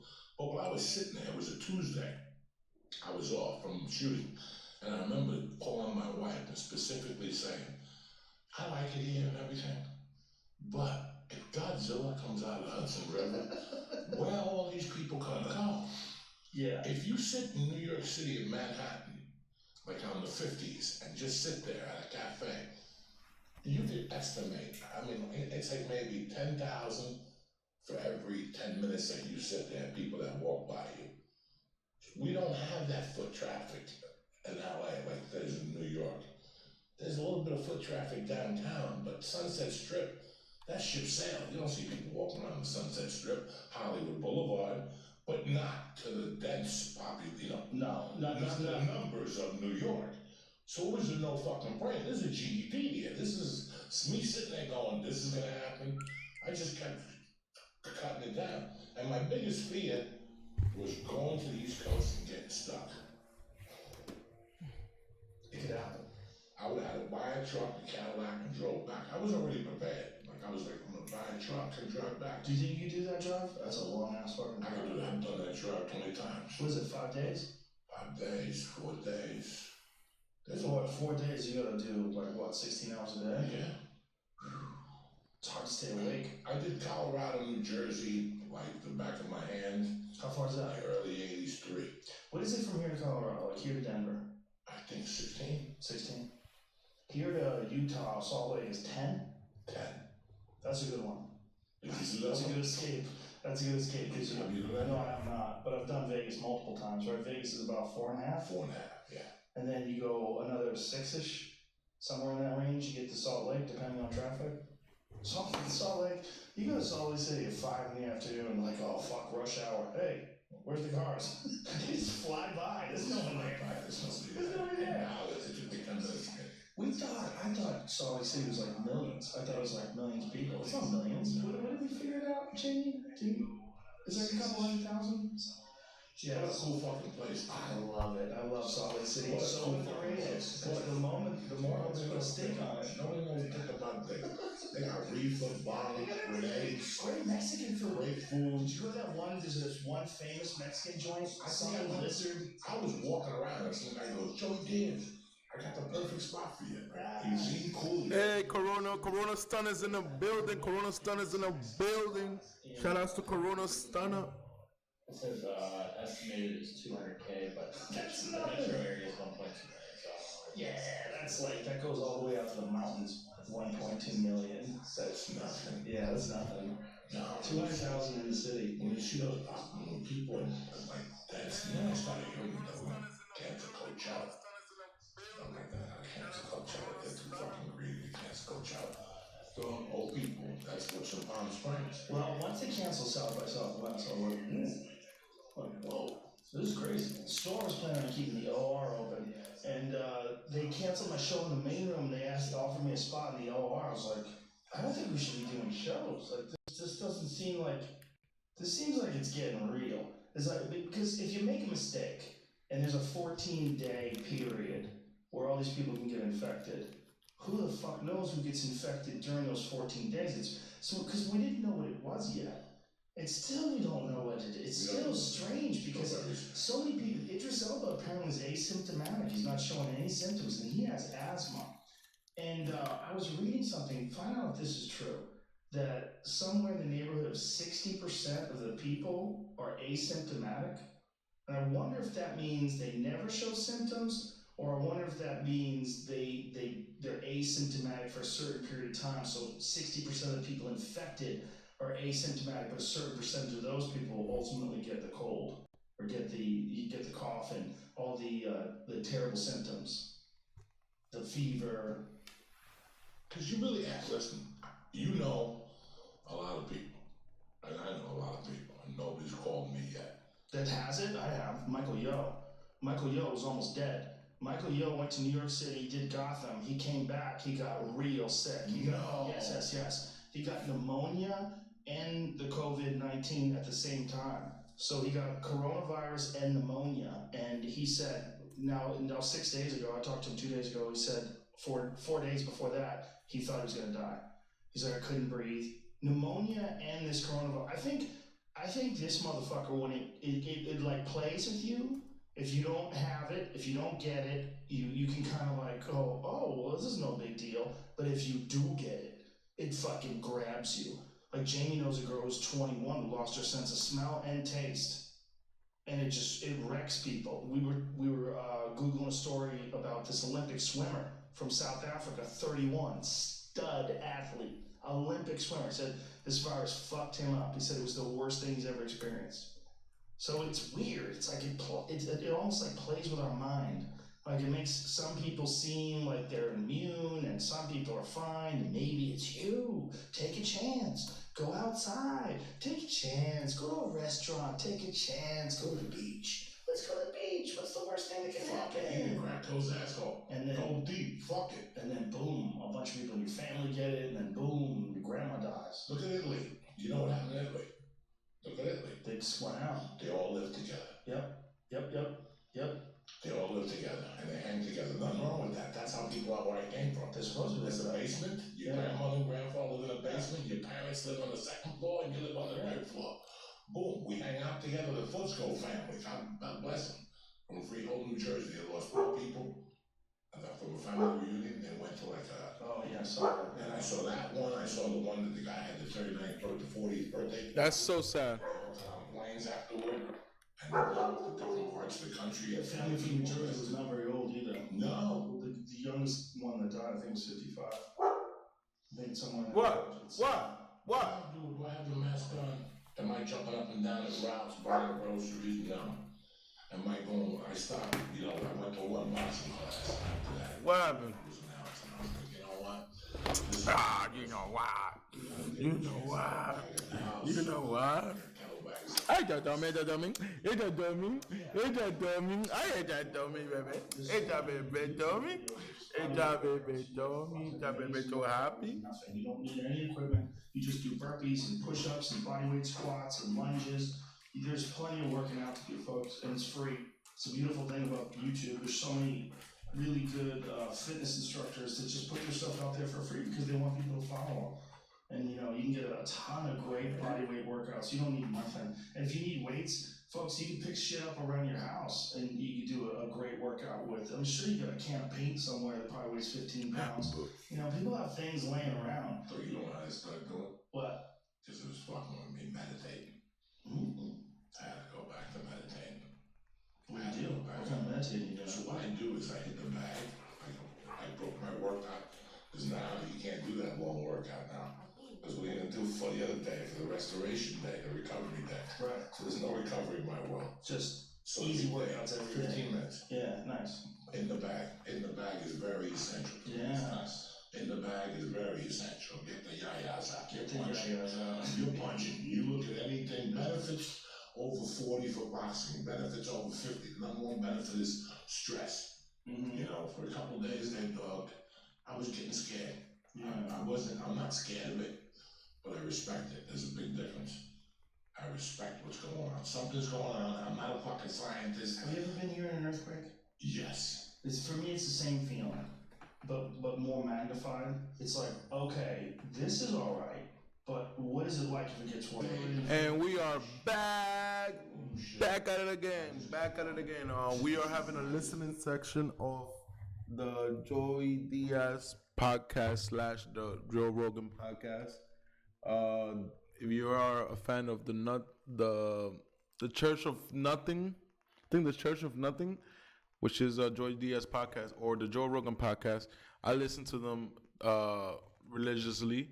So I mean, I just kind of wanted to listen to those guys and then get my comments in between a listening section. If you want to put the YouTube link so you can see it, I have the American flag blocking it because due to copyright. But let's just listen to these guys. This is better than CNN. This is better than, the news is depressing. Let's listen to the people that makes the news look cool and then divert us into different things, Right. It's not just cry about this. They got set up to college. You never You gotta appreciate life. There's no way anybody could dial it into one person where you got it from. That's the weird thing is we're constantly interacting with people and touching surfaces. And according to these cruise liners that they're testing, where these people were sick, even people that are asymptomatic, it shows the virus stays on surfaces for as much as 17 days. That's a new discovery. They thought it was 3 days before that. Now they're realizing even in asymptomatic people that don't, he's got the spray. It's weird. It's a fucking weird virus, man. It's real weird. Real weird. My friend Dr. Peter Tia was saying that most people 55 and under, they seem to just get a cold. I mean, they're fine. They feel like shit for a while, but they get over it. He said, but then there's this 28-year-old fitness instructor that one of his friends is treating, who's a doctor, and this guy's on a ventilator. He's a fitness instructor. And they're like, there could be genetic conditions, predispositions, and then also it might be vaping. They're thinking that vaping might have something to do with damaging some people's lungs, or cigarette smoking. Cigarette smoking is a bad one. And they think that might have contributed to a lot of deaths in Italy and in China. They smoke over there. in China and Italy. They have smokers and they have less cancer in China. See, the thing is, are we sure they have less cancer? Like, when they say they have deaths, like how many deaths they have out of China, would you believe those numbers? I don't trust a fucking word of it. Facts. China's fucking lying. That's what the Chinese people are. There's some propaganda network from China that's, I don't know what's connected to the government or what, or maybe it's people just fucking around. Maybe it's people trying to be funny. But they're putting out that this is a man-made disease that was spread in China by the United States government. So who the fuck are you trusting? I'm not trusting. I trust Italy when it comes to the numbers because I think they're being pretty honest about what a disaster it is. But China's trying to make it seem like everything's bouncing back now. I don't buy it. They opened up movie theaters. In China? Yeah. You went to go to the fucking movies, watch a nightmare movie. Yeah. Oh my god. Watch a horror movie where you're in this fucking theater just wondering if everything you touch is eventually gonna kill you. Fuck. Apparently, they were saying also that it has something to do with blood type, and they don't know why. But a lot of the fatalities were blood type A, seem to be vulnerable, or maybe it's just a coincidence.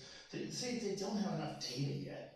You know, especially here, like reliable data that we can trust here in America, they don't have enough yet. So when I think about it, what gets me is that same feeling like an earthquake. Like once an earthquake hits, you're like, oh, all right, well, we're okay right now, but now we know that this can happen. Like the first one I ever experienced, I was first year here. I had an apartment in North Hollywood, and it was a thin place. Like you could hear the next door neighbor. She would get phone calls. I would hear her answering machine go off because this is the 90s, and I would hear the person talking on her answering machine. I could hear every conversation she had, like it was through a towel. Like that's how thin it was. It was a shitty apartment. But when the earthquake hit, the apartment just went like this. And I remember thinking, this is like when you're a kid and you're playing in a refrigerator box. Remember those refrigerator boxes? We would get them on the street and we would all climb in them and fuck around, but they were flimsy. I'm like, this house felt like a refrigerator box. It just started moving like this. And it wasn't even a big earthquake. It was like a 5 something, like a 5.5 or something like that. It wasn't a huge one. They said it was an aftershock from Northridge. It just started doing this. It's moving back and forth, and I was like, whoa. I didn't think it was going to be like that. I thought the ground would shake. I thought it'd be like you feel your feet moving. It's not. Everything just goes left and right. Everything just shifts. Like the ground is made out of like it's sand or something. Like instantly it just becomes pliable. It's weird. I saw the cat drinking water. And all of a sudden I saw the cat in the air and the bowl in the air. He's lying. That's how much of a dip it made. He's lying. Looked. He's like lying. you're on a computer. He's lying. Yo, he's always lying, son. I've been waiting for this moment to have a microphone to be like, yo, Joey, you fucking lying, nigga. You are such a Cuban embustero. He's a Cuban old man that invents shit.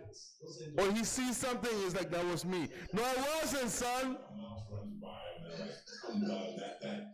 But I don't think so. My cats are alive and kicking. He lying. They're like Judas. How many do you have now? 3. You only have 3? That's crazy. You were up to 11 at one point. 9. 10. You had 9? I think you had 11. You probably forgot. I had so many of them outside. I was feeding. I had so many of them. Oh, that's right. You had a bunch of feral ones that lived in the yard too. Mark Maron has that kind of setup too. Yeah. Or at least he used to at his old place. It is fucking. I'm down to 3. I'm down to 3 girls. All the boys punched the ticket. My favorite one died 3 months ago. The little boy. I'm down to girls. I don't know what I'm gonna do. What my next move is. I'm waiting to see what the smoke clears. Maybe get a German Shepherd. I don't know. We should all get out of here. No shit. Legitimately. No shit. We should get out of here. No shit. This should be our wake-up call. We should all just back up and go to Denver. This is a big wake-up call for a lot of people. This is going to be a big wake-up call. You know, there's a lot of places like Loveland, hour outside of Denver. You know what I mean? Evergreen, 30 minutes outside of Denver. You know what? What happened to Montana? What happened to Montana? You ever hear anything about Montana? No, but here's the thing. Denver's got comedy. Utah's got comedy. You know what? Why don't we just open up a club in Montana buildings? We could do it. Everybody's opening up a club in St. Louis. Everybody's opening up a club here. Do you imagine if we did? We opened up a club. Go to war with everybody else. Comedy, school, and fucking Billings, Montana. If we just decided to do that. When was the last time you were in Montana?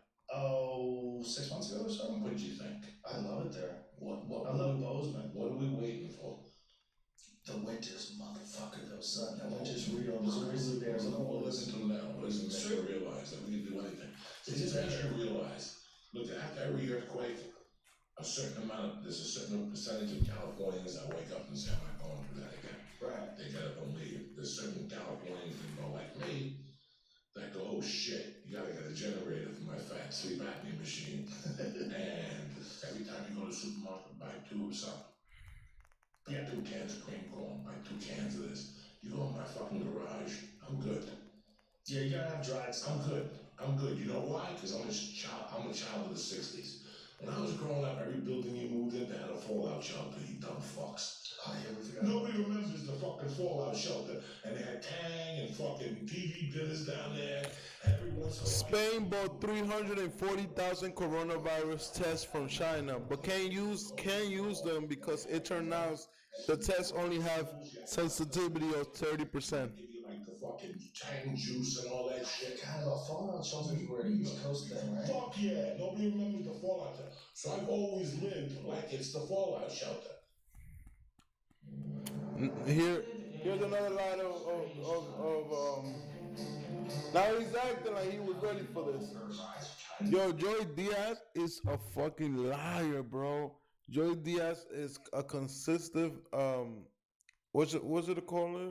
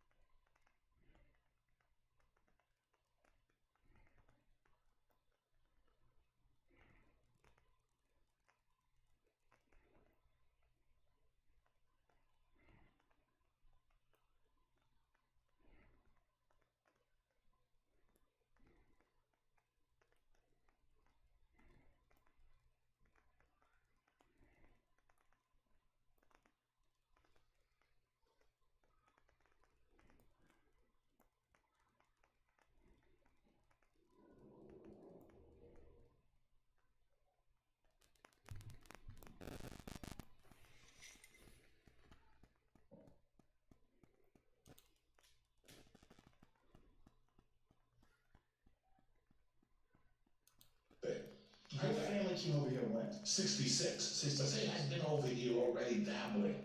I've been over here since the 50s, fucking around numbers. Another thing about Joey Diaz is that Joey Diaz pretends like he's an Italian man. Joey Diaz doesn't act like he's a Latino Cuban. Only one is only like beneficial. Other than that, he swears that he's an Italian from Hoboken. He likes saying the N-word and he thinks it's cool and cute. I was alive and kicking when they say how to say it, huh? Get killed Robert Kennedy. So it was a different time then. We were living in a little fear. He's a fake Italian, bro. Because of The Sopranos, people always thought he was fucking thing, but again, I love Joey Diaz, but he be lying, bro. We go downstairs to a basement and live and stuff like that. So I think what fucked with me was the Yoel Romero fight. The night of the Yoel Romero fight, I was invited to a friend's house to watch the fight. And I pretty much had a nervous breakdown in the fear of leaving the house. Really? Because of the violence? Yeah, real nervous breakdowns. You didn't want to go to your friend's house? Best guy in the world. But you were like, I gotta stay home. 4 people, you know. You never know. I asked him if they were cool. He goes, yeah. I go, nobody's been to China. Nobody's been, no, because that's the problem. See, I knew it was going to infect. Look at the skier that went skiing in New Rochelle, the Jewish guy that went to the synagogue. On Monday, did you speak with Pablo Bloomberg? Yeah, Mario Park. As Michael Mr. President, on Monday, did you speak with Chinese? You know what I'm saying? Yeah, he brought it there from Italy. He went skiing. On Monday, did you speak with you power fucking out. Yeah, as Michael Richard.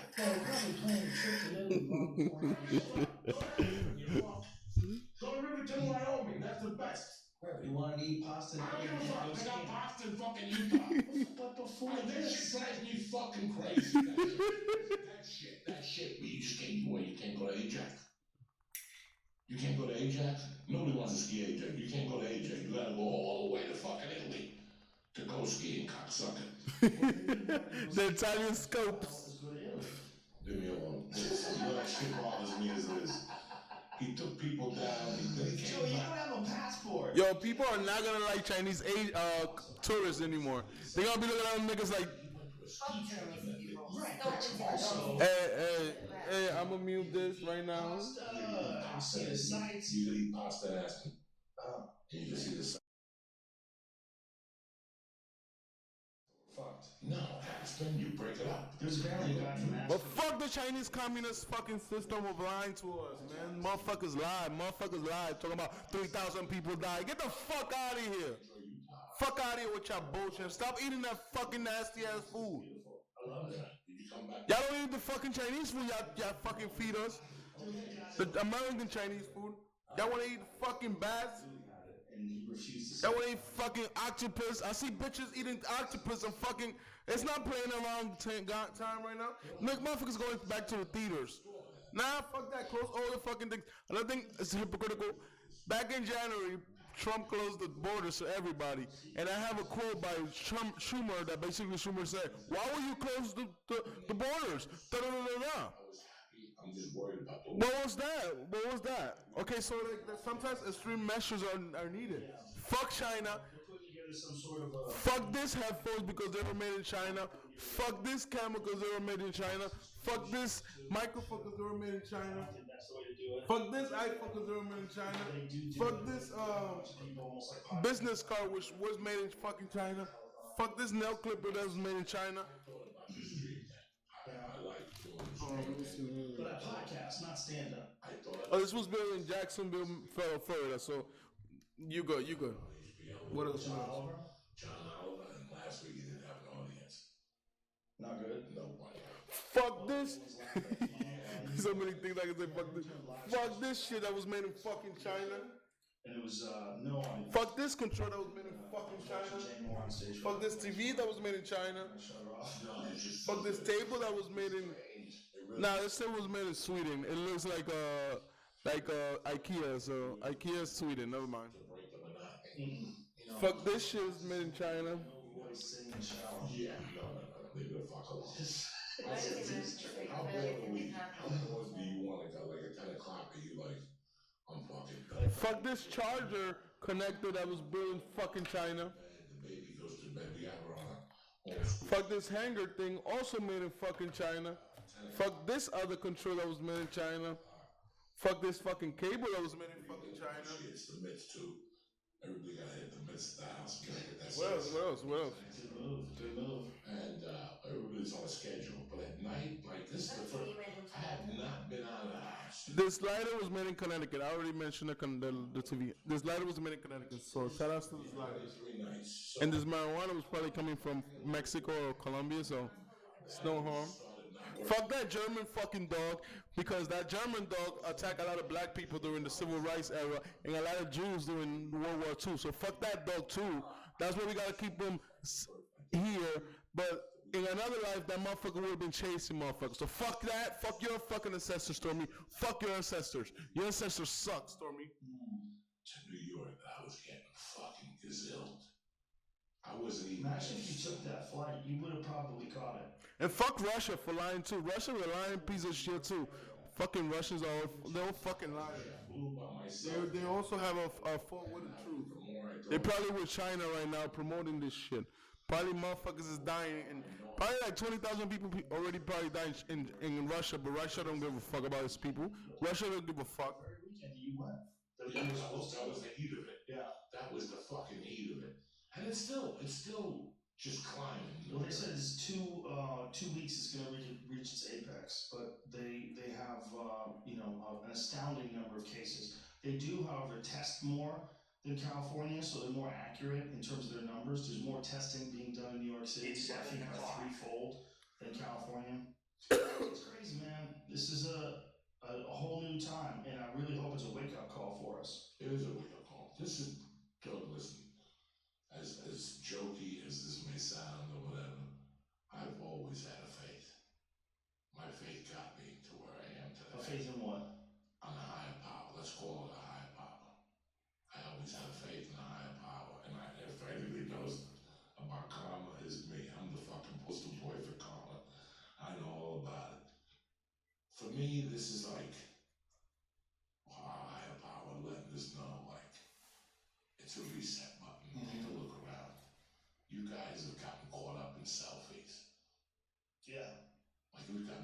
selfies. You know, you go see a fucking concert, it's $250 and $60 to park. You know, you go to a movie theater, you walk out, an American family can't go to a sporting event no more. The normal American family cannot go to a sporting event. That's a fact. Yankee Stadium got $14 fucking sodas. Yankee Stadium got $18 hot dogs. Yankee Stadium got $15 popcorn. You know, I gotta feel bad for Disney losing $6 million. Suck my dick. Suck my dick, Disney. Suck my fucking dick.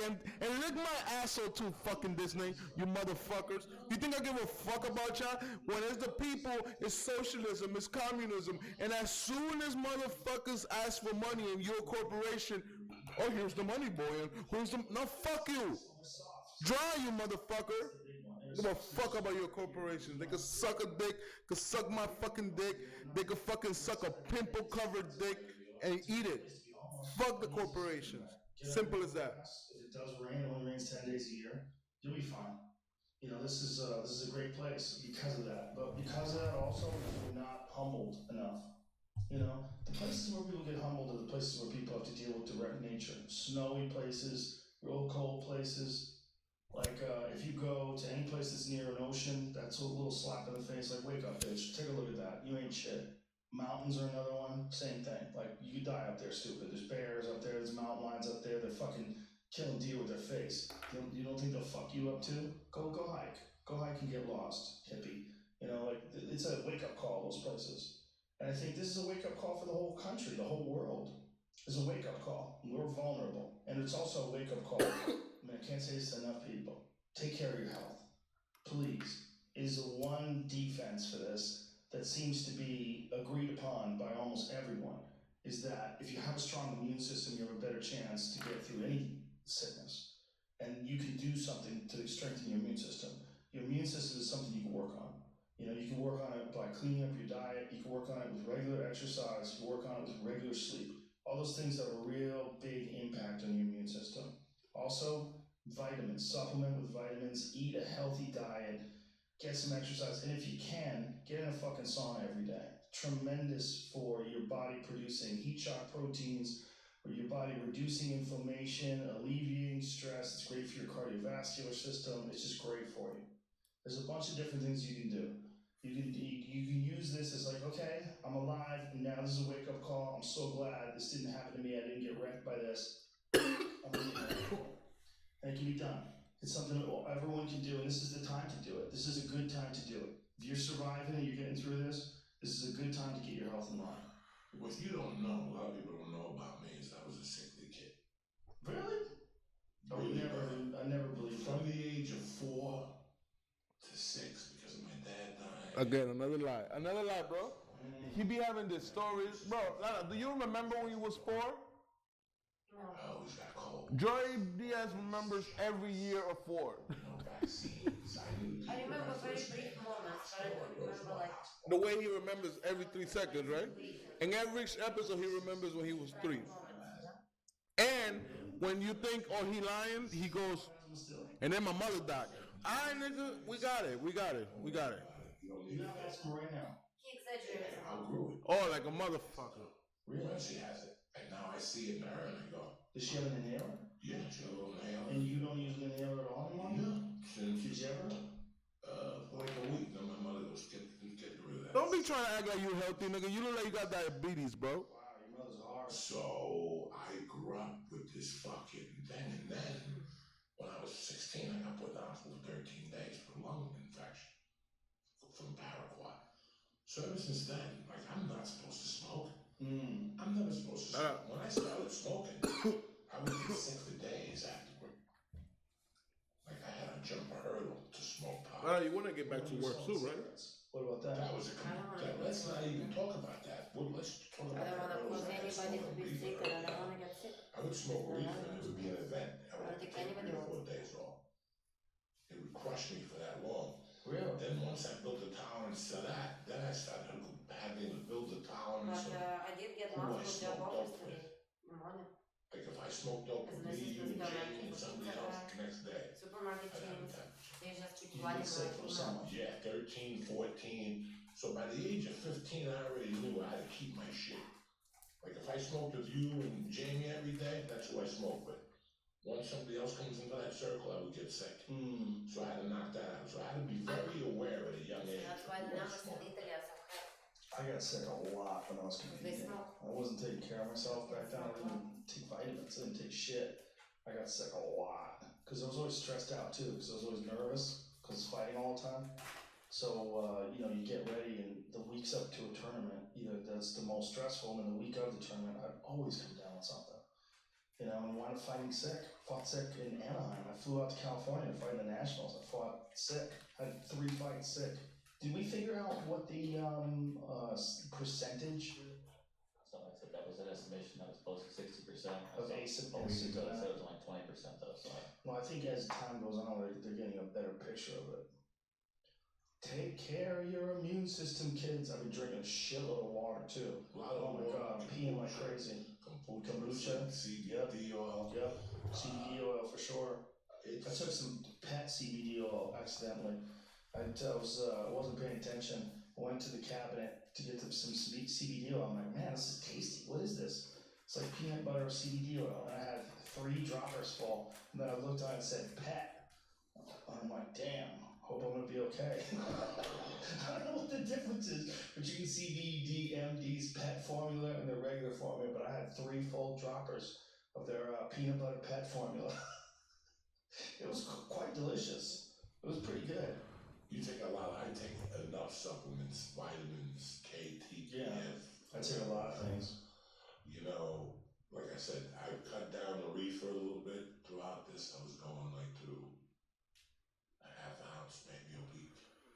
Joints and bong hits down to like an eighth a week. I got fucking a couple ounces at the house. Go off edibles.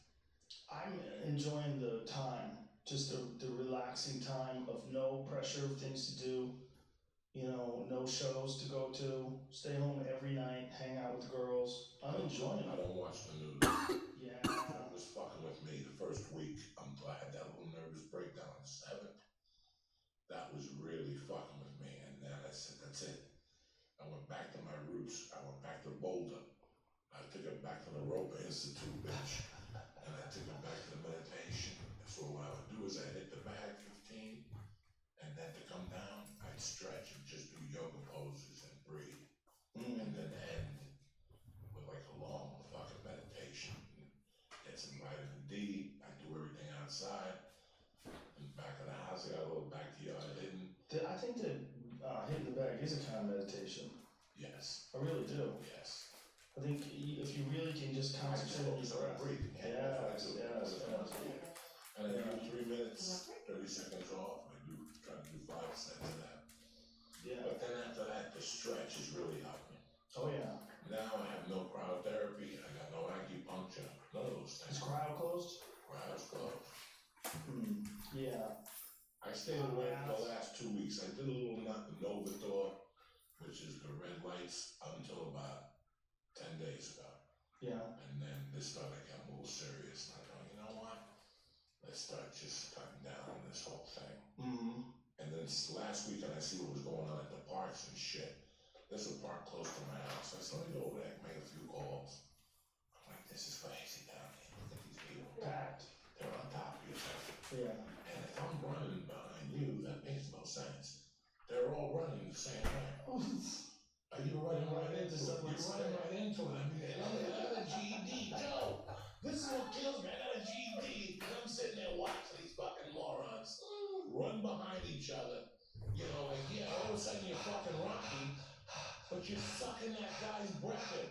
And the chick behind you is sucking her breath in. Oh my God. And the chick behind you, and they all run in the same direction, 10 feet away from each other. So I knew this. So now the cops are stopping. Other cops tell them to get out of the park. The cops are pulling in the park going, listen, what are we doing here? But you can be by yourself, right? I saw some people hitting the pads at the park where someone was holding pads for somebody.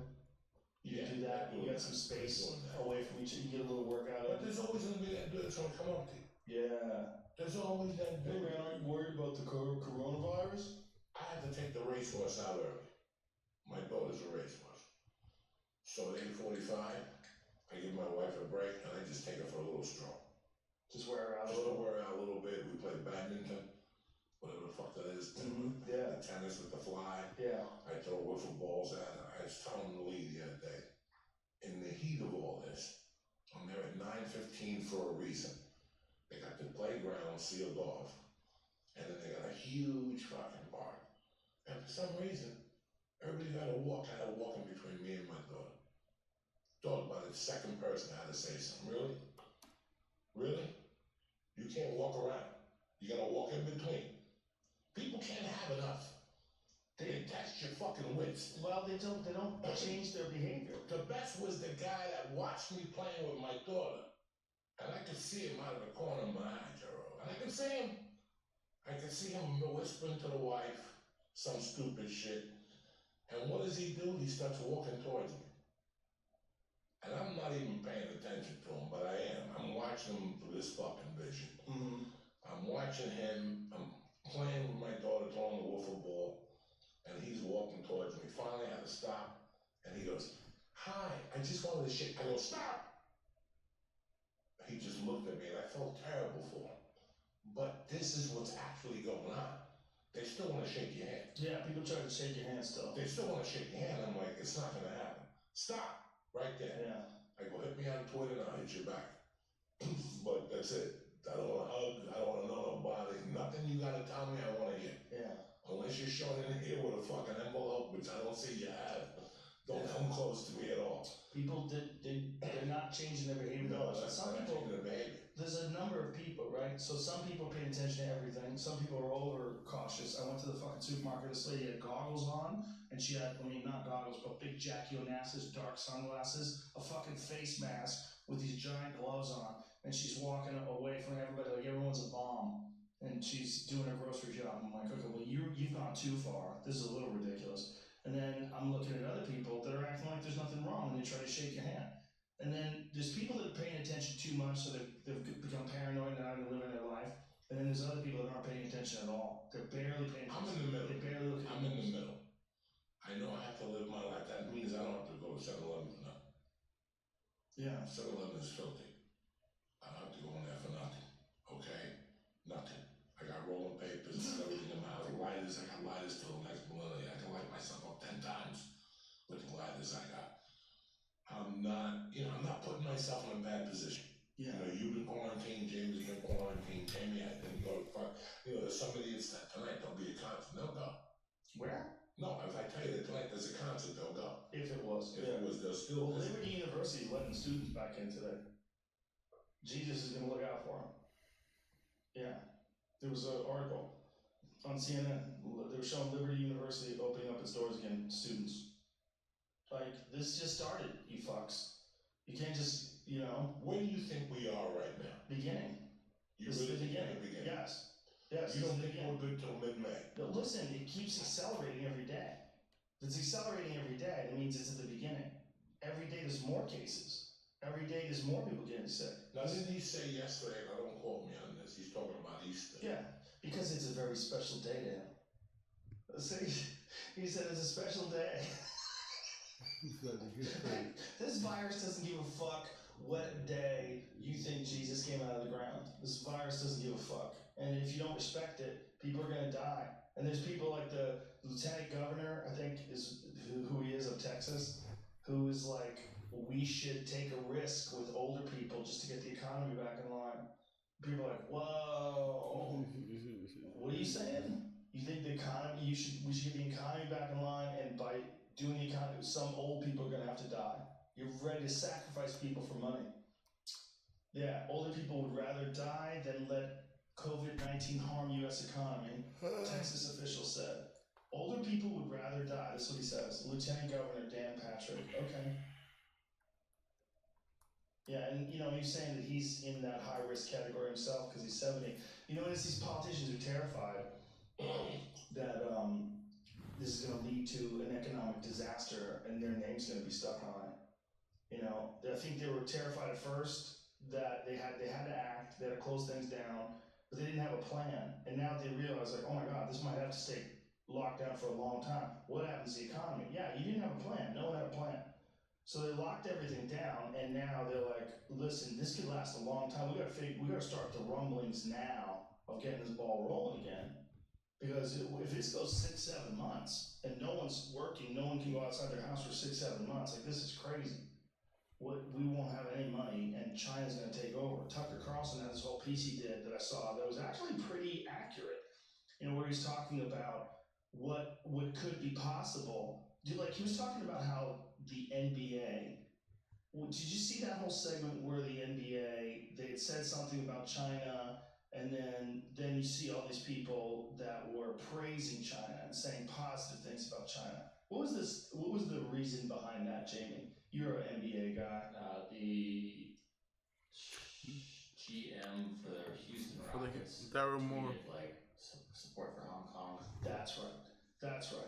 It was support for Hong Kong, and then China got pissed at that, and so then they started tweeting nice things about China, and they started. Well, at the time that happened, there was like NBA teams in China doing games, and Right. they just come back, and then they started asking all them what they thought about this, and then like LeBron started supporting China, I think, and then everyone jumped on them, like money over people, I think. Well, you mean that they face consequences for supporting Hong Kong? Yeah.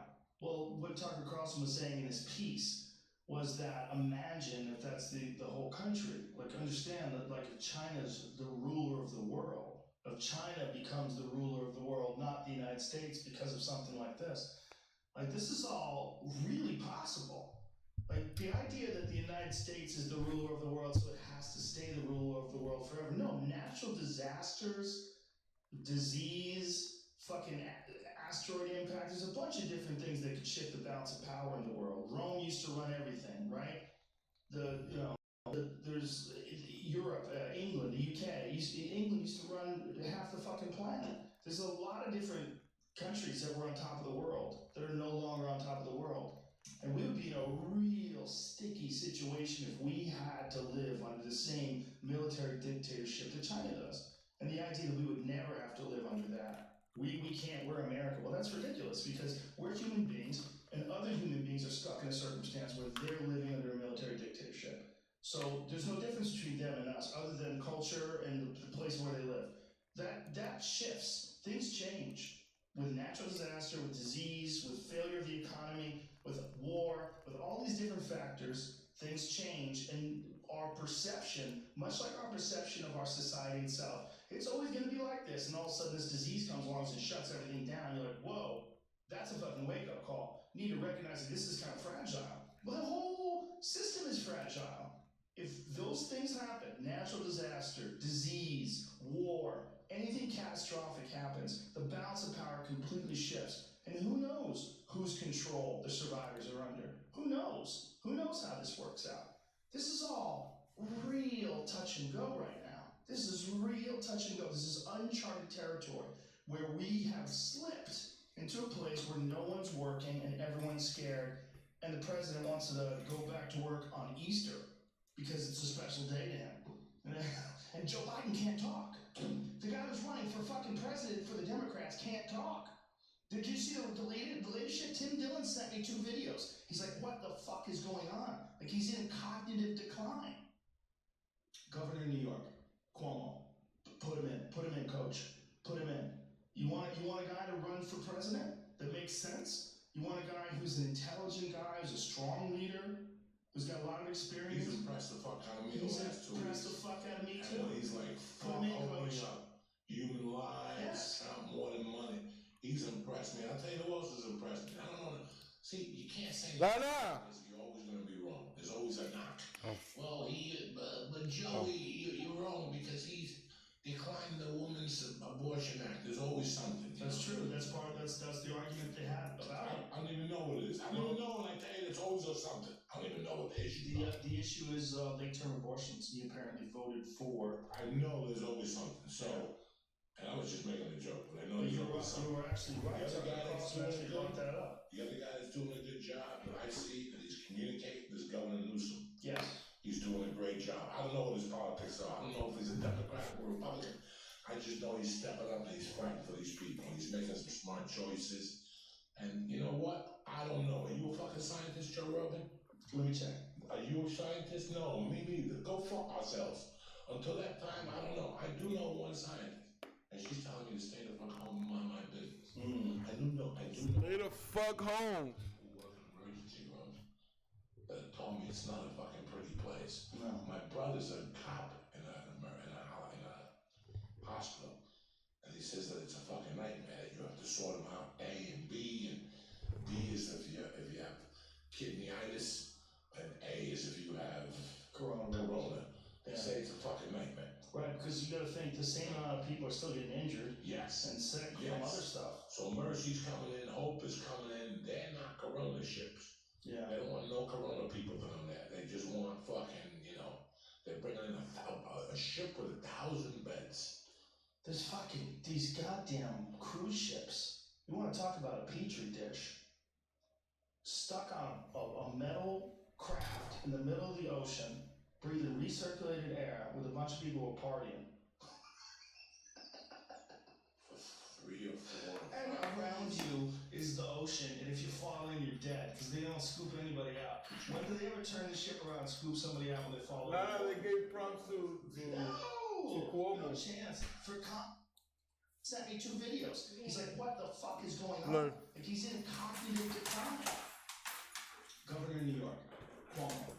Put him in, coach. Put him in. You want a guy to run for president that makes tweeting nice things about China? And they started.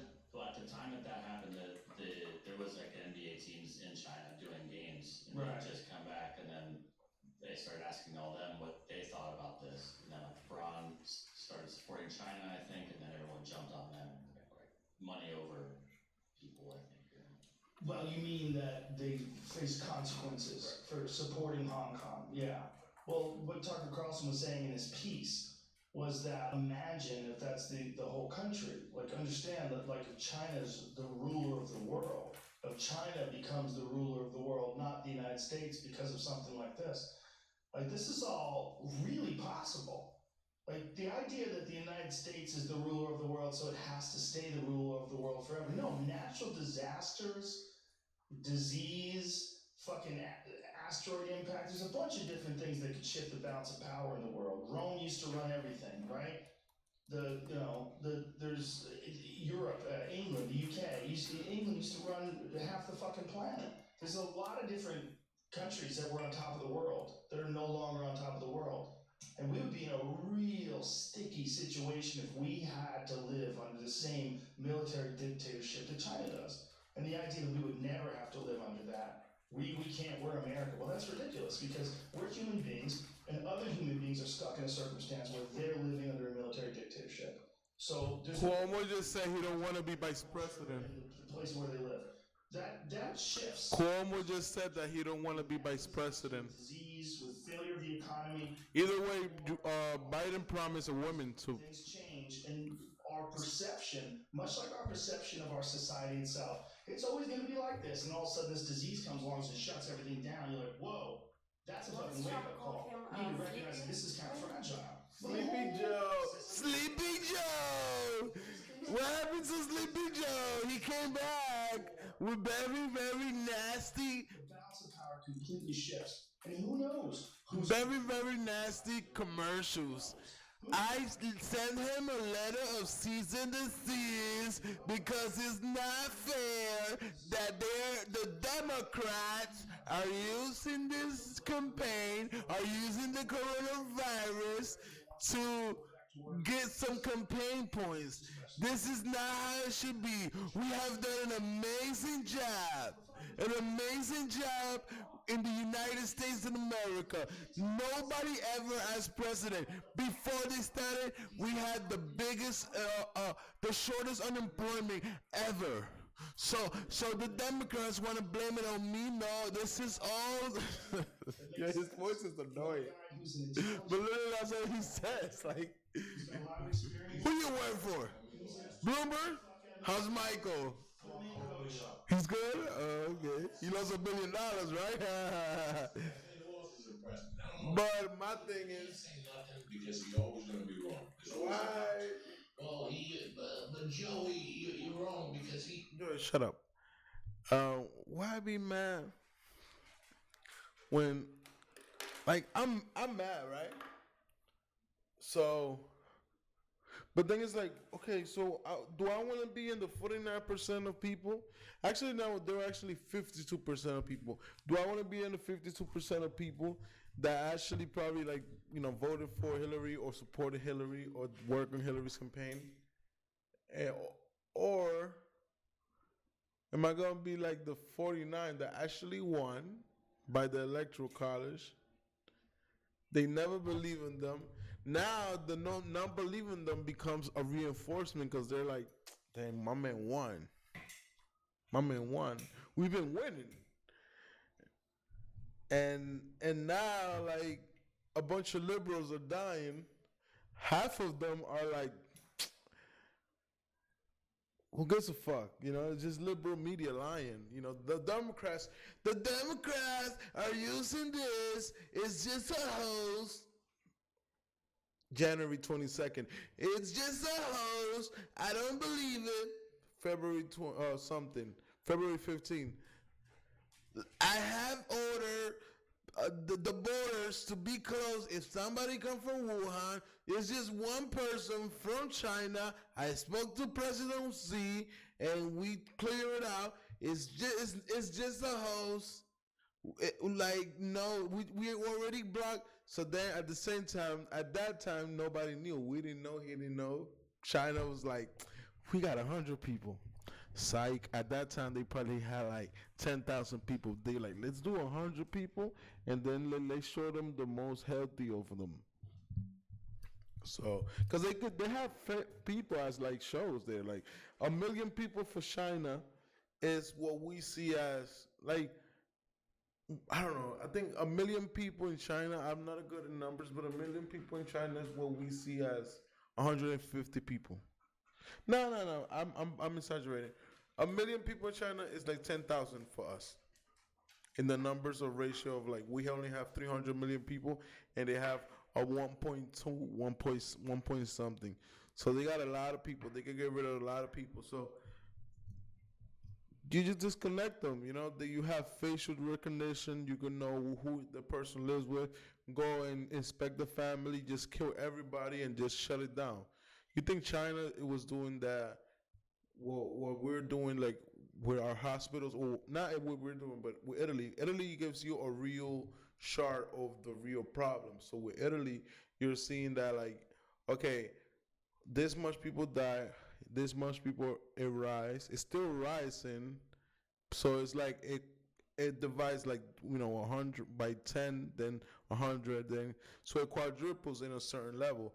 With China didn't allow the United States to go into their premises, so we didn't even know. We were just getting a statistic by a communist country. I was seeing that doctors were trying to tell people like, look, this is happening. And then they were like, this is misinformation. He got arrested, and then he died from coronavirus. There was a case of a journalist that he was like, I'm not going to die.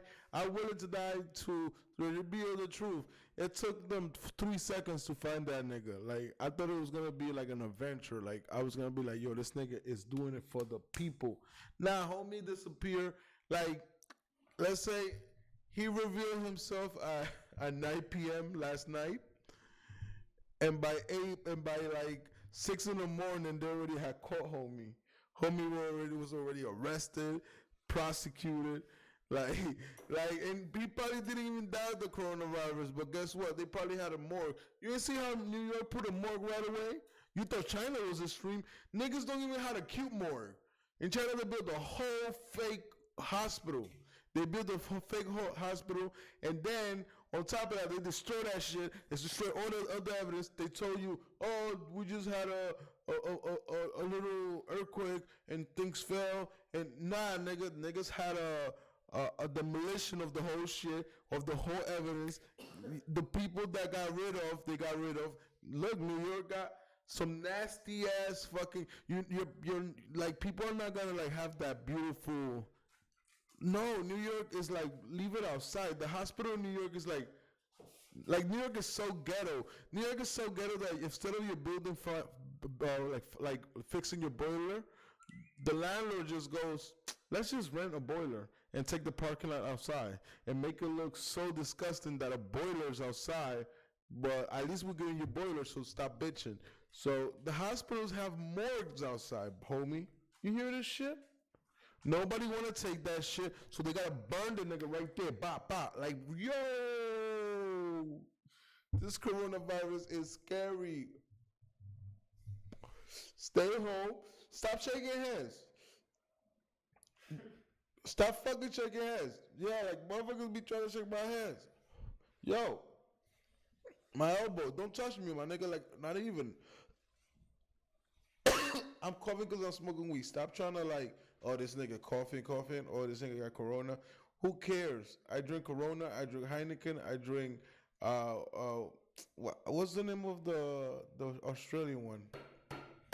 Foster. Foster is a very underrated beer right there. The packaging sucks, but then it's just very manly. A big old Foster. Foster's a very good beer. But yeah, I think I started all this with Andrew Cuomo saying that he was not gonna be vice president. The president, it's like in these positions you gotta understand that like who has the real power, and he has the real power. So you cannot be in denial of who has the real power. Another thing is you gotta understand his tone. His tone depends on everything. Like if his tone goes up, like this microphone, like if I try to put this microphone up, this whole thing is gonna go up, right? So so like the important thing here is the microphone. You don't care about the cable, you don't care about this, but in reality, if you disconnect, everything moves around. So this is the country. This is us. We are the cable. We are the ones that make it function. He wants us to keep going because this shit disconnected. So let's say we not in a system. We don't have a vaccine. By us not having a vaccine, it means that when this shit disconnects, or when this cable gets bitten by the cat, this microphone doesn't have Wi-Fi. It's not wireless. So that's the vaccine. The fact that we're not wireless, we're not advanced to this vaccine. So China's trying to gloat like, oh, we got a vaccine, we're just not going to give it to you. No, they don't have a vaccine. They kill people and they burn people because we are doing it to our people right now. Not saying that it's justifiable, not blaming nobody, but that's what they're doing. Nobody's going to take a body that is, first of all, New York is a cluster. You have to take it from one place to another place. They're like, yo, so we're going to infect from Queens, we're going to infect other people? Nah. Like, I don't even think the coroner is doing shit because the coroner usually, like, opens your body, freaking, like, checks if you have some type of disease, check your lungs, blame you for it. That nigga smoked mad cigarettes. This bitch smoked mad cigarettes. When she had that heart attack, we found her in her balcony with mad cigarettes. So I think it was this bitch fault. So like the coroner's there for that. The coroner's not even there for that, bro. The coroner, there's no coroner. There's a coroner burn. Like the coroner's just burning niggas. Like, bah, that's it, you done. They just take the measurement and whatever, that temperature you die, that's it. That's how it is for coronavirus right now. But it's a reality. Like, it's gonna have to. They're gonna have to be a different change of the way we live. New York lives all cluster. New York, it should not be living like that. Human beings should not be living the way they live. Also, the communication of powers. What these guys are saying with Joe Rogan, I agree with what they're saying about how like the change of powers are gonna have to change because right now we are underdeveloped compared to China. China, we at the United States are the highest power, but China has a grip on the world already. You know, China doesn't have a grip on us, but China has a grip on the world. And like physically, they have a grip on us because they own 40% of our debt. So when we make money, we're making them more money. You know, because they own 40% of our debt. We still got a debt to them. You know. They bought our debt, so when we do good, they do good. So like there's a definitive like kind of like China bailed those out when it came to all those wars because they wanted to do business, so they rather give us the money than business to stop. So that's a benefit that it kind of gave them power of like getting into our hands. Now we started to notice we depend on China a lot. Like New York didn't. Cuomo had to go and do some out of this world shit by doing like by making the hand sanitizers. Guess what? That's a double fix. He gets to say, "Look, I'm giving hand sanitizers to the prisoners, and then I'm making the prisoners make hand sanitizer. A win-win right away." But that's because you can't get hand sanitizer because most of the hand sanitizer is coming from China. So right there, that's just one problem leading to another problem. China sent 320,000 test kits for the coronavirus. The Spaniard doctors checked it and they said that it only identifies 30. It only has a 30% rate of actually dictating if the person has the coronavirus. So that means that a lot of people that got tested by that test in China, if they saying that only 80,000 people got sick, there's probably more people because the test that we have in the United States is 97% effective. The test they have in South Korea is actually 96% effective. And a test that it has 30% effectiveness of like taking the particles and finding the virus is not an effective test. 30% is not a great number to say, like that's like there could be a breach of a lot of people that don't get positive because 70% is a big number, whatever. But let's listen to the thing because I don't like when people are staring at me when I'm talking. So let's listen to this bullshitters. He's declined the Women's Abortion Act. There's always something. That's true. That's the argument they had about it. I don't even know what it is. I don't even know, and I tell you, there's always something. I don't even know what the issue is. The issue is late-term abortions. He apparently voted for. I know there's always something. So, and I was just making a joke, but I know there's always something. You were actually right. The other guy that's doing actually brought that up. The other guy that's doing a good job that I see that he's communicating is Governor Newsom. Yes. He's doing a great job. I don't know what his politics are. I don't know if he's a Democrat or Republican. I just know he's stepping up and he's fighting for these people and he's making some smart choices. And you know what? I don't know. Are you a fucking scientist, Joe Rogan? Let me check. Are you a scientist? No, me neither. Go fuck ourselves. Until that time, I don't know. I do know one scientist, and she's telling me to stay the fuck home and mind my business. I do know 3-4 people who work in emergency rooms that told me it's not a fucking pretty place. No. My brother's a cop in a hospital, and he says that it's a fucking nightmare. That you have to sort them out A and B, and B is if you have kidneyitis, and A is if you have corona. They say it's a fucking nightmare. Right, because you got to think the same amount of people are still getting injured. Yes. And sick from other stuff. So Mercy's coming in, Hope is coming in. They're not corona ships. Yeah. They don't want no corona people down there. They just want fucking, they're bringing in a ship with 1,000 beds. There's fucking these goddamn cruise ships. You want to talk about a petri dish? Stuck on a metal craft in the middle of the ocean, breathing recirculated air with a bunch of people partying. And around you is the ocean, and if you fall in, you're dead, because they don't scoop anybody out. When do they ever turn the ship around and scoop somebody out when they fall overboard? Did you ever go on those cruise ships? No chance. For comics, it was always a death sentence. I made a mistake. No. When I was 21 with a chick, I was on a cruise ship, the one that used to go around Manhattan. So you leave at 6 o'clock and you're back at 6 in the morning. And they take you out far enough so you can gamble. Yeah. Play blackjack. I did that one time. Nice, but I knew I wasn't going to do it again. Got it out of my system. I don't know when I go on a fucking cruise ship. Yeah. And as a comic, you hate to say this as a comedian, amongst us, it's a death. It's a death sentence. For me, they have additional work. I do gotta say though, the fucking Impractical Jokers, those guys did a tour on a bus. I mean, on a boat. Apparently, everybody loved it. So it's like if you get your fans in there, Right. A rare thing. Right. Yeah, there's people that can pull that off. Yeah.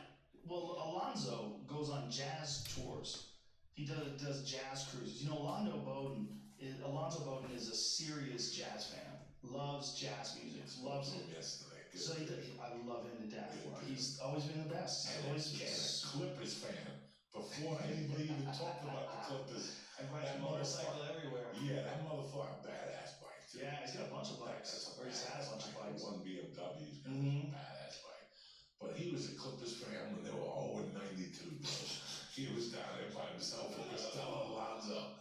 Now he's living like a doctor. He's fucking yelling. Soon as they got Kwame, I was happy just for Alonzo. That's how much I love Alonzo, that I was happy just for Alonzo. Everybody loves Alonzo. Everybody. Nobody has a beef with Alonzo. Nobody.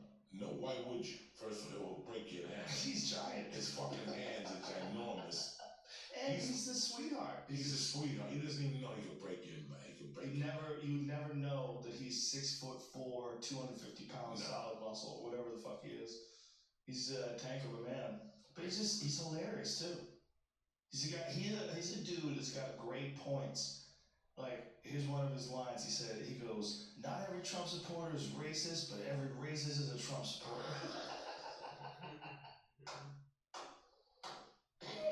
There's not a whole lot of racists voting for Biden. I mean, maybe a few. They can't let that guy run for president. They have to put a stop to that. You have to see these recent videos. I'm sending it to you. Have you seen it, Jamie? And then you fucking killed Bernie Sanders. You basically killed Bernie Sanders. They killed him. I'm reading something like that Porter, you put the kiss of death out of cocksucker. He was doing just fine. Oh my God, Julia, the Puerto Rican chick that won't shut up, Ocasio. Alexandra Ocasio. Yeah, she won't shut the fuck up. Like, she's a Puerto Rican chick that she won't. She's 28 years old. She won't shut the fuck up. Rags to riches congresswoman. And she's like, fucking, I won't talk to him because of Joe Rogan backed them. Well, it's not that I backed. It's that they used a video of me to support their campaign to say that I endorsed them, and then they took a bunch of my bits and they took a bunch of things we said on the podcast, high as fuck, out of context, and made it look like I was some right-wing monster, like I'm some sort of homophobe. And then they used the transphobe thing from the lady that used to be a man. If you don't know the story, used to be a man for 30 years, became a woman for 2, and then started beating the fuck out of women without telling them that her whole life she had been a man up until recently. She just thought it was a medical condition that she didn't have to reveal. And I got mad. That's domestic violence. Yeah, it's crazy. It should be criminal to not tell somebody. The idea that you're the same thing as a biological woman is just not fact. It's not scientific fact. And yeah, I said a bunch of horrible shit about her. That she's not even horrible shit. I just said mean things. That she's a man. Like, you're a man. You can't just go fighting. You said the truth, though. Yes, that's what I did. I said the truth. And I said it because. I gotta have a lot of friends. But here's the thing. I'm a guy that I support bull riding. Okay? I support, if you're a woman and you want to fight a man, I support it. But you gotta let that person know that you're a man. If you used to be a man, you gotta let him know. If a woman wants to fight a biological man right now, a guy with his balls, and she wants to do it, and he wants to do it, and they sign off on it, you can skydive. Why can't you do that? If they're both the same weight, go ahead. I don't think you should if you're my friend. If you're a woman and you're my friend, I'd be like, there's too many physical advantages. It's too dangerous. All they have to do is hit you once. You said they don't have to be as skillful as you. If they clip you, you're fucked. And that's the truth. That's what happens.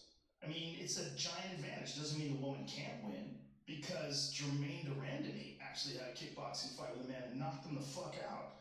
That lady's a beast. The Iron Lady from Holland, she's a beast. But she's a former UFC featherweight fucking champion of the world. I mean, she's an animal, that lady. And had a real close fight with Amanda Nunes recently for the bantamweight title. She's one of the best fighters on earth. And she beat a man and knocked him out. But you shouldn't fight a man if you don't know it's a man. That's rude. And if you didn't know that someone used to be a man, that's rude too.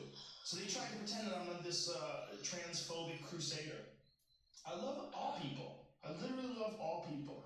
I don't care what you are, whether you're gay or straight or Asian or black or white, or I don't care. I don't care. I just, if you're nice, I'm nice to you. I'm 100% open to everybody, but I'm not gonna bullshit. You can't fight women if you used to be a man and not tell them. It's so ridiculous that that's even a debatable subject. Like, I had a bit about it where I said, never would I think as a society we could get to a point where someone would say, hey man, I don't think it's cool if you get your dick removed and then beat the fuck out of chicks. And people would be like, you're out of line. That's where it got. That's where it got. We got so overly progressive in the fight to do the right thing. We gotta write that script about a guy who falls in love with a girl. It turns out that she's a man? Yeah, like before the wedding, she tells him, my name was Hugo. Fucking. What would you do? She's really hot. You're still into her. Do you really care? Good question. Yeah, no, that's what. Some people don't care. Some people are like, I don't give a fuck. Well, I'm ride or die with you, Hugo. When you're alone with her in public. Yeah, man. It's in the fight to do the right thing, and that's what's going on with progressives when they get overly progressive. They think they're fighting to do the right thing. But you have to be able to call out shit that's wrong on your side. And this is one of the problems that the Democratic Party's having right now with this Joe Biden guy. You guys gotta be able to call it out. You can't let this slide because everybody else sees it, and Trump is going to eat him alive. He's gonna eat that guy alive. The guy can barely remember what he's talking about while he's talking. Do you know which one it was? There's a few videos. There's a few of them. Yeah. Play any of them. They're all crazy. Every video of him recently talking, he's stumbling through shit. He forgets what he's talking about. We should be making those masks. We should be moving on those ventilators. We can do that. Why doesn't he just act like a president? That's a stupid way to say it. Donald Trump was asked us. Sorry. Yeah, he's done. No, probably best I know. He's like Junior Soprano before they shot Yeah. him. Look at him. It's not.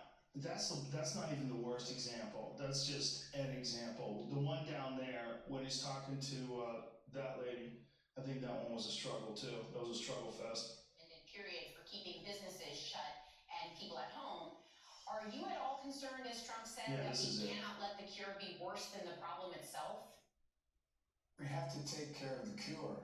That will make the problem worse no matter what. No matter what. We know what has to be done. We know you have to... But reassess the recommended period. Yeah, see, he doesn't know what he's talking about when he's talking. And this is not like... I'm looking at this like a medical condition. Okay? I'm looking at this like, okay, when I'm calling a fight and I see a guy limping, I think he hurt his knee. Like Thiago Santos against John Jones, I think he hurt his knee there. I think there's something going on with his knee. Like, that's what I'm looking at this. I'm looking at this like this is a medical issue. That's not a normal way to communicate, unless he's high as fuck. Because if I was high, I'd be like, I don't know what I just said to this lady. You could be in the middle of one of those interviews, blasted on edibles, going, what are we even talking about?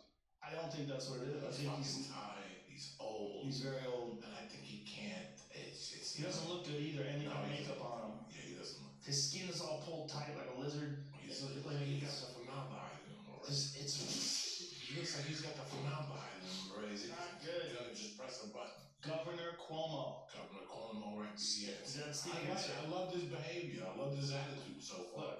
And he's been honest. And I'm telling you, unless you're a fucking idiot, just go to any street corner in New York, look at fucking footage from July.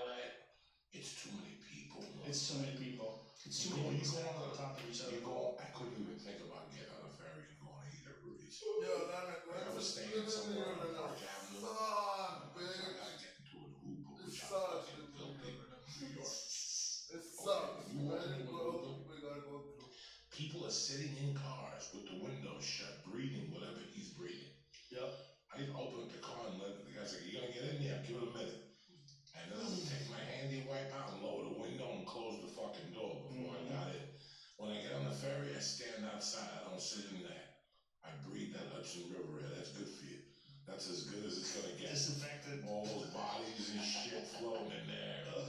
That fucking maluki get dust in there and pollution, whatever the fuck is in there. But I knew. Look at within weeks, Teaneck, right? Teaneck was one that got contaminated. Did they? Fort Lee got it. You know, that's all my fucking neighborhood, though. I don't think nobody. Oh, Hoboken was really bad. Hoboken, the cops had to go in there and fuck. Like, Hoboken was like a party. Like, Hoboken didn't give a fuck. Like, they were fucking just having orgies in Hoboken. Gino told me, you gotta see it. Really? So they finally had to go down and they closed Hoboken. Like, you weren't allowed to go into Hoboken. Only people who lived in Hoboken could party in Hoboken. Then they just had to fucking shut it down. Somebody had a meme on their page. It might have been Donnell. I forget who it was. No, it might have been Snoop. I don't remember who it was. But anyway, they had a meme on their page that said, you're telling people you're going to put them in jail if they go out after 8 p.m., but you're letting people out of jail early because they got the coronavirus. And there's someone going, like what? Like what the fuck? What are you saying? Are you going to lock people up and you're letting people out? First off, if you look at this whole thing, there's been some weird people who got tested. They got tests? Like they got tested. Like there's been some weird. Like who? Like even Hizbut Abbas, whatever his fucking name is, the black one. Hizbut Abbas, whatever his fucking name is. Idris Elba. Yeah, the black dude that got shot. Well, he lives in England, and he got tested because he was in contact with other people that had it. You know, why the fuck did Harvey get a test? Because he's in Rikers. Rikers has a massive outbreak. No Yes. Yeah, he's in Rikers. He's in maximum security. Well, he's in Buffalo now. Oh, did they move him to that? Because of the corona? He's in the hospital up in Buffalo. He's fucked. He's fucked. He probably has no will to live. You know? I mean, he probably doesn't have a will to get through this. I mean, I don't know what kind of medical treatment they're going to give him, but this could do him in easily. That's right. He's so sick already. You look at the guy, he can barely walk. His health is deteriorating. All that bit of stress from this trial killed him. Crushed him. Took 20 years off his life instantly. This shit kills you. This is just a death sentence. What? I was just saying, we were talking about this yesterday. Imagine if you came up to him 4 years ago. He said, I want to show you your future. I'm in a bed in prison for things you've already done. Right now, you're walking around, toast of the town, getting in limos, climbing out, people are waving to you and cheering, you're getting interviewed on the carpet, everyone shouts you out. I just want to thank Harvey Weinstein for his amazing, amazing company and the movies you put together that allow me to shine. Yeah, how many people? Have you seen all the people that praised him? And then 4 years later, imagine that. The things he's already done, he'd already done them at that point. And they knew while they were praising him. I wonder if what they knew. They knew he was a something. scumbag. They knew something. They knew. Yeah. They knew. They all knew, though. You gotta assume they all knew. So what the fuck? Yeah. They went back. They knocked on doors. Wait a second. So I raped you. You don't go to that party. What do you mean? So I raped you at a party. Now the next year there's gonna be another Cannes festival. You're gonna show up again. A lot of them did because they wanted to work. See, the thing about Harvey is apparently, this is Whitney Cummings' take on it. She said he would actually give them the things he would tell them he would give them. So he'd say, hey, you suck my dick, I'm gonna make you a star. And he'd actually do it. He'd actually put them in these movies. He would give them so they were happy. So they would get all this treatment, and they had to spend some alone time with them every now and then. So they would send him emails, lovey-dovey emails, but really they hated him. And that's when all this came out. He didn't even see it coming because he thought that they loved him. He thought that they would send him these emails. So he sent the emails to the press, like, look at all these emails. These girls love me.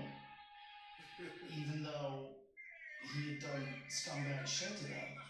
It's just he had it set up where this was how you got by. This is how you made movies. This is how you want to be famous. This is how you get famous. I can help you get famous. You can help me get rid of some cum. Who do you think sucked his dick? Everyone. I think everyone did. All the guys too. Really? Every guy. Come on. You think Brad Pitt was sniffing his No, I think Brad Pitt threatened him because he made Gwyneth Paltrow feel real uncomfortable. Apparently. Oh, I don't know, man. One of the people said the producer did not have symptoms and was under close observation. It was not clear why he had been tested. There's a lot of shit that don't sound right to me. They don't get me. Listen, Invicts are the last people they care about. Alright? And the only problem I have with those things is that you could really shoot a stick.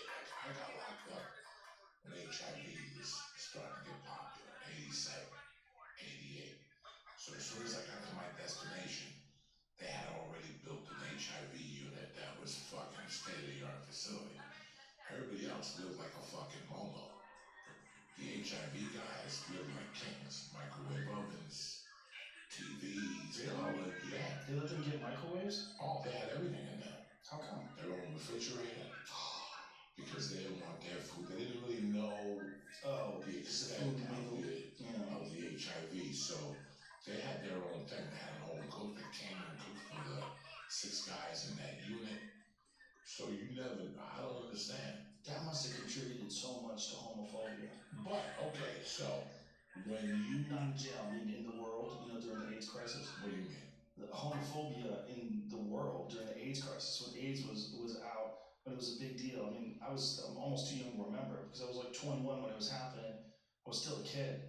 But I mean, the people that were already inclined towards hating gay people, and then there's a disease that everyone's terrified of that you get through sex that could kill you, and it affects gay people disproportionately. 83, 82, those are tough years, you know. They even made a phenomenal movie about it called And the Band Played On with Richard Gere and a bunch of great actors. Richard Gere played the guy that, the guy that's a choreographer that did a bunch of plays. I can't remember his name. Oh, yeah. But he played him in like a weird manner, and then everybody in that movie was a movie star. It's a phenomenal movie about HIV. HIV really started with a stewardess, a male stewardess that would take flights from France or Italy or England, one of those, don't quote me, but let's just go with France, to New York. And when he would come to New York, he would flop somebody from the plane, then go to Studio 54 and get his dick sucked, and then go right back to England. And he kept doing that. It was all sex with the same stewardess. Really? If you watch that And the Band Played On, people forget about that. I was going to put that up this week. I never saw it. One of my weekly movies. Excuse me, Jamie, you see if there's a trailer for it or something. And the band played on. We can't play the trailer. No, but they'll tell you who's in it. And you're gonna go, damn, how the fuck did that use that? Everybody's like, it was such. Well, just go to the movie. No, don't go to YouTube. Don't go to a trailer. Just go to the movie on IMDb. How good looking he was. He was still swinging dick.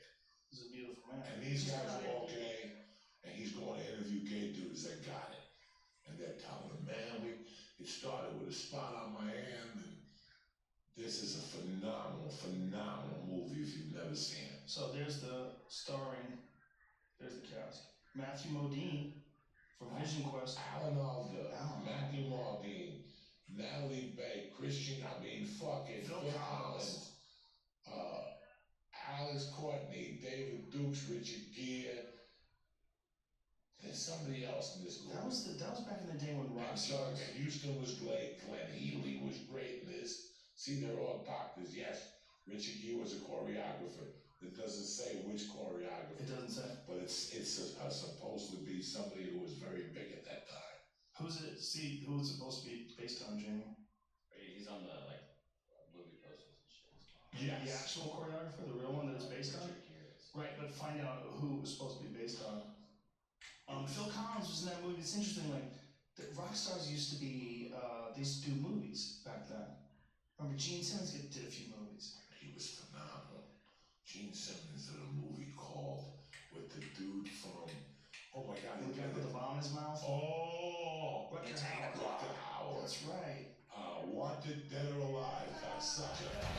Gene Simmons did that one. He was a bad guy. Where Gene Simmons was brilliant. Was on Miami Vice when he played the coke dealer on the fucking boat in the pilot for the second season. He was phenomenal. He played an Arab. He always played an Arab. They made him take a suntan. They told him, Gene, go be an Arab. And he would fucking get a suntan. And Wanted, Dead or Alive, he was an Arab terrorist. And in Miami Vice, he was like an international Arab arms dealer. And he hooks up Crockett and Tubbs. He did a ton of work. And Phil Collins did a good Miami Vice too with Kira Sedgwick, who is what's his name's wife now. He did a tremendous episode. Kevin Bacon, right? Yeah, married to Kevin Bacon. There's a lot of great movies from that era. I've been putting them out, G. That's it. It started like March 4th for me by mistake. At about 11 o'clock, I caught on because my wife changed something at the house. So they threw a different epic at us, some package. And then at 11 o'clock, that issue started. And I watched watched it from the beginning, and now I know why rape and all that shit is disturbing to me. It's that movie. Oh, right. I The remember rape scene in that. that movie as a little kid fucked my shit up. Wasn't Jeff Goldblum Yes, one of the rapers? another one of two. The rape scene in that movie fucked me up, so I started watching my mom a lot more. I'm like, that's a rapist, that's fucking nasty. Those movies got campy. Like the Death Wish movie started out, the real first one was really kind of disturbing and scary. Very disturbing. And you were with Bronson. You were like, go get him. Oh, no, you were with Bronson. And at that time, New York had the vigilante, the Jewish guy, Berkowitz, the one that got on the train and shot the two black teens. Yeah. Because he felt intimidated by him. Right. So He shot one in the back. Right. New York was kind of in a fucking little bit of a uproar. I don't know if Death Wish was first or that movie was first. But Death Wish is fucking, the rape scene is so fucking disturbing, you want to cry. And as a kid, I remember thinking about like my mother at the bar, like this could happen to my mother? Oh, this could never fucking happen. Yes, it is Jeff Goldblum, you're absolutely right. Yeah, he was real scary in it too. He was real creepy. Yeah, this is horrible shit, man. This has happened to people before. That's real. Charles Bronson was a bad motherfucker in that movie too. He believed it. He had those shark eyes. Dog, he went to Arizona to try to relax after his wife died, or his wife was a vegetable, and that dude gave him a gun, took him to the gun range, and that's when it was all fucking over. He just went out at night looking for motherfuckers to shoot.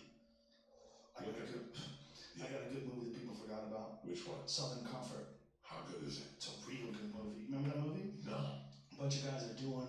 They're in the swamp. I think it was Louisiana, and they're like National Guard guys. They think they're being cute, and they run into these backwoods swamp people that live back there, and they wind up getting those Creole, those French dudes that speak French. Is this it? Oh yeah, man. So they run into these communities of people that live deep, I guess like Cajun people? Am I saying that right? Is that wrong? Is that what it is? And they get fucked up, and they get sucked into these guys' world. They think they're being cute, and they shoot at someone or something. I forget how it happens, but they wind up getting fucked up by these guys, and it's scary. I haven't seen it in a long time. I enjoyed the shit out of it when it came out, though. 81, freshman in high school. It's a good fucking movie. I remember this movie. Yeah. I remember this movie. You know, yeah. Booth. What's his name again? Booth. What's his first name? I forget. He also played. T.K. Kirkland's in that movie?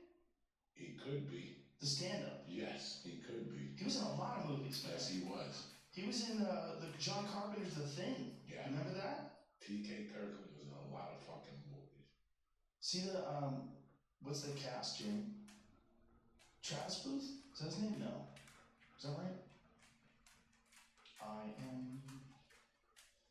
Yeah, it's He played the dude in Jonestown. Oh yes, that's right. That's right. He did. Powers Booth. That's right. Keith Carradine. That's right. Who else is in there? Can you show me is TK Carter, not Kirkland. TK Carter. Sorry, TK Kirkland. I fucked up. I blame the weed. TK Carter used to be around the store. All the time. Used to be around the store. Great guy. Yeah, he was a great guy. Damn, I haven't seen him in forever. Right? He was doing movies while he was doing stand-up, and then wind up just doing these big-ass movies. When he was in The Thing, I remember going, what year was The Thing? 82. So, he was in The Thing when I was in high school. Crazy. So by the time I came out here, I saw him at the store. Like 6 years later. Yeah, it was crazy. When I saw him at the store, I couldn't No, believe more it. than that, 82. So 12 years later. 12 years later, I was out here. So it was 12 years after that. Southern Comfort. It's a good movie. But one of my all-time favorite movies, that nobody talks about, is a movie called 29th Street. What's that? It's a movie about a guy named Joe Pesci. And that you know who he is. He's the guy in real life, Joe Pesci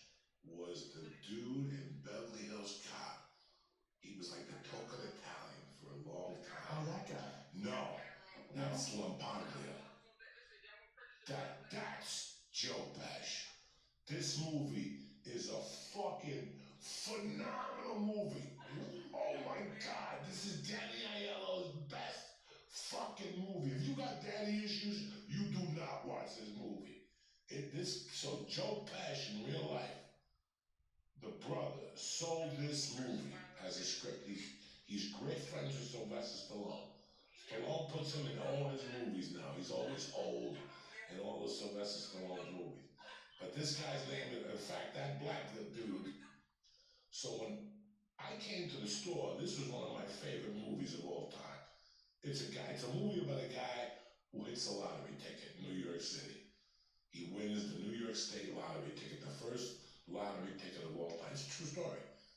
That actor in real life won. That guy on the right there. Yeah. He's the one that's, hey Vinny, today's your lucky day. Yeah. My name is Carmine Fucko. He's also that. Where do you think I stole that line from? Where do you think you're dealing with? Joey Bananas? That's from Beverly Hills Cop. Oh, He's the one that's selling Eddie Murphy the shit. And in the beginning of Beverly Hills Cop, he's the guy that has the truck that Eddie Murphy's going to rob. He's had great scenes. Like he had that one with and then he was in Midnight Run when fucking they made De Niro go look for the guy. The guy that they made go look for De Niro is sitting with an Italian guy that's handcuffed. Who's in Midnight Run again? Midnight Run is De Niro and the guy that with the bad hairpiece. Fucking great movie. Dennis Farina, just an Academy Award. One of De Niro's best movies because he had to do comedy. That guy. Charles Grodin. Oh, this is a classic movie. Dennis Farina is the best gangster in the world. Oh, that's right. And De Niro's a bounty hunter. The bounty hunter. Capture him. But there's a dude in this. The dude that they hired. They look for De Niro. Whatever happened to that Charles Grodin guy? He's still looking for OJ's killer. He's still looking for him to kill Nicole. That's what he's looking for. He's still mad at OJ. They finally threw him off TV. The Wig Company wouldn't sponsor another one. Didn't he have a late night show? He had something. They did the Bondwood movies. But back to 29th Street. So, when I first moved to LA, the black dude from 29th Street came into the store one night, and I thought I was on the side of his Who is it?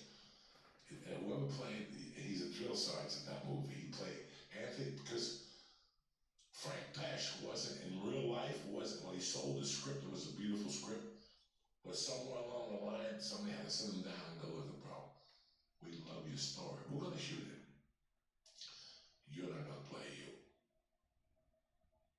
Imagine that. So they had Anthony Lombardi, who was already a star in his own way. He's Australian, Anthony Lombardi. Is he really? Yeah, he's Australian. That's amazing. Yeah, he's Australian. They're so good at doing our accent. Yeah, he's tremendous. And they do a great New York accent. So they let him be the lead. Danny Aiello played the father. He played the brother. They still let him be in the movie. He had a great role. The Italian woman that's in every movie played the mom. I don't even know what the point of the fucking story is. It's just a great movie. What the fuck was the point of all this shit? I'm getting like Joe Biden. Midnight Run, 29th Street. 29th Street's a great movie. Midnight Run. I would see all these guys at the store. All right. Guess who else is in 29th Street? Who? Vinny Curto. No shit. Yeah, he's in the scene with Paulie Walnuts in The Soprano. And one time, he's got to come in and go. Have we ever told the Vinny Curto story? I don't know. Vinny Curto was that close to having his life movie made with Robert De Niro and Mark Wahlberg. Did we talk about that? And he also was going to fight fucking your boy at one time. Who? He was scheduled to fight your boy. Who's my boy? The guy from Boston. From the black dude with the shades head from Boston. Marvin Hagler? Yeah. Oh, that's right, yeah. Yeah, Vinny Curto was a fucking animal when he was fighting. He was an animal. Then I saw Vinny Curto's in it. Vinny Curto shows up at the store. And then there's somebody else who's in it. Look at him hanging out with Sam Kinison. I met Vinny right when, before, but right when all that shit was going down, I went to his apartment and he was showing me the script and telling me what was happening. Marky Wahlberg. That's when he was going to hire. That's who's going to play. And then the funding fell apart. Like last minute, the funding fell apart and the movie deteriorated, but it was a good movie. He had and it's based on his life. His life. And it's a fucked up story. And he was willing to say who he is and how he became who he is. He was a tough motherfucker though. That guy was a tough fighter, very tough guy. I read his other script, and it's better than that one. His script was good. It was a very good script. Bro, the other one he wrote about when he had to go hide out in Canada, so he couldn't go to any training gyms. Because everybody knew where he was looking, that they were all looking at boxing gyms. Wow. So instead of hitting the bag, he decided to run up the hill in Canada. It was very hard to run up this hill, so every day he would run up the hill. And finally there was a kid in the block, and he had some type of muscular dystrophy. And the kid always said, I like to walk up that hill. So then he said, listen, before you die, we're going to walk up the hill one time. And they walked up the hill, on the way back, the kid died. And he wrote it into a fucking screenplay. Wow. Vinny's got some stories. He's got some stories. Vinny's got, and he forgets them. He forgets them. I mean, how many fights do you have? The other night, I gotta tell you what's another Academy Award winner that I forgot about. That I'm gonna be honest with everybody right here. I refused to watch it when it came out. For years, I refused to watch it. What? And after I did, I'm happy I did. Harlem Nights is so fucking good. Harlem Nights is such a fucking black experience that it is a masterpiece. I mean, I've been watching a lot of shit lately. And I haven't seen that in forever. What year was that? I remember seeing it when it came out. That movie is so fucking... Richard Pryor and Eddie Murphy. God. Oh my God. And fucking, the other fucking guy too, Red Fox. Oh my God, this is such a good movie. Look at that picture. I refuse to go see this movie. I'm like, this is just black exploitation. It is so fucking brilliant, this movie. Have you seen Dolomite? Yes. I haven't seen it, the new Dolomite. I heard it's amazing. I think it's amazing. I heard it's amazing. I think he did a great job. And he says one line in that movie, I tell you, that I love. I fell in love. Tears coming out of my eyes. He's an open micer, man. And he's fucking dying to make it. And you know how we are. And one of us comes up to you like, Joe, I got an idea. He's like, I got an idea, man. I think I want to do this. And the other comedian's like, man, you're a bum. And like when you're at that, when you're an open mic and you really can't. And he was walking away and he said to somebody, he goes, it's going to be all right. And Eddie Murphy goes, nah, it ain't, man. There's nothing worse than having something to sell and nobody to sell it to. And it made me feel like an open micer, because that's what you feel like when you're an open micer. Yeah, you get something to sell. But nobody to sell it to. Do you remember that feeling when you'd watch someone on stage and the crowd was packed, and you just wished you could get up there and I wish I could get up there right now? And that's what I'm trying to do right now. I'm trying to fall in love with stand-up. During the break? Yeah. I even wrote the story out of how I was lost and my ex-wife fucking forced my hand and drove me to the Comedy Works in Denver. And how I got off stage and I was like, this is it. And I'm like, but the only obstacle I have is a wife and a kid. How am I gonna do comedy with a wife and a kid? And we just bought a condo. How old were you? 28. It stole my soul. I didn't want to go to work no more. Nothing else mattered. The only thing I loved as much as doing comedy was cocaine. I didn't like nothing else. I just liked cocaine and stand-up comedy. And I couldn't figure out how to do them and make a living and pay for a family. Then she came home after 3 months and said she didn't want to be married no more. And part of me was 80% relieved, and the other 20, I wanted to be a father and the whole thing. But it's the truth. I fell in love with it. It fucking just stole my soul. I threw everything I had. I watched every tape. I studied Carlin. I studied the shit out of Pryor. I studied the fuck out of Dice. I studied the fuck out of Bill Hicks. I love Bill Hicks. I watched today, before I came up here, I was in a rabbit hole. Because I took my daughter for a walk and I sat down for a minute to get them a drink to send some emails. And Rodney Dangerfield was on the Tonight Show the week before Easy Money. And he said that, he said a joke on the Tonight Show and I was laughing. I thought it was funny. He says he drank so much that he pissed on Olive.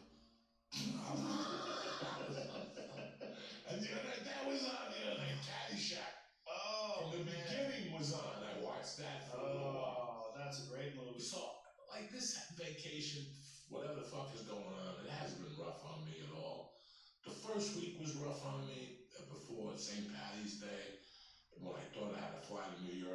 rough on me. I already had a plan already in mind. I'm coming back from New York and I'm just staying at home. I'm hiding like a motherfucker. That was my plan. For how long, I do not know, Joe. If he says the 18th, I'm not still going on 420. I have a 420 show. Yeah, I have a 420 show in Vancouver. But it's on the 18th or 420? 420, Monday night in Vancouver. On Monday? Yeah. That's not happening. I don't see how it can happen unless they come up with some sort of cure in 10 days. I mean, it's the 25th. Unless somewhere around the first week of April they have a cure, that's not gonna happen. Yeah, I mean, there's some hope to some treatments that they're coming up with. There's no cure right now. There's no vaccine. It's not even close. The vaccine is a year away plus. How big is this place that you're doing? I'm doing an arena. How do you feel doing it? Like, do you feel? I don't want to put anybody at risk. Okay. If people can go to the show and have a good time and not be at risk, I would love to do it. It's so weird, man. If the flu was going around, I know this is worse than the flu, but if the flu was going around, we wouldn't think twice of doing a show. That's what's so weird about this. It's like it is absolutely more deadly than the flu. Don't misread what I'm saying. But it's just so crazy how different our approach is to this as opposed to anything else that winds up killing people. You know, we've all known people that have died from a disease. Diseases, they kill people all the time. But we've never been in a situation where everybody's scared of one disease. It's so strange, man. It's so strange. And I don't think I could be able to get past that and just do a show right now. I'm 90% sure they're going to cancel it. I mean, the stuff that they're coming up with for treatment, one of them is a malarial disease, an old malaria disease. There's some other different treatments that hold hope, but there's so many people, man, that could get infected if you've got a show of 12,000, 13,000 people, whatever it is. How the fuck are you going to make sure those people are okay? Is it your responsibility? Do you say come at your own risk? You know, I mean, what if you get it when you're there? Like, what are we doing? What are we doing? You know, I mean, the whole thing's crazy. I think it's going to be a long time before we feel comfortable doing shows again. It's going to be strange at first, you know? But I also think when the dust settles, it will settle, hopefully, unless this is the first thing that falls, and then all those other things fall into place that we talked about, like natural disasters. We're going to appreciate peace. We're going to appreciate freedom. You're going to appreciate being able to roam around, do whatever you want, go out at 3 o'clock at night. You're gonna appreciate it. You're gonna appreciate being able to go to a diner and have breakfast with your friend at 2 o'clock in the morning and laugh. You're gonna appreciate it. Cars in the street, everybody acting normal. It's gonna mean more to you now. It's like the sun after a rainy day. It means more, feels better, has more of an impact. And I think we've gone through a long stretch in this country where everything was static, everything was doing fairly well. We were on an upward trend. No real tragedy nationally that changed the way we live our life other than September 11th. So we got like September 11th and then all these years of war, of course, crime, of course, all these things, but we're basically business as usual for most folks. Not anymore. There's a wake-up call. There's a wake-up call that you have a finite amount of time in this life. And this life, the way you're experiencing it right now, this is just how it is right now. There's a million different factors that are in play constantly, and you've been real lucky that you've had this stretch of peace and harmony. But that shit could change at any moment. It really could, and we got to use this time to be nicer to each other. We got to use this time to realize that we got a little confused. We got crazy. You know, everybody's just trying to acquire things, and everybody's trying to move their way up the corporate ladder. Like, hey, there's a fucking end to this ride. Okay, this ride comes to a stop someday, and it doesn't matter how much shit you've acquired. It doesn't matter, how far you got up this ladder. What position of prominence you have in the community, and how you're respected by the business world. Nobody gives a fuck when you're dead. It's not. You're gonna die. We're together right now, experiencing this thing in this like really distracted way. The thing comes into focus when you're forced into a situation like we are now, where you literally are nervous about your survival. Then the thing comes into focus. And to me, my gratitude is coming into focus. My gratitude towards my friends, my gratitude towards my family, my gratitude towards, look, we're very fortunate that we're not living check to check. Many of us have been in the comedy community. Many of us are now. There's a lot of guys listening to this right now that were hoping for these weekends coming up so they could pay their rent. This is uncharted territory for those folks and all of us that are experiencing this. But the people that go and check to check, they're the ones who are really getting hit. Well, I want them to also know that you cannot stress over this enough that your stress makes you get sick. Yeah, it weakens your immune system. We are working, and I know 50% of people are being honest. My friend said that they yanked them the other day for the cable bill in the middle of all this. They didn't give a cable doesn't give a fuck. So they shut his cable off? They called him and told him they were shutting his cable off. He goes, I had the money, I didn't have no problem with it. My wife just forgot to pay it. So they're just jumping on people right away. Yeah, they're jumping on you right away. So yeah, they don't want it to stack up. I don't know how landlord's gonna be. I had another friend who said this is really funny. Who got divorced 10 years ago, close to 11 years ago. There was a dispute with one of their credit cards during the divorce. They yanked it 2 weeks ago out of his account, out of his savings account. They got a judgment, $4,200 for no credit card. Wow. Like they're coming out of the fucking woodwork. Yeah, chasing down cold cases. Cold cases and shit like that. Yeah, they realize be careful, whatever money you have, if you didn't pay your student loan, they might yank it now. Just yank it from you. Yeah. And say, we had to do this. Right. So be very fucking careful. You're right. Right, you think about it that way? Like, who knows what the fuck they're gonna do? They're telling you on TV, that this landlord isn't gonna care. First off, listen, if you can't do business, I can't take your rent money. But who am I gonna put in there anyway? Who called you this morning and said that we're going to look for a location for a business? Hey, if you have two brains in your head, you're not doing anything right now. No. You're not buying a house, unless this is your business. Like, unless you drop and buy houses for a living, you know what I'm saying? Yeah. You're not going house hunting right now. Well, even then, even if you do, you'd be like, let's hold on here. Yeah, let's hold on. Nobody knows nothing. Yeah. For the next 6 or 7 weeks, you don't know dick. I never even thought about the China thing. I didn't read that article, but that was even enlightening. But you don't know dick.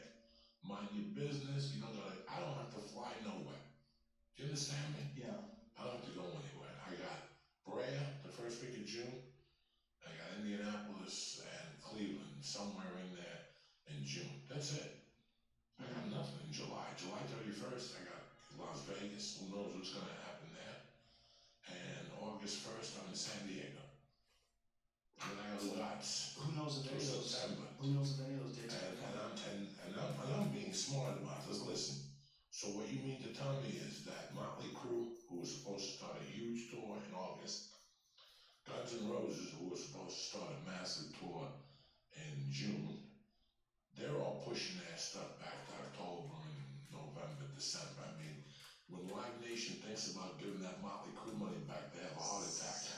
They have a heart attack. They're like, no, we're holding on to this, because it's August.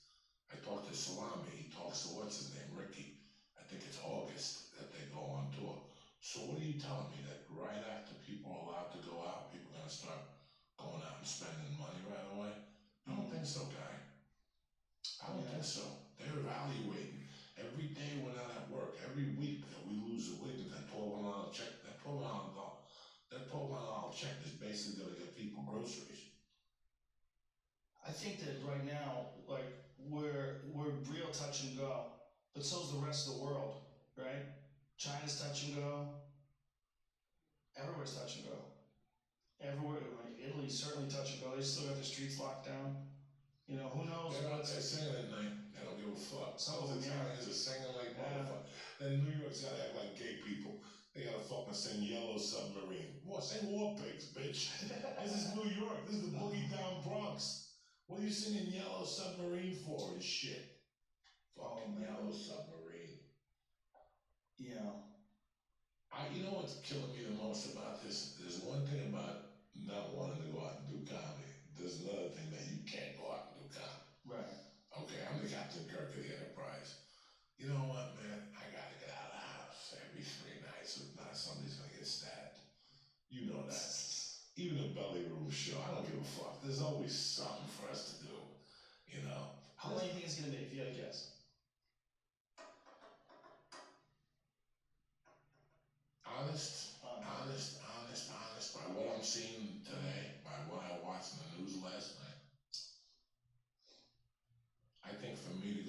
on stage, it'll be May 1st.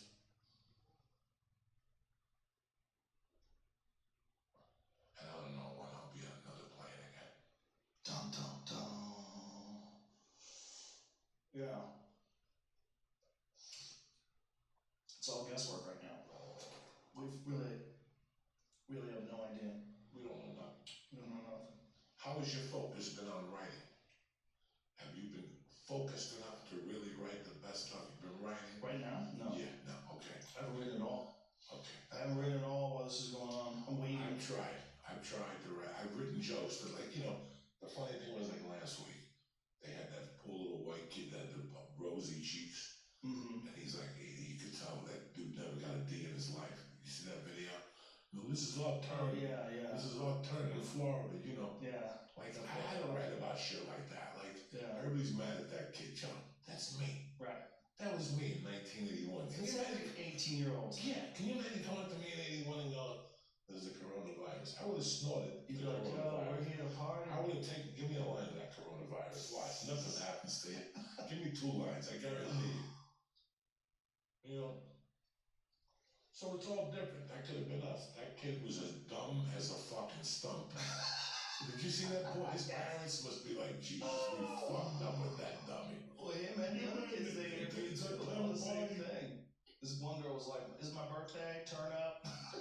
Oh my God, there was like 20 little chicks doing that fucking achy breaky heart dance. Oh my God. Did you see them? All 20 of those girls just spinning into each other one's breath. Oh, I was fucking dying. That's hilarious. The achy breaky heart dance. Yeah, whatever. I don't know what dance it is. Don't quote me. Yeah, they were doing something dancing. Something I haven't done since like the 5th grade type shit. God damn. So I don't know what the fuck's going on. So you're always gonna have that with kids though. Kids are gonna fuck. They're 18 years old. They're gonna fuck. They're going out. They have a couple drinks in them. They got plastic cups. They're gonna fuck. What about the dude who took his mistress to Italy? And he got the fucking herp when he was over there. They both came back, and so now they're both busted, disgusted, and never be trusted. He took his mistress to fucking Italy to do something. And they both got the corona? Oh, yeah. And they got detained over there? Somewhere, something happened. So the cat's out of the bag. Mama filed for fucking divorce. She's got nowhere to spend the money. Fucking Manhattan shut down. Yeah, there's nowhere to go in the world. Like the UFC's talking about putting on a fight on April 18th. You know, I don't know how they're going to do that. I don't know if they're going to be able to do that in the United States. They're talking about doing it in a place with less than 10 people, and then just an open arena. I guess someone's going to commentate it. It's not going to be me, and they're going to be duking it out like in an empty place. And they're going to try to do that on the 18th. They did it for the last card in Brazil because it was ordered by the government. The government ordered all large gatherings to break up when they started seeing the cases of corona rising in Brazil. So they had to do the Brazil card indoors, no people, weird. So, but they're going to plan Khabib and Tony this way. They're going to plan it. So it doesn't even have to be a big place. They could do it at like a film studio. Like legitimately, they could set this up in a film studio somewhere. I mean, Tyler Perry's got a place in Florida. They could go down to Florida, rent one of Tyler Perry's gigantic film studios, set up, we did it when we did Fight for the Troops, when they did UFC, San Diego and several other places in Austin as well. Whenever we did it, in North Carolina, there's a few different ones that we did. They just would use an airplane hangar, and the troops would be there. They would be, the whole audience was the troops in their uniforms, and they would set up this octagon in an airplane hangar, and it was pretty powerful. It's different, real different kind of show. But they could do that. They could do that in a studio or just a large warehouse. The UFC could do it. Set up some lights, have some crazy high-speed hookup to the internet. Let's party. Next thing you know, it's getting uploaded and we're watching it from here. I mean, they could definitely do that. The UFC has the capability of doing that. The thing is, how are they gonna make sure that nobody has it? You're gonna have to test everybody. And if someone has it, do you let them fight? Like, what if they have it and they're like Idris Elba? They have no symptoms, but they got the corona. Like, what if Khabib has the corona? Or what if Tony has the corona? Does Khabib even fight him? This fight is so fucking cursed. This fight is so and cursed. I gotta be honest with you. That's one of the first things I thought of. Once they started talking, and then they started talking about the NBA getting canceled. Like, oh no, the fight. This could be again. Well, this is how Dana feels. This is why Dana's trying so hard to make it happen, even if there's only 10 people in the room. At first, for a couple of days now, I was mad at Dana. I'm like, fucking Dana. I go, you know what? This fight has to happen. I don't care if this happens by itself in a fucking airport in Havana, Cuba. I don't give a fuck, but this fight has to get over with. We've waited so long. How many cancellations? 3? Quite a few. 3, 4. This is the 4th time? 3 or 4. I think this is the 4th time. Hospital visits, broken knee. Yeah. Anxiety attacks. Actually, might be the 5th. This might be the 5th. No. I think so. Yeah, this fight is fucking cursed. Google it. How many times has Tony versus Khabib been canceled? I'm gonna say, I think this is the 5th time. It's many times though, and it's the best fight. But this is the fight. That's the first thing. Then it kept giving you note. First the NBA, then the Nets tested positive. Yeah. Then the fucking city of New York went under, and I'm like, oh no, everything's pointing in the wrong direction. I go, but they'll have Vegas. Then Vegas said they're not fucking checking. They'll have the March 20th. This is the 5th? It's the 5th time. Fucking time. Come on, guys. And it is. This has to happen. It is the fight. I don't care about any other card. Just pay them, Dana. Just pay them. Just one fight. Just pay them. One fight. I'll pay the pay-per-view. No warm-ups. I'll pay the $69.50 pay-per-view just to see Khabib and get it over with. Could you imagine? That's it. Nobody else has to fight. $69 pay-per-view for one fight. 1, 2, 3 trainers in each corner. That's fucking 8. Yeah. One guy and where you put the fucking judges? They watch from home. No, listen, they're terrible when they're there. They're terrible when they're there. They're terrible when they're there. So they can't watch from home. Yeah, so it's not gonna help them being there. Oftentimes, honestly, you get a better view of what's going on when you're watching at home. Okay, so especially if you have headphones on. So like when I watch with headphones, because I'm watching when I look down the screen, sometimes when I'm watching fights, I have to. Sometimes I get a better view. I can't see what the fuck is going on. There's pillars in front of me, and guys are grappling, and I don't know if someone's trying to get a submission or what's happening. Sometimes guys tap, and I didn't even see it. I was like, what do you do? I have to break it down. Then I have to look at it on the screen. When you watch it at home, oftentimes you really have a better view of it. But this just doesn't. It's not as crazy. All right, so we don't need them there within social distancing. We do right here. We could put them in a fucking. The judges can all come right here. We're all gonna look over their shoulder. Come right here, and then so all we need is the 3 guys in the corner. Yeah. The 2 fighters, the ref. Bruce Buffer. Test Bruce Buffer. Bruce Buffer, he could do a long distance too. No. He's gonna do it with a gas mask on. Bruce Buffer's gonna be in there, red face with a fucking scuba helmet on. It's time! Big old fucking scuba helmet. Does it have to be pay-per-view, you think? Because there's no competition for it. Of course it does. Literally no competition. What are you, a communist? No, this is socialist trying to get fucking free shows. At the same time you're talking about passing out stimulus checks. How are you the UFC wants money, I know. sir. How are you going to get people to pay for it? You're going to get plenty of people. Well, like I said, you know what? Jamie wants everything to be for free. Well, you gotta be a douche. Commercials of all time. Somebody fucking loses here, so you gotta be a douchebag. Somebody loses out. Because how am I gonna put all this? There's 3 or 4 prelims, 5 prelims, and then 4 fights before that. So I'm talking 10 fights. I'm talking 20 people, 3 per whatever. The trainers. That's a lot of people, Joe, in one fucking place. So it can't. We gotta eliminate the early prelims and just do the main card. They could do that, but they also have to test everybody. Everybody cannot share a space either. I cannot be in this room with Yoel Romero over there throwing a sidekick because he's about to fight. But if everybody's tested and everyone's negative, then who gives a shit? That should be the only thing. Like, if you're tested and you're negative, you should be able to wander around. I think this motherfucker's a creepy motherfucker. The virus? Yeah. I think you're right. I think that we're gonna find out more. I think there could be a 21-day something. I'm waiting to hear about. What about the people who got stuck at Texas Airport last week? 4 hours for luggage when they came back internationally. Yeah. And one of them is sample. That's what not about just Chicago? Texas. That was O'Hare too. Ohio last week. Nobody's testing positive from waiting online for 8 hours.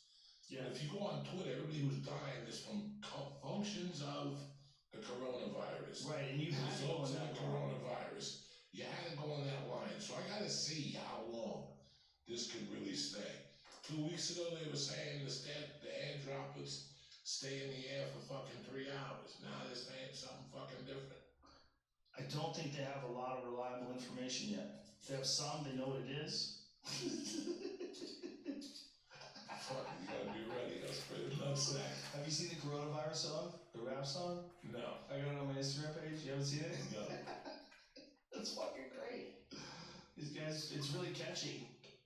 I start singing it throughout the day sometimes when I'm driving around. What you singing for me? A couple of times. No, I'll play it for you. I have to play it. Can't even play it now. I don't want to get a copyright strike. We'll play it afterwards. This is the world we're living in. I think people are less worried about bullshit right now, more worried about real things. I think in that sense, some of my favorite people that I've ever met are people from Israel. Something about them, they're like carefree. My friend Shuki, who's a kickboxing trainer in Tarzana, Majiro Gym in Tarzana, I used to go down and train with him there, and he was from Israel. And I went to eat dinner at his house once. He invited me over to his house with his family, and they're playing bongo drums and dancing and shit. They were having so much fun. They were so happy. And I said, tell me this. I go, why are Israelis so like carefree? He goes, because every day over there you can die. Every day over there you can die. He goes, any day something can happen. And he goes, everybody just while you're alive, you want to party. Party, have fun, have a good time. And I was like, wow. That's it. They have a heightened sense of appreciation of life. Like my friends, all my Jewish friends that would go over there for whatever religious thing they would go, would talk about how hot Israeli chicks were. Like the chicks in Israel, they're wild. And they all have to go to the army. It's a party over there, you know that, right? Yeah. It's a party. You ever see the episode when Bourdain was there? Launching missiles and shit in Tel Aviv or something? Oh, yes. He was stuck. Yeah. That was the old show. Yeah. They got stuck there while fucking missiles were flying through the air. What the fuck is that? That's right. Yeah. It's we were looking for trouble. Instead of trouble being here, our life was so soft. We were looking for trouble where it didn't exist. We were trying to create problems where they weren't real.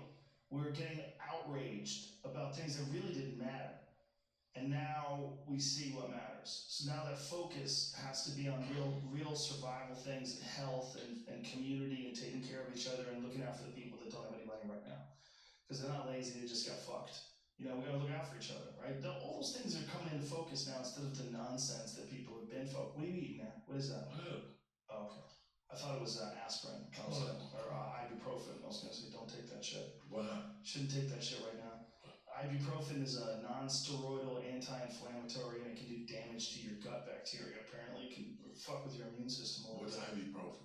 It's Advil, stuff like that. It's good if you're, you need it if you're injured, right? But it has an effect on your gut biome. It causes inflammation on some people. Cam Haines was on that shit every day. He was taking 800 milligrams every day and he was in all this pain. And I sent him this Rhonda Patrick thing. She was talking about the dangers of ibuprofen and taking large doses of it, particularly like all the time. And so he gets off of it. He's like, fuck, there's danger of stroke. See if you can find the dangers of taking too much ibuprofen. Because there's a lot of people that really get into that ibuprofen shit. I take a baby aspirin at night. Well, that's fine.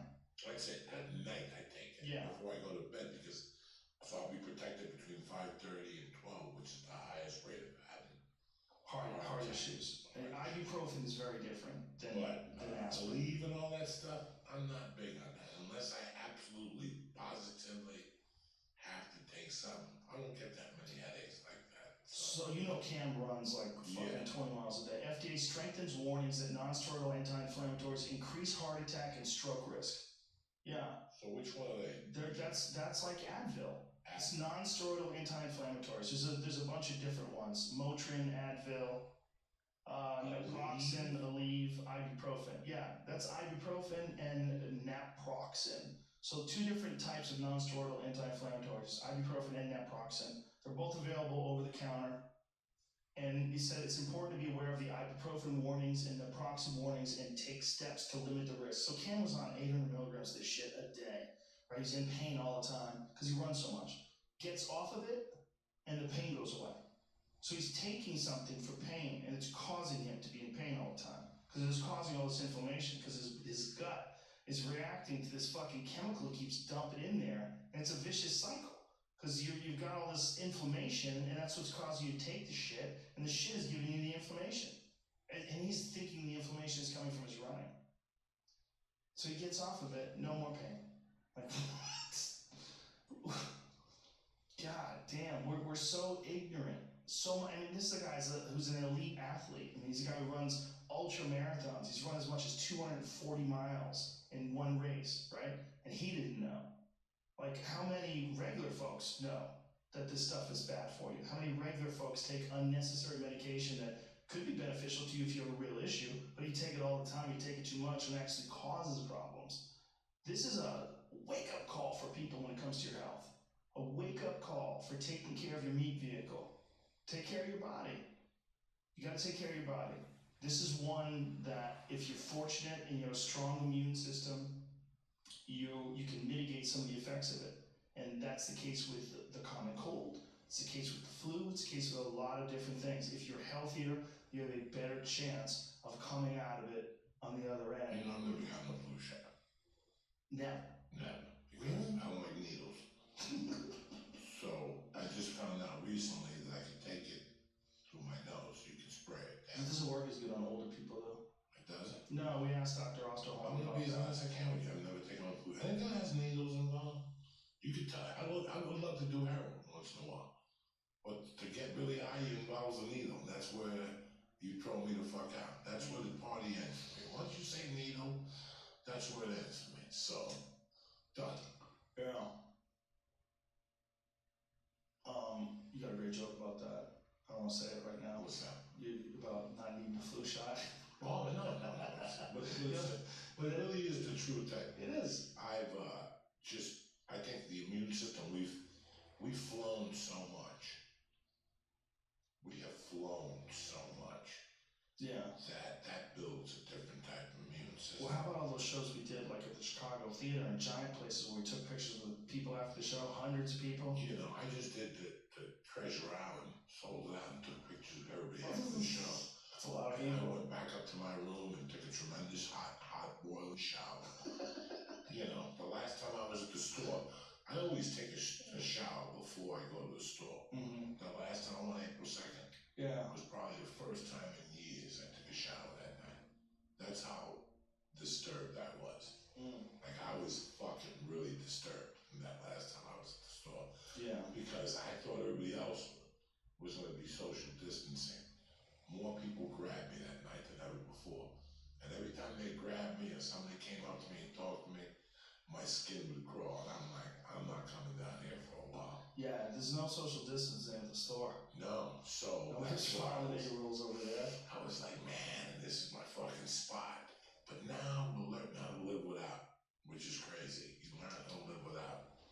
And that helps sometimes. Like I said, not doing comedy, like giving it a breather, or not being able to do comedy are two different fucking things. Yeah. I can't wait to get on stage. I have a ton to say. You know, we all do. The last fucking 4 weeks we've made ourselves laugh, and now we lose our fucking minds. Yeah, one of the reasons why I haven't written anything is because I'm just enjoying the relaxing. Me too. It's been too long. We've been doing this too long. And the last run, this last 9 years has been a run. It's a podcast. Well, once you started really kicking ass on the road too. Yeah. You really picked up your pace. You gotta. Yeah. You gotta. Gotta make hay while the sun shine, as they say. No, but you gotta write. As a comic, you gotta write. Well, I felt like with this, I wanted to think about it. Because I'm one of the, I love one thing that Max Holloway always says it is what it is. And it's a simple philosophy. It is what it is. But it's a good way of looking at things. It's like, what are you gonna do? You're gonna freak out, it's not gonna change it. It is what it is. And this is what it is right now. It is what it is. We're inside all day. If we go outside for a hike. There's no people there. Come here, stay away from everybody. No hugging, no kissing. everybody just distance. And we do our social distancing. And we'll wait it out. And just, this is life right now. We're still lucky. We're still not, look, Justin Brand comes here a couple times a year after he gets back from the Congo, okay? And Justin goes over to the Congo, he sleeps in a grass hut, and he's come back with so many different fucking diseases. He's got malaria 3 times. Now he has some new parasite that they haven't identified. They don't know what it is. He's worried it's in his brain because he's having some shakes and some chills and some issues that lead him to think that it's connected to whatever the fuck this parasite is. So they keep running tests on him. They have these top virologists that are examining him. But he's deep in the Congo. So who knows what the fuck's in there? There might be some new shit in there. He might literally have some new shit in his body right now. And, this guy keeps going back. He goes back because he's compelled. His mission in life is to improve the lives of all these people that he met there. It's changed his perspective, He's an amazing, amazing person. And he's constantly doing that. Like, that guy is so happy and so friendly, and I think one of the reasons why is because his perspective. Like, he knows what it's like where these people live. He visits them. He stays with them for months at a time. He knows what it's like, and he knows how lucky we are over here. We're lucky as fuck. So if right now we can't do stand-up, you and I are extremely fortunate we have podcasts. So you could just do your podcast instead of, what do you do, 2 days a week? Do it 3. Do it 3. You'll be fine. You'll get plenty of chances to rant and rave. Only have people over that you trust. No one's sick. Don't touch anybody. Wipe everything down. Wash your hands. Take a lot of vitamin C. Eat healthy. Take all your vitamins. Make sure you get good rest. Get in a sauna if you can. Please get in a sauna. They have them. I don't know if they have them at gyms. Fuck, you can't go to the gym. No, you can't do that. Nobody's got a fucking sauna. Well, get in the hot tub then. Nobody knows where to fucking go to a sauna. Everybody has a sauna. I If wish you I have could one, go to you're lucky cry. as I wish I fuck. could go to cry. I wish I could do 1,000 things. But you can't. They were also saying one good thing, just to elevate your body temperature. Just elevate your body temperature like by working out and breaking a really good sweat. That actually has a good effect on your immune system as well. Even if you exercise in a hot room, you kick up your immune system. You don't have to do anything crazy, but what you're doing is you're introducing those cytokines, those heat shock proteins. Just wear a bunch of layers and get a little decent workout in, really get hot and sweaty. It's good for you. All that stuff's good for you. If you look at the first thing after benefits of working out, it's always lowering your stress, working on your blood pressure. Yeah. This is the opposite. This is the times right now are debilitating that. Yeah. If you went to if I had the ability to go to acupuncture right now, I know he'd tell me all this shit is low. They make you grab the thing. All this shit is low? All your chakras are blocked, shit like that. All that shit is probably running low. You need help with your immune system. Yeah. Even though you haven't been doing much, because just the subconscious thoughts that we have now. We start to sit. This shit goes deep into your subconscious. That's what happened to me. That's why I had my little nervous breakdown on the night that your Romero fought. So tell me, you were kind of getting into it. Your friend invites you over to his house to watch the fights, and you're like, I can't. And you got to break down. He invited me over Wednesday, and I'm like, absolutely. If not, I'm just gonna sit here at home and watch them by myself, like I always do. Or I'll go to Brett's house. All right, Brett. Yeah. John. Right. Go to Brett's. That night he called me on Wednesday. He goes, what are you doing Saturday? I'm getting it catered. A couple people coming over. Love for you to come over. He broke his leg skiing. Oh no. So I haven't When did seen he break his leg skiing? 3 months ago. Oh, fuck, surgery. skiing. The whole fucking Oh thing. No. Fucking metal in his leg. Oh yeah. no. My main dog. So before I went to Is he on crutches still? Yeah, he just got off maybe a week ago. Oh, what a time to have just got off of a fucking surgery. When this shit's going down? Yeah, he beat the surgery curve by 3 weeks, 4 weeks. Oh my God, imagine. So, I'm okay all day, I'm with the family. Fucking 6 o'clock comes, I gotta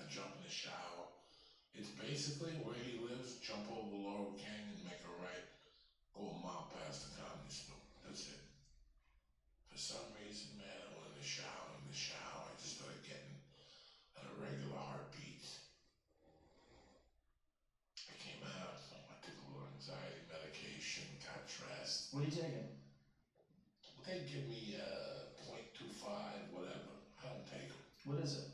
Like Stanozol, whatever the fuck they call it, Xanax, whatever. Take Xanax? It's a football.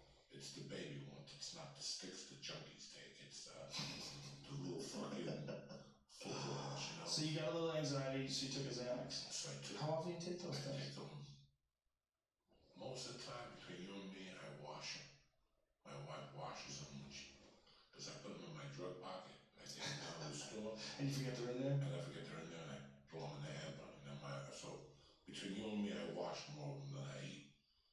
And I only get he gives me, if I ask him, he'll give them to me. I ask him for maybe 2 prescriptions a year.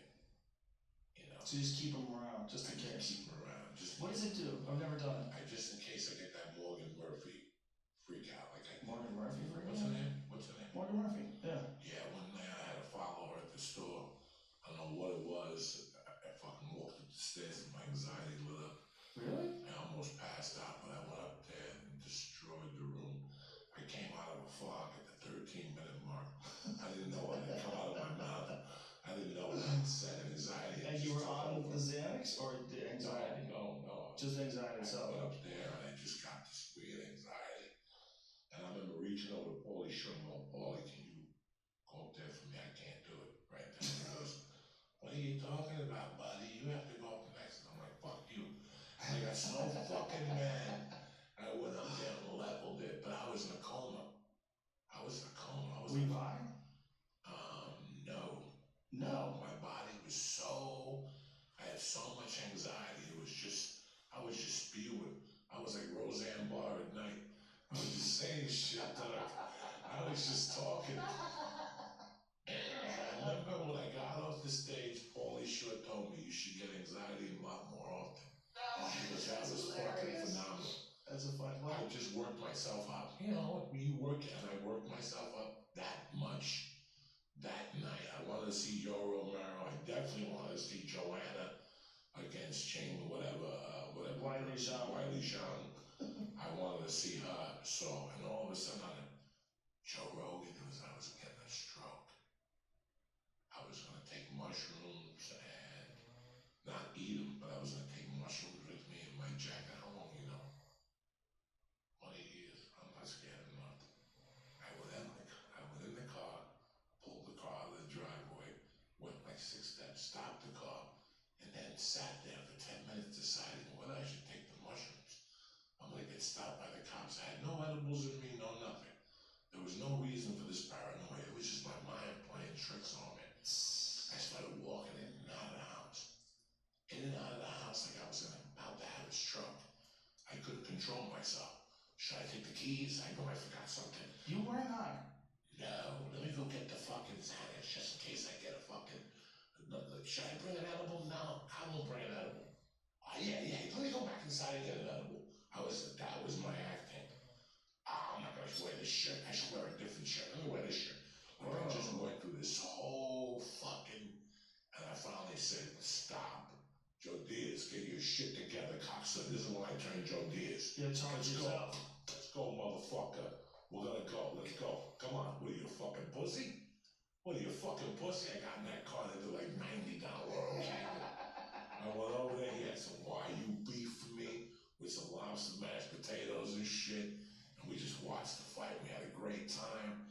There was a dude there who was turning me on to medical shit, telling me to fucking inhale silver. And it'll block the fucking... I don't think that's... It'll block the fucking thing. Coronavirus. The coronavirus. Yeah. Yeah, it was great. But you know what? That night I realized I was just having a fucking... This can't happen no more. That's the type of shit I like to avoid. I don't like that. It's like the first time I got high, I took an edible and went to jiu-jitsu, and somebody mounted me. Tighten up. Get off. Please, get off. Please, you gotta get off me. Please, get off me. Please, I had to go outside, take my gi off, and take my dick out and pee in the street as cars went by. That's how bad. When I get anxiety, I gotta pee. When I get anxiety, I gotta pee right away. So like when I go lift on Mondays and Thursdays, I go lift for the tram. When she puts 400 on the squat machine, and I gotta fucking squat, as soon as I put the back, I gotta go pee. She's like, where are you going? I go, bro, my body just went into shock. My body just went into shock. That's how you can first 3 months of jiu-jitsu, I learned the hard way, never take an edible. No bueno. Don't be taking an edible at 10 in the morning, going to jiu-jitsu at 6, it comes back. Even if it's gone, it revisits you. The first time somebody threw a mount on me, dog, I had one of those heavy judo gis on. I didn't even know they were lightweight gis yet. Oh my God, Joe Rogan, I had to call a timeout. Like it was over. I had to run outside, take my gi off, my gi top off, and just take my dick out and piss. Cars are going by Burbank Boulevard. I'm just peeing. I don't give a fuck about the cops. I tell them the truth. I get these huge anxiety surges. Yeah, when I work out heavy, like heavy weights, I gotta go to the bathroom before I get in my car. I gotta take a long piss. Does the medication help you when you take a Xanax? Not if you don't take it. Right, but I got shit to do in the daytime, though. I got no time for a fucking Xanax. I don't know what kind of... Well, what does it do? That's what I'm asking. Well, I'll tell you what happens with Xanax. I know for a fucking fact that nobody can tell me. When I first got into comedy, Joey Diaz is secret for comedy. You ready? Okay. When I got into comedy, all these jerk-offs, you gotta bring 5 people to a fucking show. I'm not asking nobody to come to a show. I just wait for Joe Rogan to call me and ask me, want weed? You want weed? Meet me at the comedy club. I gotta meet you at the comedy club. Don't worry about it. Just meet me there. Next thing I got, you paying 10 at the door. So I got into selling Xanax. There was a crazy guy in Boulder who just got out of prison for murder, and his wife, I don't know, they were getting Xanaxes from a pharmacy. So I was getting Valiums, the V's, the one with the V's, you don't know anything about that world. 10 milligrams. You could sell those for $2 a piece. He was giving it to me for like a quarter.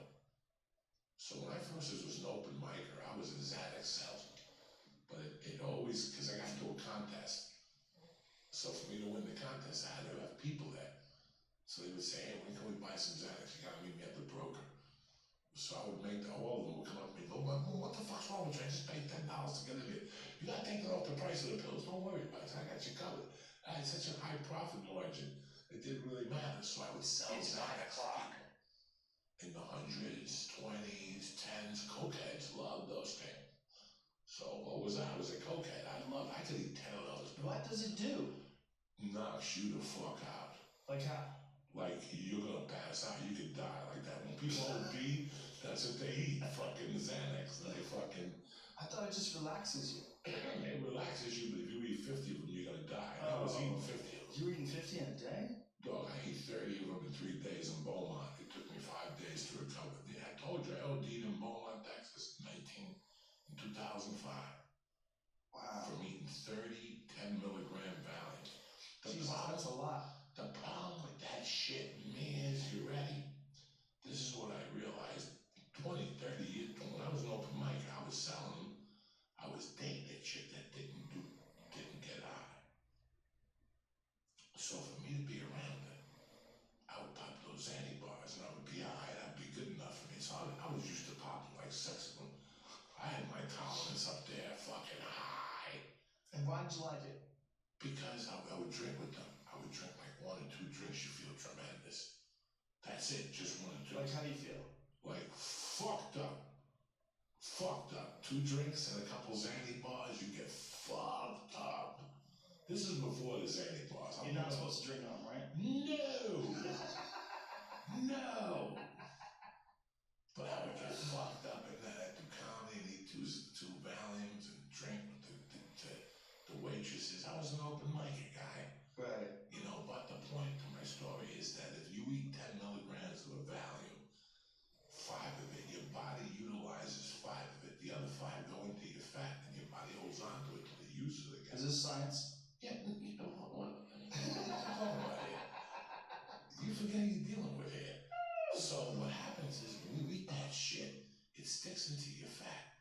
So every time I would get high, I'd fucking nod. The Xanax would come out of your fat. It would agitate the fat and fucking, it would agitate the Xanax out of my fat. If you jog, would you get high? Oh, fuck yeah. Did your body start Dog, I've been off of coke for 12 years. At the 7-year mark, I'd be working out from time to time, and I'd bump into a coke rock that just went through my system, and I'd get all paranoid and creepy for a minute.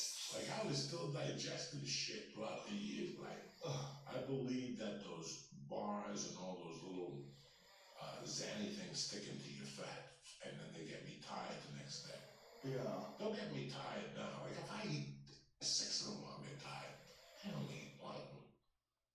I eat one of them. Sometimes I get really high anxiety before I'm about to go up, and I'll eat another one once I get down there. But then I won't eat them for 4 days. If I don't need them until, and then sometimes I'll remember to take it out and put them back in the thing. Sometimes I just throw them in the hamper and I'll wash it. One of my friends who takes them says that when you get off of them, very highly addictive. Well, he also said that when you get off of them, it heightens your anxiety. It's like a rubber band effect. That's what he was saying for him personally. I'm gonna tell you what I just realized. What? These fucking things. These things are the worst things I ever did. The ear things? This is the worst thing I ever Why? did. Because my hearing was better before I got these. Really? You told me something once that when you're doing the jack, when you're doing the babanya to get you stronger, that your nutsack disappears. So when you go off the babanya, now you're fucked. If you're doing steroids, your body's endocrine system shuts down, so it no longer produces testosterone. Is that true? Yes. So your balls shrink, is that true? No. The balls don't really shrink. Okay, so. But they don't work anymore. Since they're this not putting any work. I feel with this, ever since I got these hearing aids to clarify my hearing, it's made my hearing weaker. It doesn't make my hearing Is it true work or is it anymore. making you aware of the fact that your hearing is going bad? No, my hearing was not going bad, Joe Rogan. I was hearing things out of place. I was hearing the wrong things. If I went to dinner with Joe Rogan, it was fine. If you and I had a conversation, if you brought your wife, I'm gonna have a hard time in a restaurant. You wouldn't hear? I wouldn't hear none of yours. I would just hear Jamie's table on the other side of the room. I could hear his conversation more than yours. Really? And I could hear the silverware hit the table, and I could hear the dishwasher washing dishes. And every time his fork would hit the fucking thing, I hear that shit. Every time my 4 kids at a restaurant, I would be, every time I was at a restaurant, if it was me and you, we're having a good time. But once you throw Ari and Duncan in the mix, I'm just basically yesing you to death. Really? Yes, that's how bad it was. Well, what is that called? Is there a name for it? There's a couple different names for it. You know, and then somebody told me they kind of had it. I go, why do you wear those? And they're like, I don't know, for years. I went to concerts and then it got to the point where I heard too many things. I just needed to narrow it down. So I finally figured out with these, I don't have them on loud, I have them on low. Because if not, you hear fucking everything. Like I was getting high and fucking hearing everything. You hear everything. You get high, you fucking hear everything. So they have these new AirPods now that they have sound deadening. So it's they sit in your noise canceling. So you put them in, and you can either turn noise canceling on, or you can turn them into transparency mode. In transparency mode, the microphone actually picks up the stuff that's outside. Have you tried that yet, Jamie? Yeah. So it makes things sound louder than they are. Like you can hear things better. In a way. It seems to me, I mean, I don't have any hearing issues. People that maybe don't have hearing issues or whatever, it might make it sound better, yeah. Yeah, I don't have any hearing issues. But when I put those things on, I can hear things louder. I can hear stuff like further away. It's like, ooh, I don't think I can hear them talking if it wasn't for You know, that's how noise cancellation works. There's microphones on the outside that like flip the frequency and it cancels it out. Oh, that's how it works. And so by not flipping it over, it's just adding to it. What is the number? Is it like 1.5 times louder than it normally would be? Is there a number? Well, when you add 3 dB, which is not a lot, that doubles sound. That's like, the intensity of the sound is more, it's double the, it's really hard. It's like a math equation with sound. It's interesting because that's one area where Apple has just stolen the show when it comes to Apple versus Android. Like phones are pretty comparable. I haven't tried them, but I've heard that Samsung maybe has a Galaxy pair Buds that's close to it, or people like them also. They're very good, but they don't have the sound canceling. They don't have noise canceling. And the Apple ones I think the sound quality has been reviewed as being better too. They figured out how to make it like you just open it up, right? You pull it out of your pocket, you open it up, it asks you if you want to connect, you press a button, boom, it connects, stick it in your ear, and you're perfect. And for me, it's so much better than a hands-free system when you're driving in the car. I just have it in my ear and I double tap on that. Instead of it going through the whole car and hearing it in the speakers and everything, I just hear it in my ear like I would a normal conversation I would have with AirPods on. There's another level you could probably get into that I don't think you have in your monitors, which I know like Bert has. Yeah. And Tom and Christina use. I have those at the UFC. When I go into the Octagon, I'm doing an interview, I have an interview monitor. You can get really good ones for music. They have like 8 different speakers in that little tiny thing. So. Yeah. Well, I have a pair of Shure headphones they work on my laptop. They don't work on iPhones anymore, obviously, but they have drivers in them, and they're like this clear coating over silver cord. They're like pretty high end. Fuck, they sound good. But it's for the little ones you carry in your pocket, like AirPods. That's a goddamn genius invention. Those are way more easily replaceable for $250 than the 3,000 or whatever. Yeah, easily replaceable. And they just work so well. They work great. So which are these? AirPods. AirPods. Yeah, there's little things. There's 2 kinds. There's the kind that are noise canceling, and then the other kind. Most of the time, I actually have both, but most of the time I use the regular one because it sits in my ear better. The noise canceling one, I feel like I gotta jam it in there a little bit, but it's great. You can talk to people while you're driving. It doesn't have to go through the system in your car. If you have a Bluetooth setup. You don't have to hear it in the speakers. Yeah, you don't hear it in the speakers. You don't hear your music. Or exactly. Block your music. You can still hear the music on the radio. You said something to me, and I realized like that's something that I do, and when I do it, I probably have some of my best results. Is you were saying a couple of years ago you stopped listening to music driving to the store. Absolutely. Yeah. Absolutely. My car that I have some of my favorite sets after I drive there is a car that doesn't even have a radio. That little Porsche that I have, the red one, because it's old and it's like real loud and it's fucking it's real mechanical, and I'm so engaged with it. But by the time I get to the comedy store, my brain is firing. Right, I've been doing something with it. I'm not just pressing autopilot and just sitting back and relaxing on my way to the store and riding in this fucking cloud like the Tesla. But that little Porsche, it's like you hear all the gears, you feel it when you're shifting gears. It's like you're engaged. No music. When you get there, your brain is fired. And you can think about stuff while you're driving there. Instead of I like listening to sets. I listen to a lot of my sets, but I also like doing that before shows. I like driving to a show, listening to a set, but I also like sometimes not listening to shit. Just letting my brain get into a good creative place. Just go over the bits. Go over what I like about them, what I don't like about them. Just make myself concentrate on them with no paper, no nothing. Just drive it and concentrate on the bit. I heard years ago that, I don't know how true it is, in fucking actors, you hear all this fucking malarkey.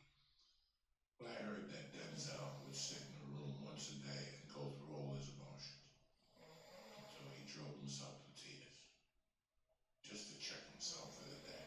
Wow. And I said, how can I do that as a stand-up? I don't need to fucking cry. I'm not in the business to make people cry. So I don't need to cry. I just need to be the best me. Do you know that I went to Anthony Robbins, right? You know I'm a big Anthony Robbins. You know that, right? You've talked about Anthony Robbins before. I do believe in a lot of what he's saying. Yes. I think that a little bit, when I went to see him, I was a burglar. I ended up a kidnapper. Something happened. He got through to me, you know what I'm saying? He made me he works. His shit works. I took it to another level. So I ain't mad at Anthony Robbins, you know what I'm saying? I got caught, I fucked up. Anthony was on the right pace. I used to listen to his cassette. I really do believe stimulus take you there, something that you do to take you to that mind. Okay, he believes that there's something that we do. You can put yourself in the state. Put yourself in that state, yes. I really believe there's something to that. Yeah, for sure. Okay, the reason why sometimes you're calling me and you're like, Joy, what are you doing? I'm not being honest with you. I'm telling you I'm right or whatever. I'm watching paparazzi. I'm watching the most obscure people who are performers. Why would you tell me that? Why are you lying to me? Because not you, the lot of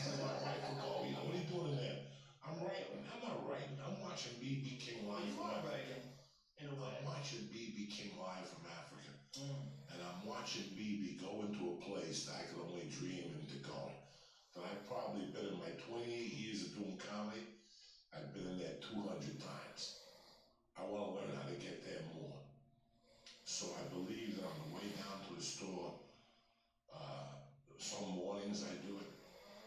Just drive without the car on and think of a specific time in my life.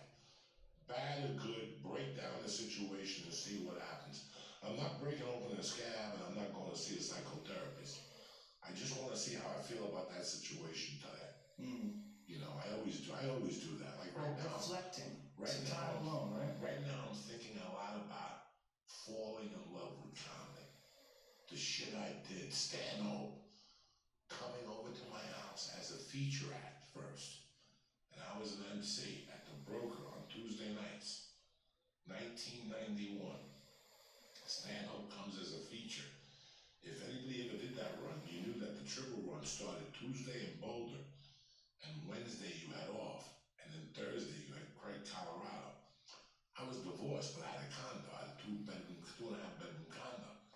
If the comic was cool on Tuesday night, I'd invite him to sleep over, so you wouldn't have to pay for a hotel. Do you know what I'm saying? And now he would have to pay. He only makes $75.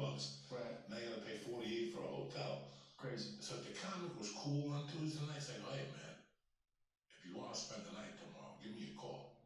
Tonight you got the hotel here, but if you don't want to drive to Craig, spend the night. First time Stanhope came, he was a feature act.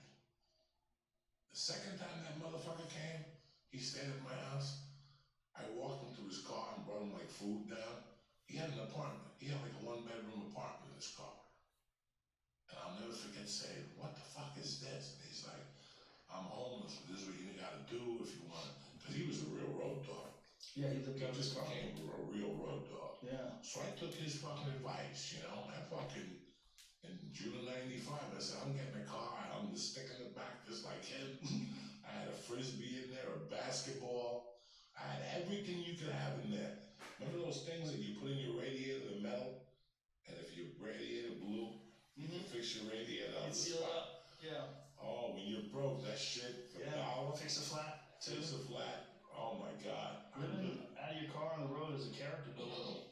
It's a what? Character builder. Oh my God. Every comic that I know that ever did that is some of my favorite people. I've gone through some shit. You know? Road gigs, man. People that did road gigs, that's a different world, man. I remember when I was doing road gigs, sometimes the booking agent, particularly if I was a middle act, they would bring in a headliner from New York. And a lot of times with these guys, they were club guys. Like, God, I forget the guy's name, but he was an old club act who worked around New York City. He never really did the road, just did New York City. And he and I did a gig together in Burlington, Vermont. And you can see this is like a rare thing for the guy. The guy didn't have a car because he lived in New York and didn't know how he was going to get around. He had to have someone drive him up from the city. He wanted to get a ride with me. I was like, man, I'm not giving anybody a ride to Vermont that I don't know. Like, that's just too weird. You know, this gig doesn't pay that much anyway. But those guys that didn't do the road when they did, man, they were like a fish out of water. They had like New York City jokes. Nobody gives a fuck about New York City when they're in Burlington, Vermont. Oh, they go right for the whole reliable. So Yep. what do you do for a living? Well, there's a little bit of that, yeah. What do you do for a living? I'm an electrician. You like me? I'm an electrician. What does she do? There were so many comics, though, in New York that they would work the crowd because the crowds were on top of you. The crowds are on top of you in New York. You know, the stages were so small because real estate was so precious that the club was stuffed. People would be stuffed into some of those places, like Stand Up New York. Remember how small that stage was? Or Boston Comedy? You alright with the ear? Yeah. Does that thing fuck with you? No, it just gets itchy. Oh. I remember fucking New York Comedy Club was on 74th Street. I don't remember. Yeah, 74th on the west side. Sussman used to live close to there. Mm-hmm. That's what we saw all the time. But that room was small. It had like a little stairway on top of it. Yeah. Like it had like a staircase that was right on top of you there. That was Stand Up New York, the old one. I used to be a New York Comedy Club guy in '91. That's who took me in '93. I forget what his name is. He was very decent to me. That's how I ended up meeting Mikey Bruschetti, who is now Artie Lang's. Hey, how's Artie doing? Is he doing all right? I checked his, you know. I said he was suffering from anxiety. Anxiety, yeah. When I went to New York, I was scheduled to do his podcast that Wednesday, and he canceled. So obviously he's still struggling with He's not using. He's not using, no. He did a podcast with me at the Legion of Skanks place, and it was amazing. He was great. It was great to see him sober and so alert, present, so there, so honest, and fucking hilarious. He's like as funny as he's ever been. Fucked up nose, laughing about it. Doesn't give a fuck. Talking about what he did. Like he snorted glass. His girl broke up these pills with a fucking salt shaker and cracked it and got glass and he snorted glass and his nose was bleeding. And he also got knocked out by a guy who he owed money to. The guy who he owed money to hired some kid to collect, and the guy punched him in the nose and smashed his nose in. So he had a double whammy happen, two things at the same time, snorting glass, and then that dude, he was so funny. He was so alert. It was great. It was like the Artie I knew years ago, but even better. Like, I don't think I've ever known Artie sober. You know the circle of, there's a circle. It's a spiraling out of control you get involved in. When you're going through it, you're not seeing it. Yeah. Once you've done it and you have the balls and you look back, they're all hilarious. I went through it. They're all hilarious. Like, you just keep getting in trouble. Isn't it funny though that that's a human pattern? It's a funny pattern that so many humans fall into. He got caught with heroin on Route 86. He got caught in his garage. The cops came down. It's things that would never ever happen under regular circumstances.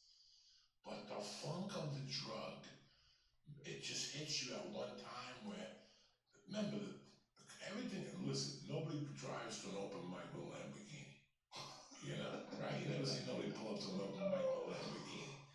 Nobody does cocaine or heroin the second time because they had a bad time doing it. Right. You do have a really good time at first. Or it seems like you're having a good time. Your body left an opening somewhere. Mm-hmm. You know, just how your immune system could let in coronavirus, sometimes your soul just has a weakness somewhere.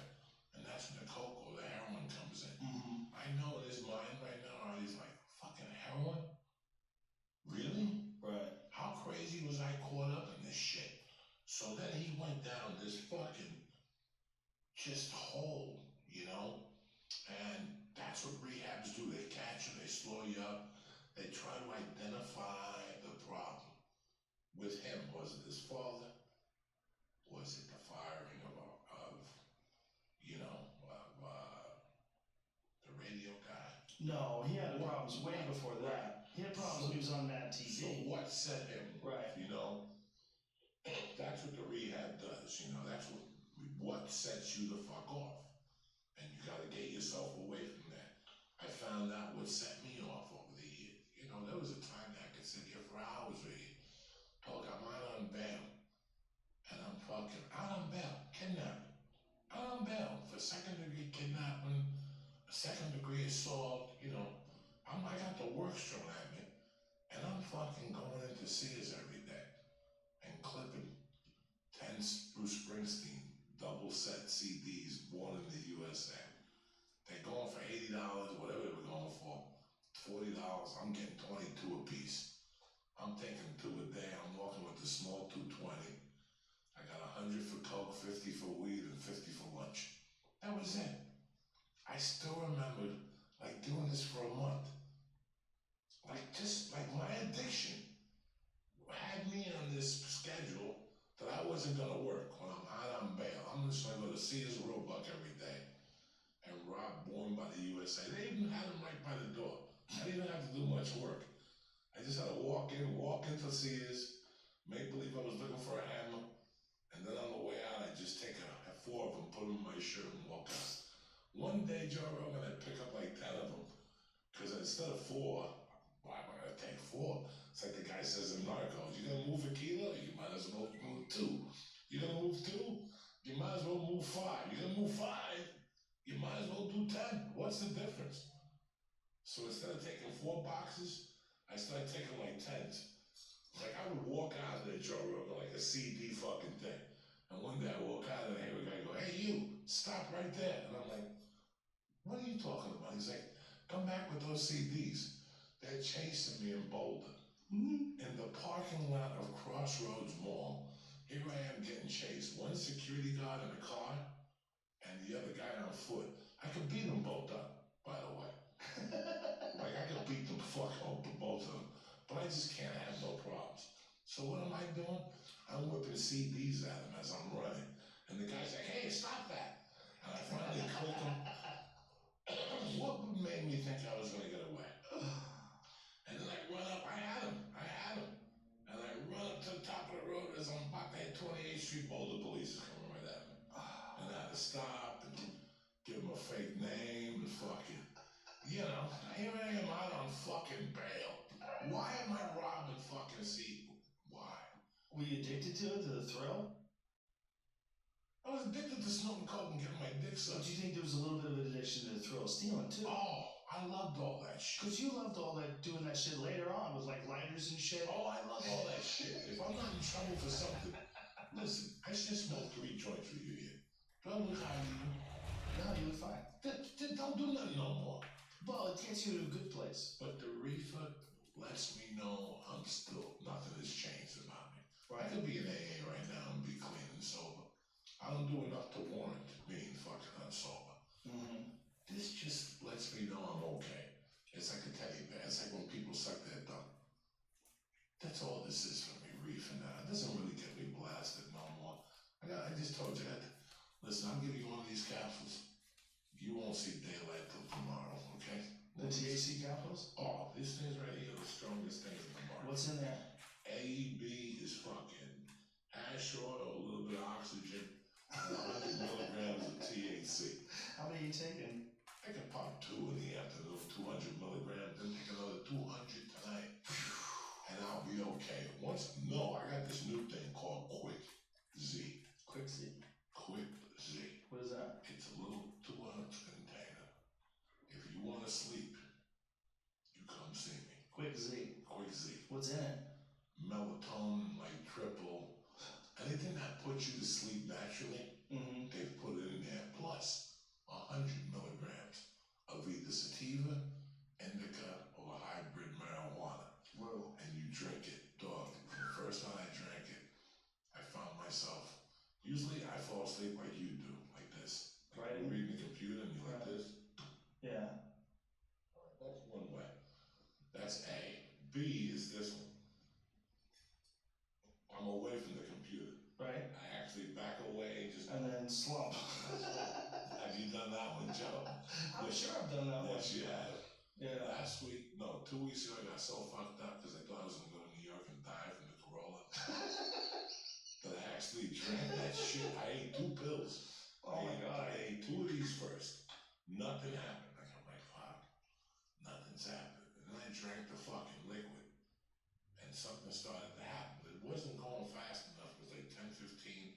I wanted this, I'm going to go to bed. So I popped 2 more of these. Oh my God. They all hit me at once like a Larry Holmes fucking left hook. That night, I woke up on the floor. I fell off the chair. And the heater woke me up. I have a heater in my office. My back was on fire. I woke up.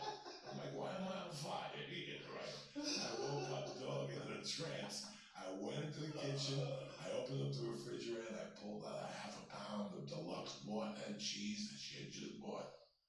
And American cheese. And I took a pack of saltine crackers because in my mind, I'm not eating bread. I'm okay. I'm not eating bread. I'm ahead of this motherfucker. Eating crackers? Dog, I ate the whole half a pound of deluxe ham. Wow. And the whole thing of American cheese, sliced thin with crackers. And I just went to bed. I woke up the next morning. I took off my mask. There was a big chunk of American cheese in the sleep apnea mask. Did you have M&M's in your mask once too? Oh my God. I was like, what the fuck did I eat last night? I fucking went out. My wife's like, Joey, I have a pound of ham. I just bought that. What were you thinking? I go, what was I thinking? You have no idea what I was going through last night, you fuck. I didn't get into bed till 4 in the morning. I went to bed at 4 in the fucking, like, I woke up at 3:30 and was like, what the fuck happened? Oh my God. I must have went down at 11:15. I probably was in this position for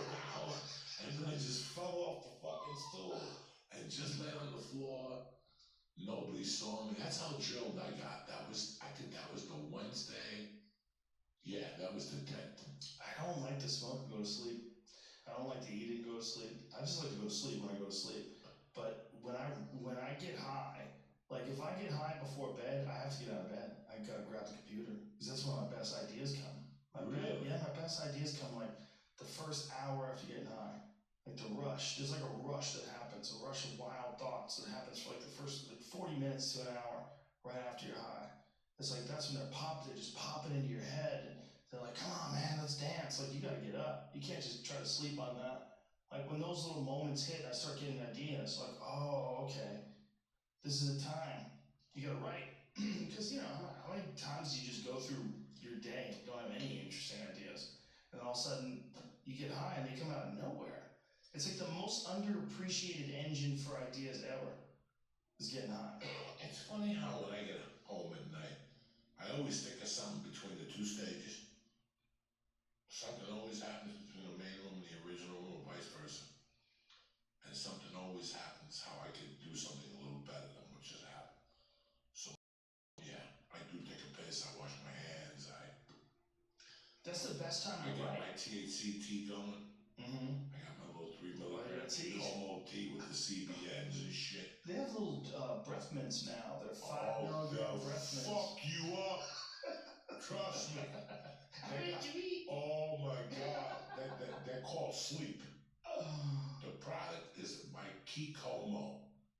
And the tea I drink is called Tranquil. And it's every time I got a chamomile and the yerba root. Oh yeah, yerba mate. So yerba mate. The yerba mate is a stimulant. Well, then it's the cousin, and it makes you go to sleep.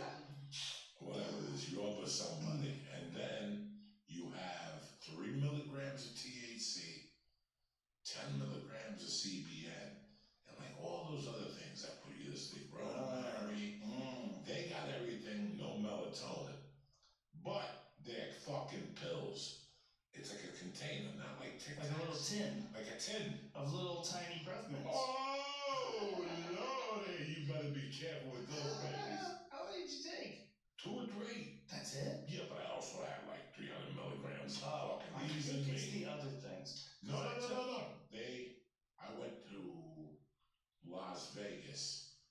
The last road gig I did was Las Vegas, and I went with those. They were. Don't get me wrong. It's not the THC that kills you. It's the CBN. Jimmy, can we find out what CBN is? I don't know. I've never even heard of that. There's multiple terpenes and. Right. It's one of the dirty cousins to CBD. What is a terpene officially? One of the things in it. I don't know how to explain that, but like. Is it a cannabinoid? What's a terpene? Yeah, I think that's like what better. It's a great word. When you can use the term confidently, whenever you can say terpene confidently. Yeah, cannabinoid and all that shit.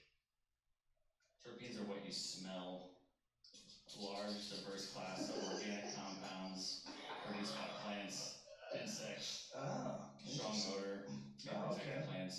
So it's just a component of the plant, right? Yeah. So CBN is like that.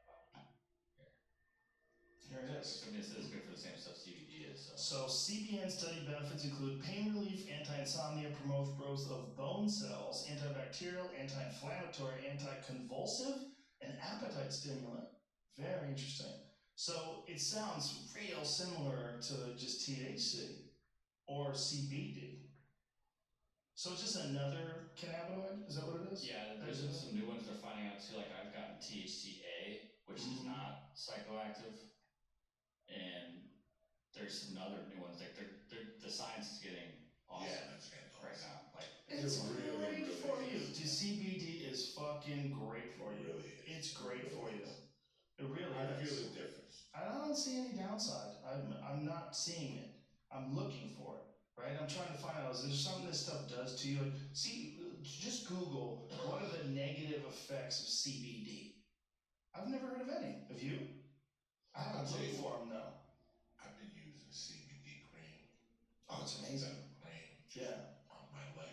Yeah. I went to Vegas and I had it. My skin got dry. I went somewhere. I was like, let me start using this. I'm done. Side effects include nausea, fatigue, and irritability. Not Nah, for me. I doubt it. I think you're just talking to pussies. Yeah, blame it on that CBD, man. It made me have fatigue. I was irritable because of CBD. If you're irritable, You know what? You should have a little fatigue at night. If you take like more than 1,000 milligrams of CBD at night when you get home, if you work out, if you legitimately have an injury, like I know it rests the fuck out of me at night. Like I like all that shit. I'd rather take that shit than hit opioids. Like at this point in my life, and all that Xanax, Ambien. The Ambien makes you do crazy shit, and the Xanax makes you get addicted. It makes you say crazy shit too. Yeah. It makes you say do dumb shit at night and make crazy shit too. So you know what? With these, every once in a while I go off the deep end. I'll make a racist comment or something later in life, but I can live with that. I can live with that. Ambien doesn't. You don't really sleep though. It just kind of puts you away for a little bit. Or you don't go through a full sleep cycle, right? Who was telling me? Is that true? You don't go through a full. See what? I want to make sure I'm getting this right. Ambien doesn't allow you to go through a full REM sleep cycle. Really? I don't think so. I think it's a different cycle. Because when we had Matthew Walker, the sleep expert, and it was when he was doing it was a very informative podcast. The best. Yeah. And the one, listen, let me tell you something. Your podcast from Monday, the 9th of March or the 8th of March, that was the best podcast of the year. Which one? That's the one about, that one broke down the coronavirus. Oh, that's this guy. Monday. Osterholm. That was the best. That's the one that put the fear of God into me. That's the one that opened my eyes a little bit more why people were reacting the way they were. Yeah. Yeah, that was a wake up call. Wake up call. Big wake up call. What do we got? Hard to find because I would also imagine that any negative effects would be zapped by the pill industry online to Google it. You know, somebody says like maybe at high dosages it might affect it, but the very first thing I says it says effects of zolpidem, which is Ambien, had no effects on REM sleep. Really? So I don't. That's like interesting. That's not what Matthew Walker was saying. No, I know that. He said marijuana too. Marijuana doesn't. You don't go as deep as you're supposed to. That you think you're supposed to go there, but you don't go as deep as you do. Why don't we Google, does Ambien affect it? Do you get real sleep on Ambien? How about that? I mean, I have to dig through or I mean, what would you like me to look, I guess, because that's a good question. The very first things that come up are just like blogs about Ambien and yes, I get sleep. This is the very first thing. I have to go through 12 pages probably of results. Yeah, we'd have to figure it out. Well, you know what? I need to talk to, I know that Matthew Walker was talking about the negative effects of it, but I need to talk to someone else and get the rap down, or just listen to what he said about it and just get the rap down, because I know there's something to it where it doesn't totally, it's not the same as just sleeping 8 hours without it. You know, the same amount of recovery or something. It just seems like anytime you can take something, it just knocks you out. Like a chemical just put you out. That can't be good. It can't be good for. There's a chemical you take that crashes you. That's not good. You've done you're gonna recover once you crash, but you've done something very strange. You've taken something that shuts you off. Just to me, that when I'm up, I'm up. Am I up? Oh, okay, well, I'll get up. And then when I'm tired, I'll lay down. I'm not taking anything. And people are like, well, I need it for work. Okay, I get it. You need it. It just seems to me that if you want to be healthier, taking something that just makes you go to sleep is not, yeah, it's one thing if it's a natural alternative that just relaxes you and but something that knocks you the fuck out, and when you wake up, you're in a gunfight with the cops, because that's what Ambien does. Kevin James woke up I talked about it on one of my specials. He made a fucking turkey. Went to the grocery store. He made food. And people came home and they're like, what the fuck? He's like, someone broke into the house. He went to the supermarket and bought food and made a meal. And he thought that someone broke into his house and cooked. You know how scary that is. Dude, people are in the middle of a drive on the highway. They wake up. They have no idea how they got there. They have no idea. Some people, when they're on Ambien, they just Ambien walk. They do all kinds of wacky shit. I think people have committed murders when they're on Ambien. I think there was a guy, see if that's true. So Matthew Walker says that you're not getting the restorative benefits of sleep from it. Yeah, there you go. You're not getting true sleep. They switch off the top of your cortex, the top of your brain, explained in their magazine, and put you in a state of unconsciousness. That's not sleep, that's cryogenics. According to Walker, the sleeping pill sleep does not have the same restorative powers. From There you go. immune boosting to emotional resilience. So, of course, the other stuff that you read was shills by the pill industry trying to fill up the Google search. Folks, stay up. When you're tired, go to bed. My advice to you. That's all you could do. You know when they didn't need sleeping pills? Back in the fucking pioneer days. You take a wagon across the country and fight off Indians all day. You could just go to sleep, man. You can just sleep. You're tired. Dig ditches all day. You're tired. You're exhausted. I've always used reefer to sleep early on. Pull this thing into you. I've always used reefer to sleep, A. And B, I've always used reefer to slow me down a little bit. I know for a fact it always slowed me down. My mind has always been fucked up like that. So something, they should have treated it with something early on. They didn't catch it. They didn't know it existed. Now I know how to calm myself down. Self-medicate. You know, I know how to smoke the reefer. I really dig the meditation the last 2 weeks. I saw where it took me from where I was at to where it took me from. It helped me to the main thing which is accept. Acceptance is the main thing in this whole thing that's going on right now. Once you accept it, you'll lose 30 pounds of weight. You're gonna live 20 more years. Accepting this, that you didn't fuck up and nobody around you fuck up. You didn't fuck up, Joe. This is just didn't fuck up because I shot somebody at the store or I acted bad at the store. This has nothing to do with us. Right. You know, this is something from life. We will all bounce back from this. Might be a year, might take 2, might take 6 months. You don't know what's gonna happen. I know that it's gonna change people's lives for the better. People are gonna go, you know what? I didn't want to work in a fucking office anyway. Yeah. You know what? This is gonna make people think from outside the box, which is something they needed. Yeah. So there's both negative and positive in this whole situation. How it works for you is up to you. How it works for you, it's all gonna be up to you, G. Well, every time there's a moment of adversity, you could recover from that. If you can recover from that adversity, you have an opportunity to grow. It's always there. What was the quote that Raphael Lovato quoted? That inside every seed of adversity is inside every adversity is a seed of an equivalent benefit. Who is that? Think and Grow Rich? What is that guy's name again? God damn it. This weed in your memory. Was being 50 fucked up. Yes, Napoleon Hill's book. Very interesting book. Raphael Lovato Jr., he loves that book. That book to him is like, that's like his one of his motivational books. Joey Diaz, let's wrap this up. We're 3 hours in. It's always great to see you. I'm glad I got a chance to do this. Jamie, great to see you, brother. You know, I know Jamie's dying. There's no sports. I've been thinking about it a lot lately. What are they doing? Are they gonna just put everything aside for a little bit? We're betting on the weather right now.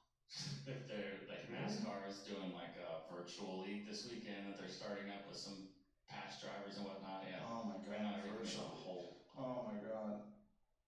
You know what I was thinking of doing? Like some old, oh my god, I watched something really good the other night. What? Fucking UFC Unleashed came through for Uncle Joey.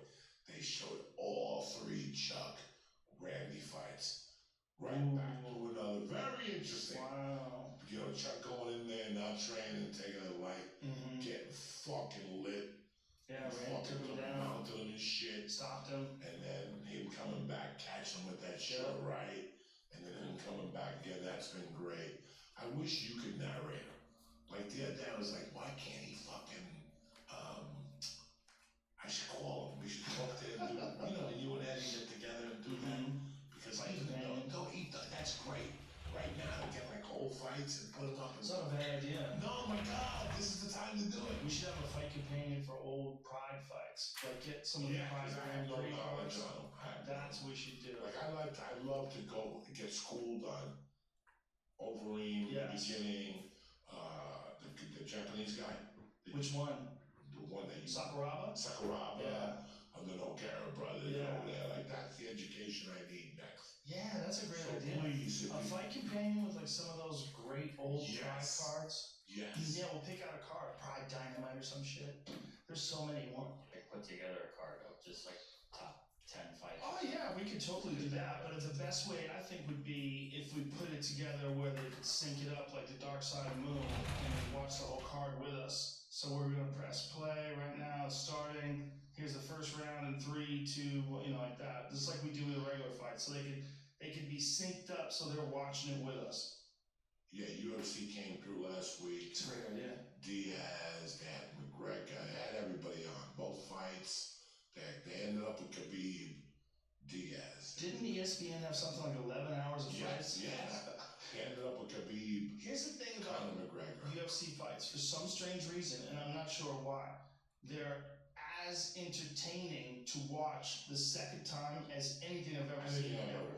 I still have Diaz McGregor on my pay-per-view and Khabib McGregor. Dude, I've watched Jean Weili and Yoni and Jacek. I watched that 5 times. No, you haven't. Yes, I have. I watched it on my TV at home. I've watched. That's like watching Uncut Gems. It's so good. And even better. That was so good. That was so nerve-wracking. That fight was so crazy. I watched that fight a gang of times. I watched the Stylebender Yoel Romero fight at least 2 times. I watched John Jones, Thiago Alves. I watched that. Thiago. Paul. No. Thiago Santos. Jesus Christ. Thiago Alves is a welterweight. Weed. I blame the weed. But I watched that a bunch of times. I watched the Dominic Reyes fight a bunch of times. I watched that fight at least 4 or 5 times. Watched that fight with a fine-tooth comb. And I don't know, I still can't call it. That if anybody says that this guy won or that guy won that fight, that's open to interpretation. That 3rd round is open to interpretation. No question, Dominic Reyes won the first 2. No question, John Jones won the last 2. It's that 3rd round.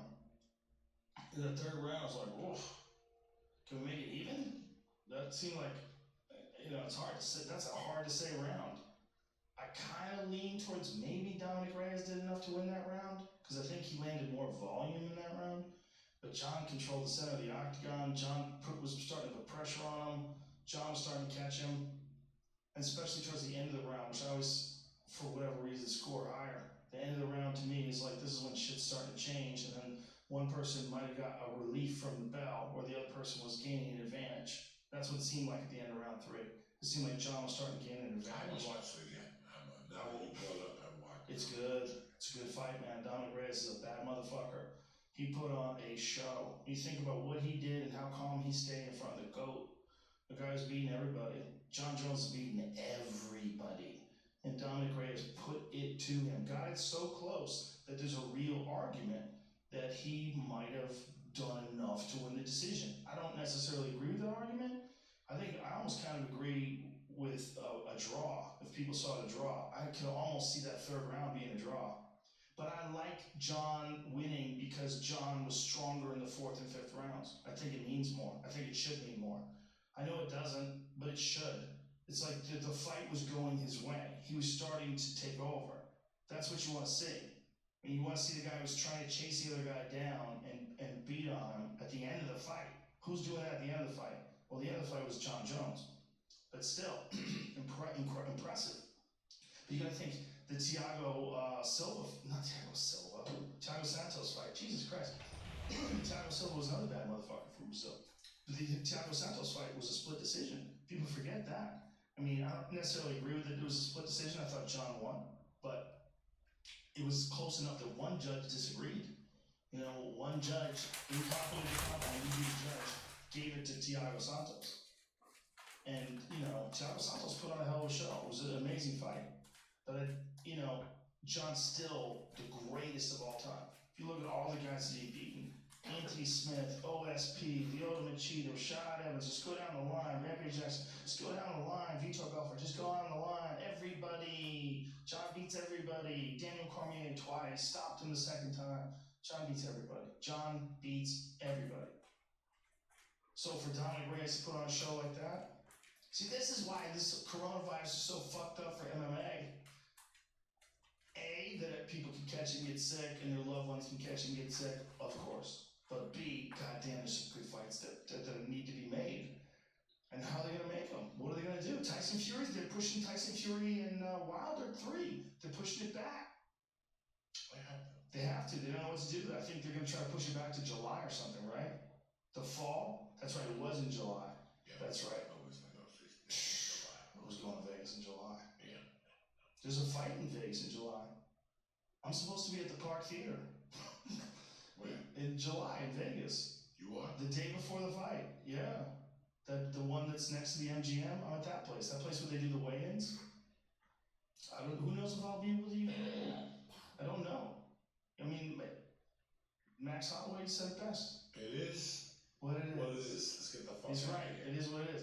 Hey, we love you people. I love you guys. We do. Thank you for tuning in. I feel like one of the cool things about being able to do podcasts this week with Bird and Tom and you, it's like our community's still together. We're still together. We're still having fun together, and we want you guys to be connected to that. That helps. I mean, even if it's just an e-community, or it's just a virtual community, it's still all of us that kind of vibe on these conversations and have a good time together. We're all in it together, including people listening. This is a weird thing that we're doing, and we're not going to stop it because of this virus. If we have to do it from our house and it gets so crazy to keep me in the house, we're going to do it. We'll hook it up with some sort of cameras. We'll make it happen. We're going to make it happen. All right. We're here for you. We got you, cocksuckers. We got you. Stay black. We love you. Bye.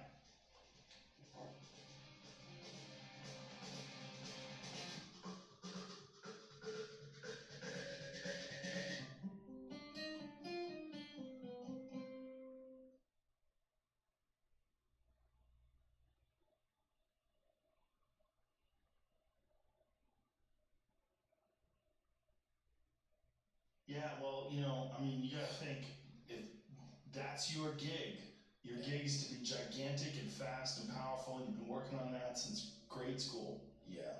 Look at them all fucking around. They're jumping on him like he is an animal. Like he's a trained lion. God damn, dude. Yeah, he's so strong. Giant. Yeah, there's like that mountain guy, that Game of Thrones guy. Get the fuck out of here. Exactly. That's what I'm thinking about. It's like guys like that who are. So if you're like, oh, but like, I seen him spar with Connor. No. Connor fucked him up. Oh, he did? Yeah, he fucked him up. Like really fucked him up. He just kept hitting him, and he kept moving away from him, and he couldn't hit Connor. He was trying to hit Connor, he couldn't hit him, and Connor kept, he was kicking him in the stomach, punching him in the stomach, and eventually he just got exhausted, and he gave up. Yeah, see that part. I mean, but that's like kind of like with rules, right? We're gonna do. He couldn't grab Connor. He tried to grab him. Yeah. Connor, it was in a gym, so there's plenty of room for Connor to move around. And look at the size difference between the two of them. See, he started talking shit, and Connor was like, "Oh, really? Okay, come on, buddy, let's spar.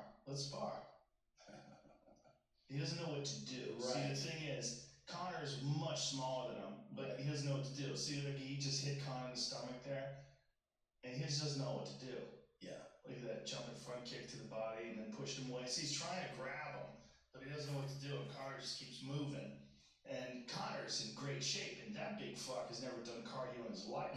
Right. All that guy does is do squats and deadlifts and just gets huge. Yeah. So his heart is probably right now pounding out of his chest. That fucker played basketball before. Wow. He was really skinny. Yeah, he was really crazy. Look, see, now Connor's starting to punch him. He's starting to punch him in the stomach, and the dude's trying to grab him, and he tries to hit. See, now he's taking a break, and you see his stomach heaving. Yeah. He doesn't know what to do. Yeah. He doesn't know how to get out of this, because they're fucking around. He doesn't know how to get out of this. He tries to grab him. Connor's like, "No, I'm just gonna move. You go ahead." He's gassing him out. Yeah, exactly. And then he's nodding. He's like, "Come on, big boy. Come on." But his trainer has got to be going crazy. Like, what in the fuck are you doing? Of course. You're one of the top fighters on the planet Earth, and you're here fucking around with a 300-pound giant. What if this guy gets a hold of one of your legs and decides to rip it apart? Exactly. That's what I'm talking about. See, then he punched him in the stomach. I guess they're not punching each other in the face because Yeah. they're going bare knuckle. That dude's head doesn't even fit the body anymore. He's getting tired though. See, because all the flinching. Yeah. See, Connor's making a flinch. He's making a move. He's fainting. And when you faint like that, see, he doesn't know what to do. He's giving up. He's like, I give up. I give up. I give up. And Connor's not letting him give up. Look at him. He's not letting him give up. It's like, come on, fucker. Now he's gonna get into some jiu-jitsu here. No, he's look, he knees him in the body. Jesus Christ. He's punched him. He's mean. Yeah. He's not letting him rest. Yeah. Nah, he lets him rest. Look how small. God damn. Yeah. Yeah. See, that guy was done though. The thing he was. about being that big, you can't go long. It's like a muscle car, right? If you got a muscle car with a 5-gallon engine or a 5-gallon gas tank, and a big ass engine, you don't have much. You go distance. hard for a second. Yeah. You're not gonna last. It's like, and then. That's actually fascinating to watch. Weird, right? Yeah.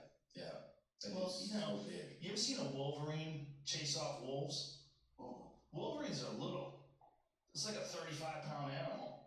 Everything gets the fuck away from it. Like, Jesus. Because they're so ferocious. They're so crazy. And they feel like no pain. Yeah. Like, things can bite them like, and they'll chase wolves, they'll chase bears. What's the news with Conor, by the way? Is he throwing out that he wants to fight someone? He wants to fight Khabib. But they're trying to set up, look, if this in the future, this is March 24th on Tuesday, and everyone's on fucking full lockdown here. They're talking about doing a UFC. They don't know where it's going to be for Khabib versus Tony Ferguson. They're talking about doing that somewhere in another country. You know, I told Dan, just do it on a battleship. Just do it on a battleship in international waters. Fly everybody in on helicopters. It's a fucking cool idea.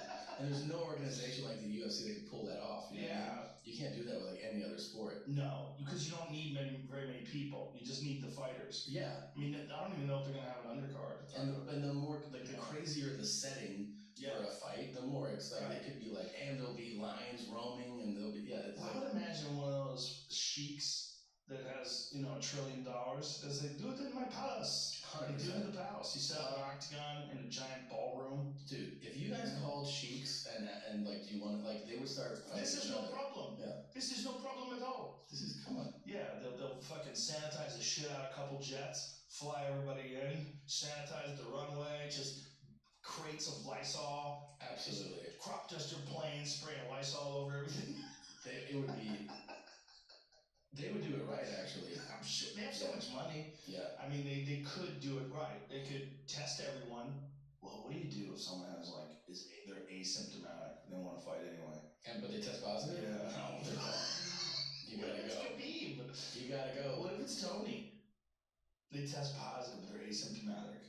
Too much of it. Resting heart rate's low, everything's fine. Too much of it. Good to go. You're shedding it, man. You're shedding it as you walk around. After he's over, we just cover him in a big plastic suit. I guess if the other fighter was like, I'm cool with it. Yeah, Khabib would probably be cool with it too. Yeah, sure. You have medicine? Yeah. Send location, bring medicine. Did you see that couple, what they did? Did you see that today? So Trump was talking about potential medicine. Yes. And then one of them.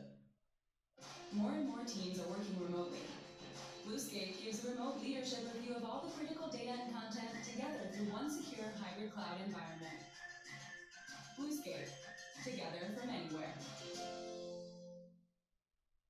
I want to say the name wrong, so whatever, I forget what it is. I'll tell you exactly what it is. What is it? It's medication they use on a koi pond to kill bacteria. That's the one that they took. Yes. But it's the same name. I think it's called chloroquine. The same name of it.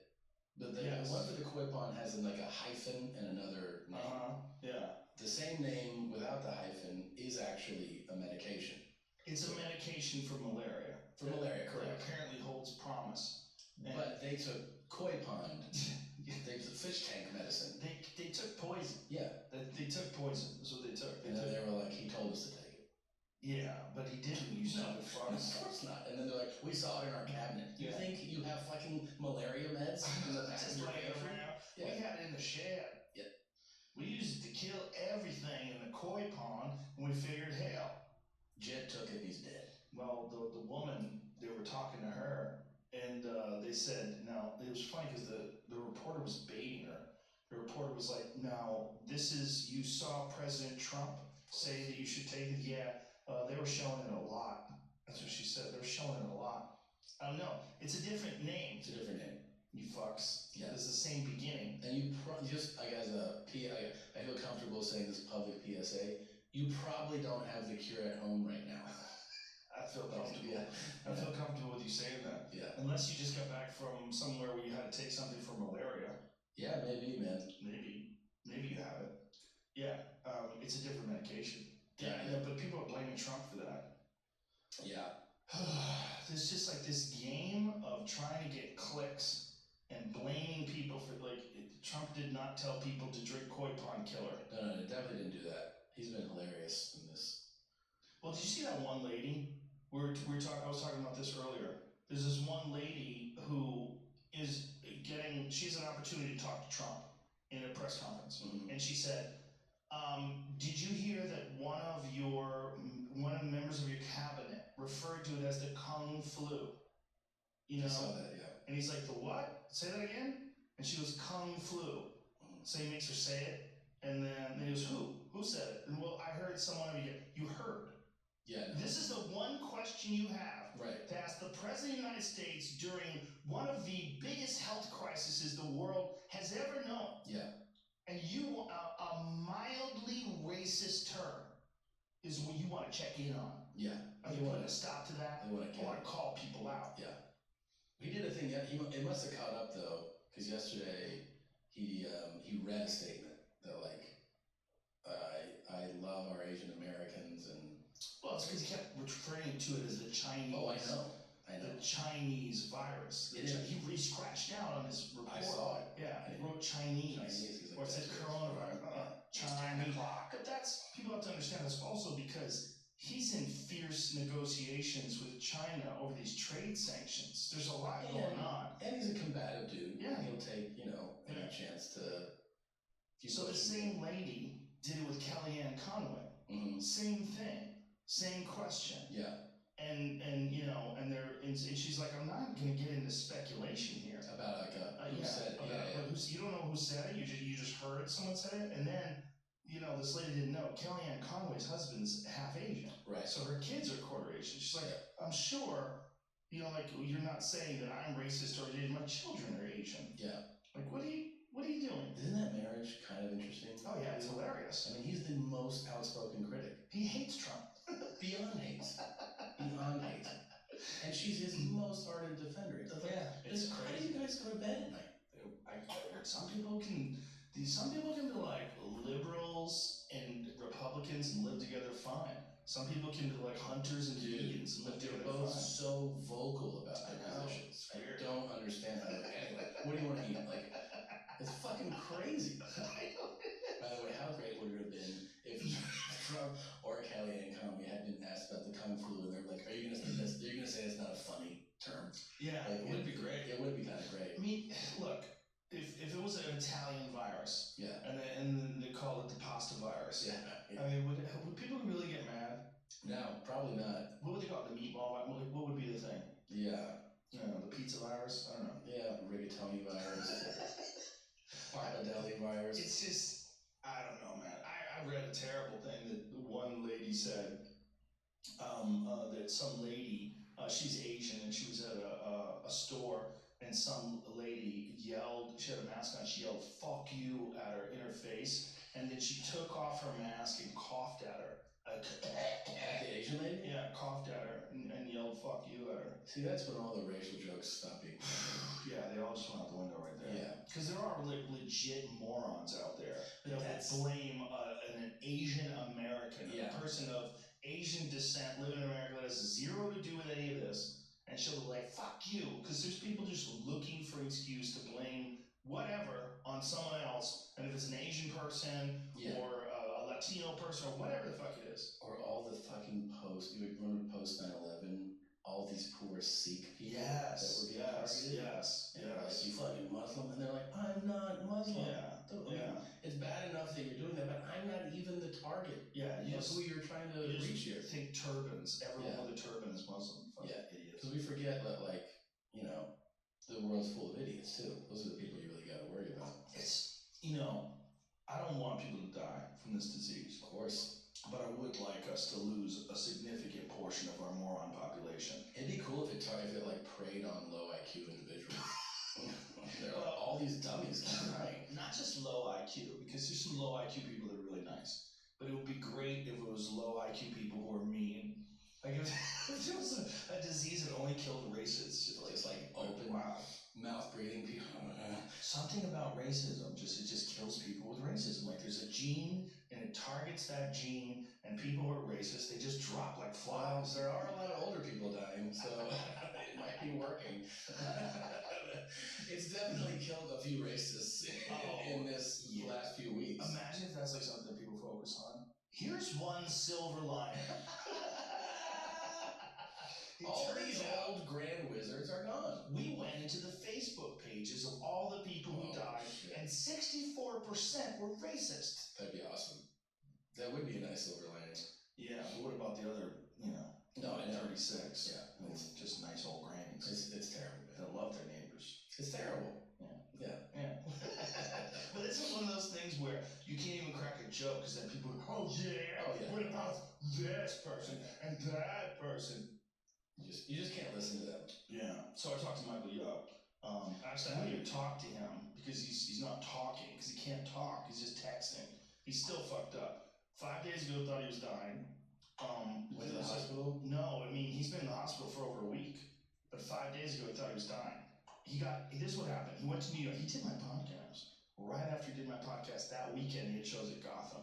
So he flew to New York City, did his shows in New York City, was feeling kind of sick, and then got it. It got pneumonia and a coronavirus at the same time. In New York or in LA? When he got home. So he was feeling kind of shitty, and then it hit him. So he probably had a weakened immune system, right? Then he's not a boozer, so I don't think he was boozing. But he doesn't have any, like, that of underlying health issues. No, nothing. He seems like a healthy guy. Yeah, in shape. Yeah. Works out a lot. I said he was killing workouts. He said nothing was wrong with him. He said he just started feeling like he had a cold, and then flew home, and then boom. That is so double sad. whammy. But he's recovering. He's recovering, yeah. He's out of he's not going to die, but he's not out of the woods yet. And some of these people that have gotten through this disease have some sort of permanent lung impairment. One that scared me, I was reading about this guy, see if we can find this guy, 2012 gold medalist in swimming, 31-year-old guy got it. And he said he's the absolute worst virus he's ever experienced in his life. He said it was devastating. So it's like some people have it like Idris Elba, and there's nothing. Yeah. Asymptomatic. Yeah. Seem to be fine. Well, they are. I just spoke to an infectious disease doctor on the way over here, and they're saying that that's one of the big things about the asymptomatic people. It's like they're essentially what can keep this thing going for a while, because you're shedding for 15 days, and if you're not holed up, if you're walking around, you're just brushing by people, and you're at the park, and you're in the store, and you're shedding, you're spreading it, you're asymptomatic, and then you go home, but you just gave it to these 3 or 4 people, then they go home. It's just so weird that some people don't experience anything, and for other people, like this guy who's a 31-year-old Olympic swimmer, Cameron Vanderberg, 2012 Olympic swimming champion, details battle with coronavirus. I think he's from Africa. Is that where he's from?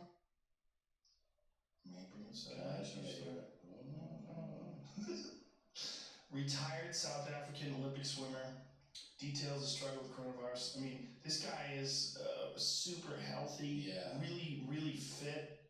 He says he doesn't smoke, lives a healthy lifestyle, and he's young. He's in the least risk demographic.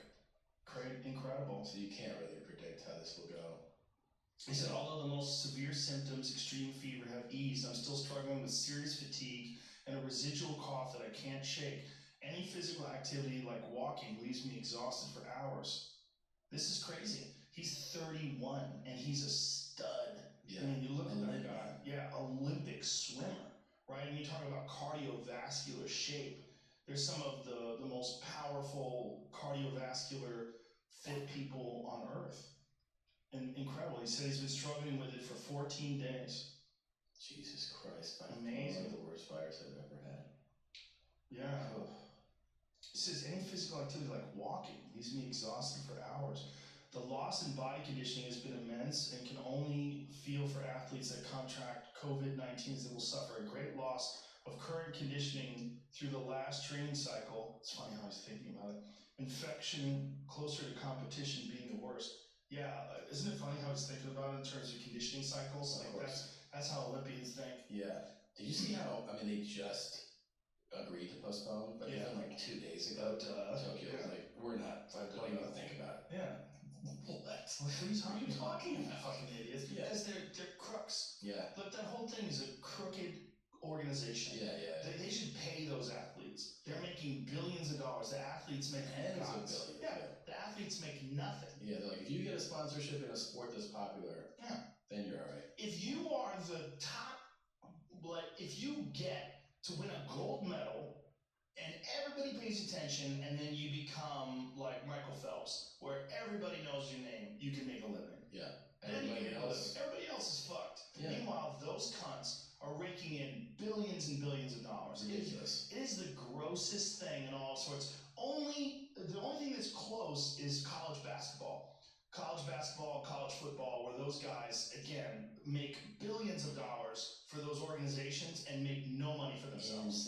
And then you have these people who are like, yeah, these guys get a free education. Get the fuck out of here. Fuck out of my face. The fuck out of here. Especially football. Get the fuck out of here. Yeah, you get a free education when you get your brain scrambled every day. Your brain's scrambled, and the football programs at a major university are so goddamn valuable. Not just even monetarily. It becomes the image of the school. Yes. They even get a high-profile school gets more applicants, and you get more people enrolled just because of that program. It's crazy, and it's a dirty thing. It's a dirty thing that just keeps going. So it should have been. They should have fixed that a long time ago. Those guys should have been able to. They should be getting paid. And people are like, whoa, how come other college students don't get paid? Because you don't have those fucking skills, dude. Those are bad motherfuckers. Yeah. That's just what they got. Yeah. If you're winning NCAA basketball championships for your school, you should be making a shitload of money because your goddamn school is making a shitload of money from you. And then if you're like a bad motherfucker on one of those teams, they sell your jersey, dude. Oh, yeah. You don't make anything from that. No. They sell your jersey. And they're like, didn't you get that algebra class for free? Like, oh, yeah, thanks, man. And we gave you a tracksuit and some shoes. Congratulations. Yeah. And if you even get, I think if you get you can't get anything. They can't even hook you up with an apartment. Dude, it's super fucked. NCAA is, again, a super corrupt organization. You've seen that Icarus movie, Icarus documentary? Well, it shows how the IOC... Is that Russia? Yeah. I think I saw. It shows how dirty, even testing is in the Olympics. And it shows how the Russian team in Sochi was just completely, not just cheating, but every one of their athletes, they took their piss and swapped it out for clean piss. All of them, they had a hole in the wall, they transfer piss back and forth to them. That was a Russian team. Yeah, the Russian team. It is culturally built in to deceive there. Seriously. It's about winning. It is about winning, but it's also lies on every level. Well, did you hear me talking about Yoel Romero? Did you ever hear? After the fight? No, the recent one. No. Dana White gave me this information. They brought in Yoel Romero because he had a fractured orbital after one of his fights. Oh, okay. And they bring him in, and then he gets examined by this doctor, and the doctor calls up the UFC afterwards and said, "Where did you get this guy?" And he goes, "What do you mean?" And they're like, "What's going on?" He goes, "I've never seen anyone like him." They're like, "Oh yeah, he's an amazing athlete." But no, I've never seen a human being like this. This is the most unusual human being I've ever seen in my 40 years of practicing medicine. He said his tendons in his eye are 4 times larger than a normal person's. He goes, his physical structure is different than any human being I've ever seen in my life. Whoa. Cuba. Yeah. Who knows what kind of fucking wacky experiments they were doing. Some Russian pills when he was a kid, that's for sure. Yeah, imagine. Yeah. Right? Imagine. I mean, he was a top of the food chain wrestler. He medaled in literally every single international wrestling meet he ever competed in. Yoel Romero is a super stud. Yeah. Just a super stud. That was a weird fight, though, right? The last one with Izzy? Yes. Yes. It wasn't a good fight. Isn't that crazy? We were in an arena like a week before it hit the fan. I know. We were hanging out in Vegas. But it was a little sketchy then, remember? We were a little sketchy. We were like, everything going to be okay? Yeah. We were a little weirded out. And then we went to went to dinner. Went to my show. Yeah. We hung out and had a show. And then... that was probably the last big show we'll see in a long-ass time. I keep thinking about how... I was talking about today. I did all these morning phoners today for the special. It's Ball Hog. Ball Hog's out on Netflix. Right now. My favorite, by the way, is they had you call into so many radio stations, and this guy's like... He goes, oh, I'm a big Instant Family fan. When are you going to do another one? And I go, what do you mean? He's like, I like that show. I go, it's a movie. It's a movie called Instant Family. He goes, oh yeah, when's the next one? I was like, the sequel to an adoption film? What? Like, you just tell they're just, idiots reading shit off to you. But I was talking to somebody in the press thing today, and I go, most of us comics, since we've been active working comedians, at most 2 weeks we've gone without doing stand-up. And then that return, when you first get on stage after like a vacation, you're like, I just feel fucking weird. Yeah. You have like weird butterflies, your rhythm's off, your pacing's a little off, you forget a word or something because you're just not fresh. We might be 2-3 months. It's never easy, without ever doing it. Yeah, March, all of March, right? What was your show? Your show was the beginning of March, right? March 7th, yeah. March 7th and 8th, you do the Mirage. So all of March, all of April, we easily could be deep into July or August before. I did a set March 11th. Was my last set. And then March 12th, I canceled my other show. You canceled it too. Yeah. So I was doing a Spanish show at the Belly Room, and then I canceled the main room. Yeah, I canceled that. And that was it. And everything got moved. Yeah, the store said they were going to cancel gatherings of less. The state mandate was anything with 200 people or more, and the main room I think holds 400 people. So they decided to keep the belly room open, which is the OR, which is 150, I think. Yeah, something like that. And then they asked me if I want to do a spot there. I'm like, I don't think I do. I think I'm good. I'm like, I don't know what to do here. And then I had the improv a couple days later, and then I texted the improv. I'm like, I think we should shut this down. Yeah. It just doesn't seem right. The way that it I don't know what it is. rolled out was funny because so I had that weekend at the Ice House. So I go, we'll move that. I go, we can't do it. So we moved it. The following week, which would have been the weekend that just ended, was supposed to be in Dayton. And even on Monday, they were like, do you want to do it? On Monday? Or maybe it was Friday. They're like, you can still do Dayton. They were giving Swartzen had some shows in Utah. They were giving him a hard time. They were like, hey, we're going to lose our shirt if you cancel. He's like, I'm not a fucking what? Yeah, no. This is the guys. Yeah. Hey. And then I go, we got to move the date. So then we move that. And then, every day we keep pushing things month by month. Chappelle's doing shows like real late. Really? Yeah, real late. He was doing shows like the weekend after yours. Wow. Yeah. Big ones too, right? Oh yeah. Yeah. Fucking big ass theaters. Yeah.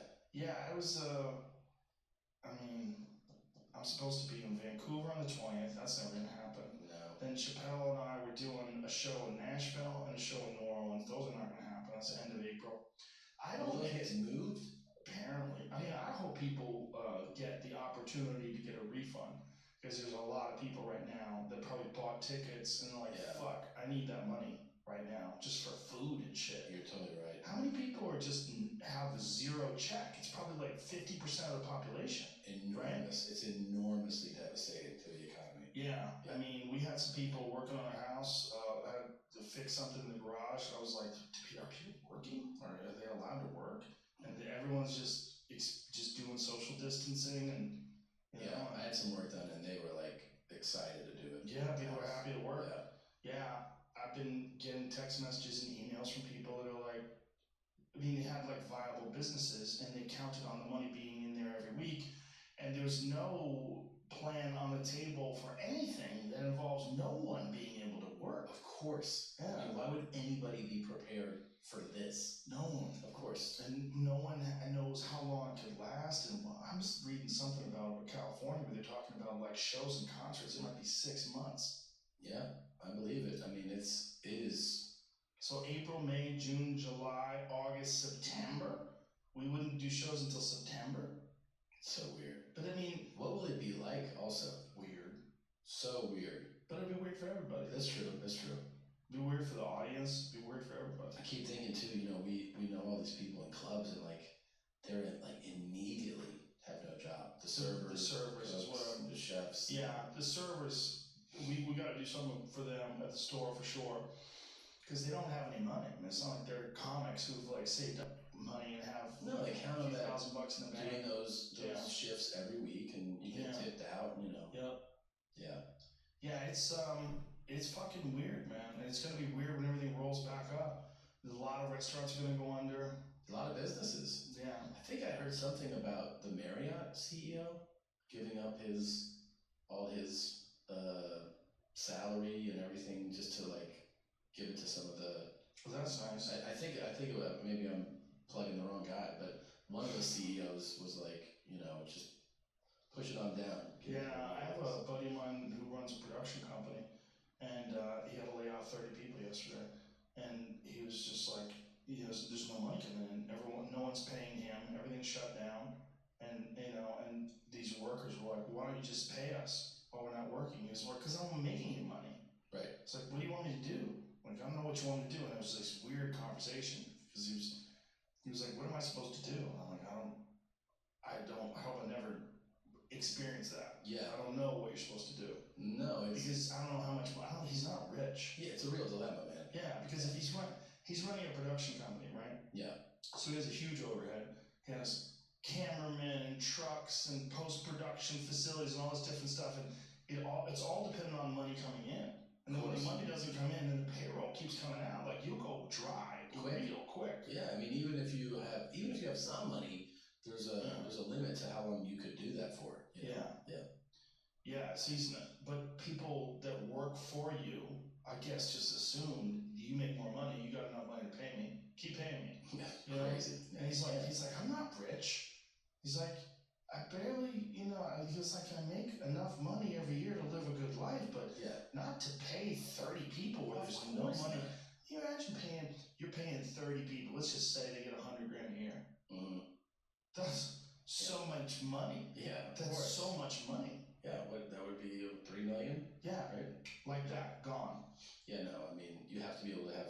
We have a staff, where we make podcasts. Yeah, and we're continuing to do podcasts, so we can keep paying the staff. Yeah, that's weird, right? We can keep doing this. Yeah, and then you got to think also, like if someone's doing that, and you have, 30 people that you're laying off, those people have to get unemployment. How much unemployment is there? It's a record number, by 4 times the amount that's ever been filed. And it all filed within the same 72 hours. How much money do they have to pay those people? I'm sure it's not enough. I'm sure they don't have enough to pay. I think the numbers come out Thursday. The new ones? The first numbers of this is how many people don't have a job now.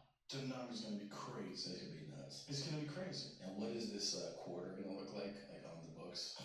This one and the next one, actually. This is, you got to assume, let's be conservative and say 40% of the country's out of work. That's conservative, right? That's a good question. I'm not really sure. I don't know. I would imagine it's got to be something like that. 40 million people that were working probably at least are not working right now. That were working. And this is worldwide. Oh, that number's way fucking higher. Yeah, just in this country, but worldwide. It's like half the population. Some places are really, we are not at a real lockdown. Some places have really locked down. Yeah, we were talking about that before the podcast. Yeah. Yeah. Did you see the Italian mayors screaming at everybody, stay the fuck home? No. Yeah, there's a video compilation. I'll send it to Jamie. It's actually pretty funny. There's a video compilation of all these Italian mayors fucking screaming at people to stay the fuck home. My cousin in Peru said you can't walk your dog in Lima right now. So where's your dog shit? I guess in the house or something. Congratulations. If Marshall had shit in the house, we'd have a really issue. First of all, he'd be so confused. He's like, "You sure? You want me to start doing this?" I'd be like, "Dude, trust me, just ship right there." Is it? Oh, you got it?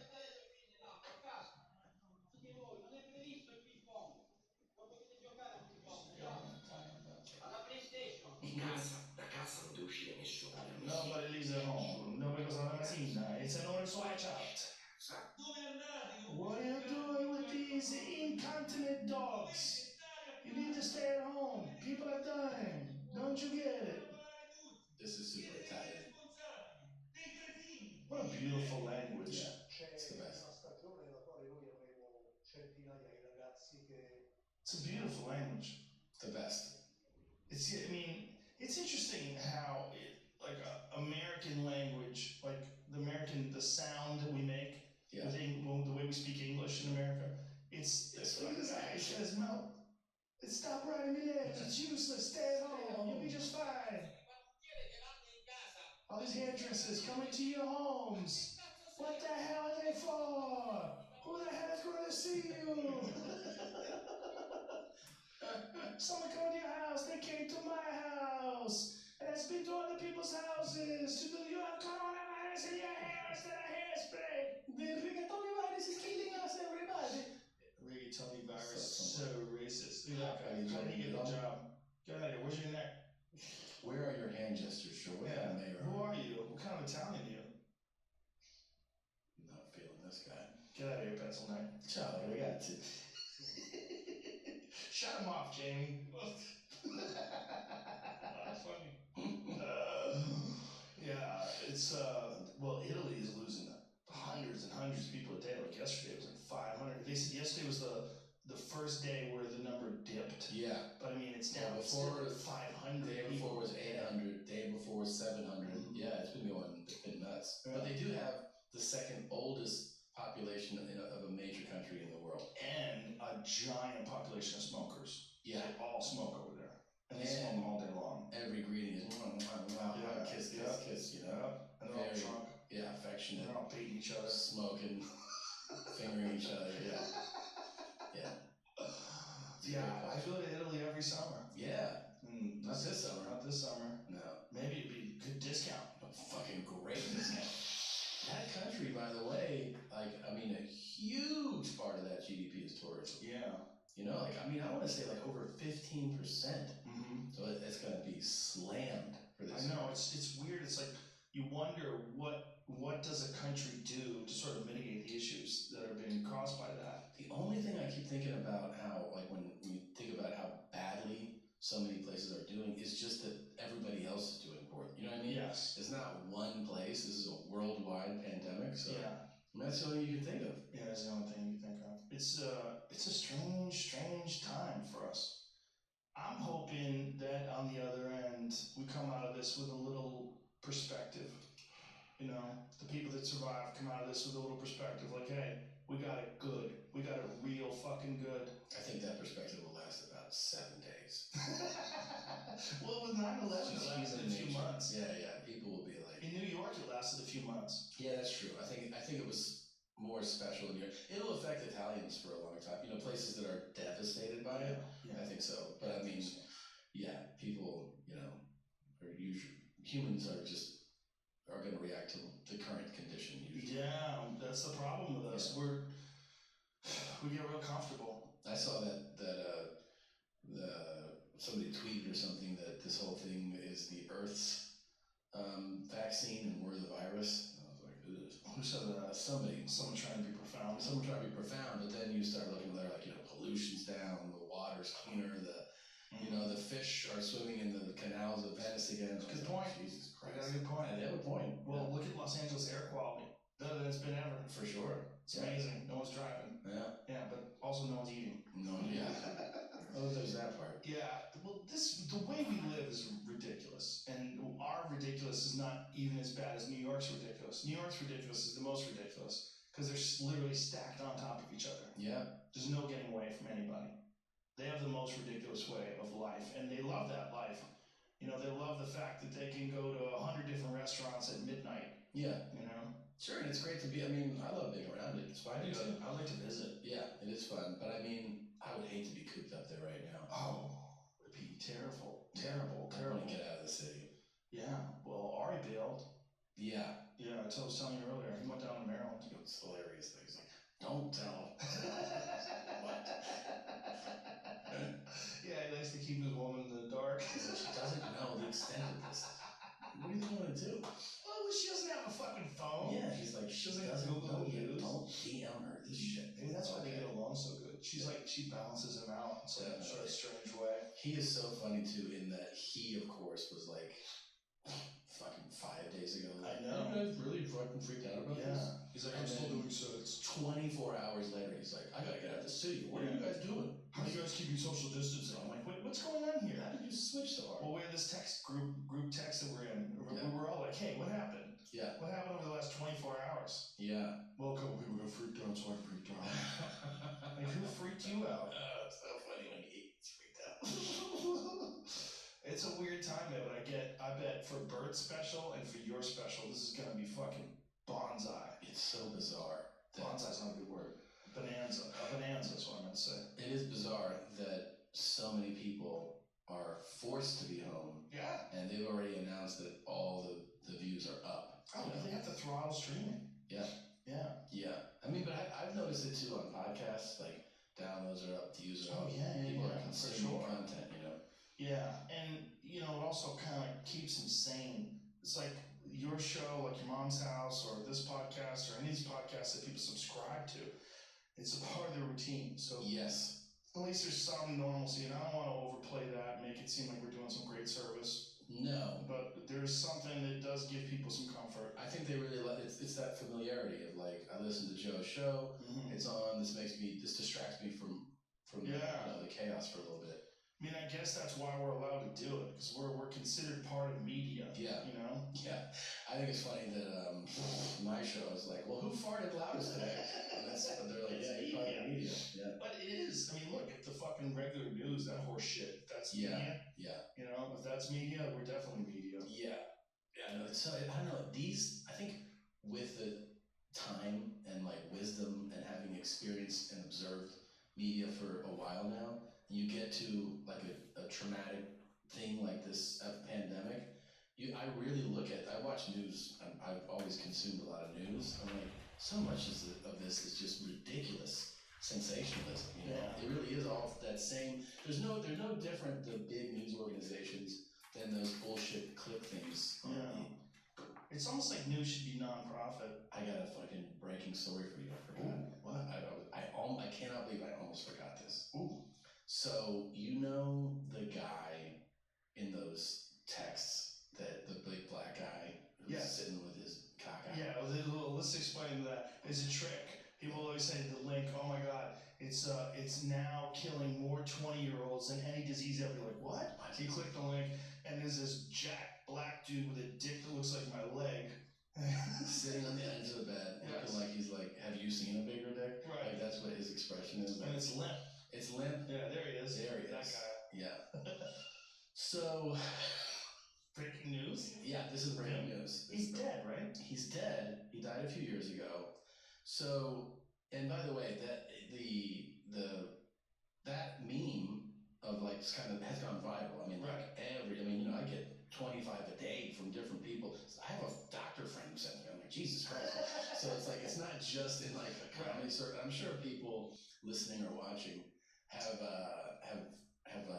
seen it as well. So I was like, man, who is this fucking guy, right? Like, you gotta just get curious. You keep seeing this, and it's like sort of like this sense of relief from the seriousness of the day, right? You'll be you just seeing like these people died and quarantined, and then you get this ridiculous text, and it's this guy.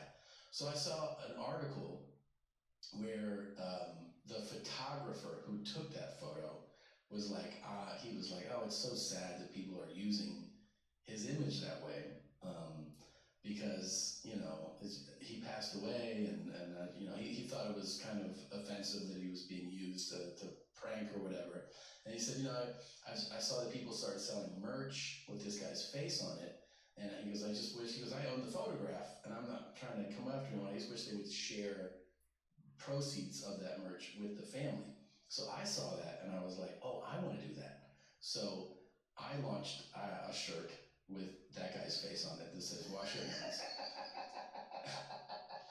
and then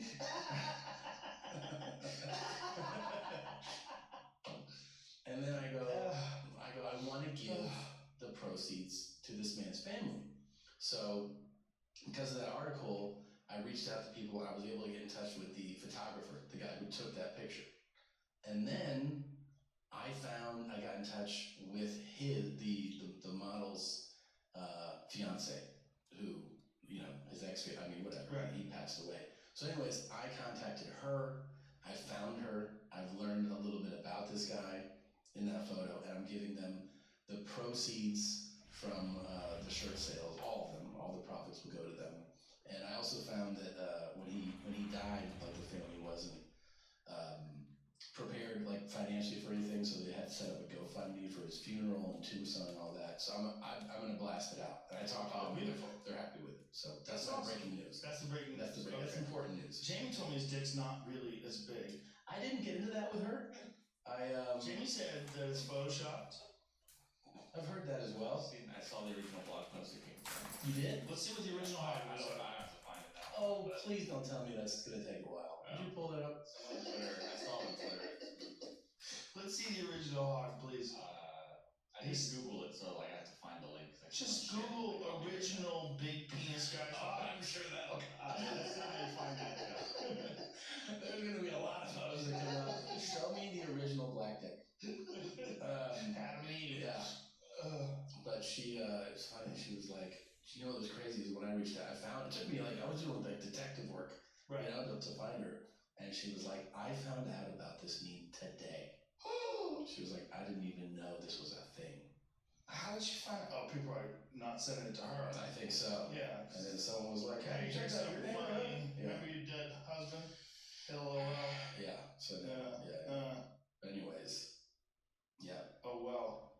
That's got. Well, first of all, she's engaged to a porn star. That's got. No, but she wasn't. She wasn't. No, she explained to me. She goes, you know, he did those photos when it was a really bad time in his life. He needed money to save the house that he grew up in that was his now. Oh, so he just started slinging that big dick? Yeah, started slinging that dick around. And how much money can you make slinging dick as a dude, though? I think if you get, I think $50. No, I think you can get more than that. I don't think they make much money. I think the girls make the money, and even they don't make much money. True. It is crazy when you think about in terms of like you did a blow bang for 500, like that's crazy. You needed money. Yeah, but if you need the money, then you're just like, who's gonna see that? Yeah, that's what. But if it's a good one, people will pass it around. I saw a clip once of it was like after a scene was shot, and then the girl was like, "Is anybody gonna see this?" And they were like, they all started looking at each other like, "Yeah, it's going on the internet." She goes, "No, I don't want it to be there." And they're like, "That's what you signed up for." She started to cry. No. Yeah. Oh. Yeah, if someone's really dumb, they wind up doing porn. They don't get it. Like, what do you mean? You saw it? You weren't there. How did you see it? How did you see it? They went online. Yeah. No. Can other people see it? Yeah. And they have. Well, here's the crazy thing. The sheer number of porns. Like, how many porno videos are there?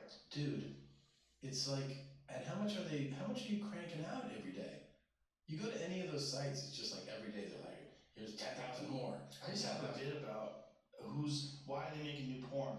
Because no one's seen all of them. Yeah. It's not like movies where you have to follow the plot. It's like, who's jerked off to every porn ever? I mean, no one. It has to be some people's world, though, where they're just like, so. Well, some guys get obsessed with a girl. Yeah. You know, and they want, when are you coming out with new content? Yeah, and they go to those, OnlyFans. the meetups, you know, the billboards in LA. Yeah. AdvoComedian. Expos. Yeah. And they always show like footage of those like with the hot chicks and then the guys. That's where the next coronavirus is coming from. Those guys. Those sweaty-handed dudes. All those guys look like they're in fucking Tiger King. You've seen that Netflix series? Yes, I watched it yesterday. We were watching it yesterday. Isn't it amazing? Amazing. I only got halfway into it though. I had to make a phone call. Yeah, I'm 3 in. Unbelievable. I vowed to watch the rest of it. How did he lose his legs? Spoiler alert. Tiger? One accident, he said. One accident. Yeah. Jesus Christ. I thought the tiger Did you see that bad bitch though who got her arm and she was like, went back to work 5 days later? She was like, I was never upset about it, you know. What? Tiger bit off your fucking arm and you weren't upset? And she's taking, they're filming her with the stub, and you're like, what? What's going on with her? And the camera's on the guy, Joe Exotic, as it's happening. He's like, I'm never gonna financially recover from this.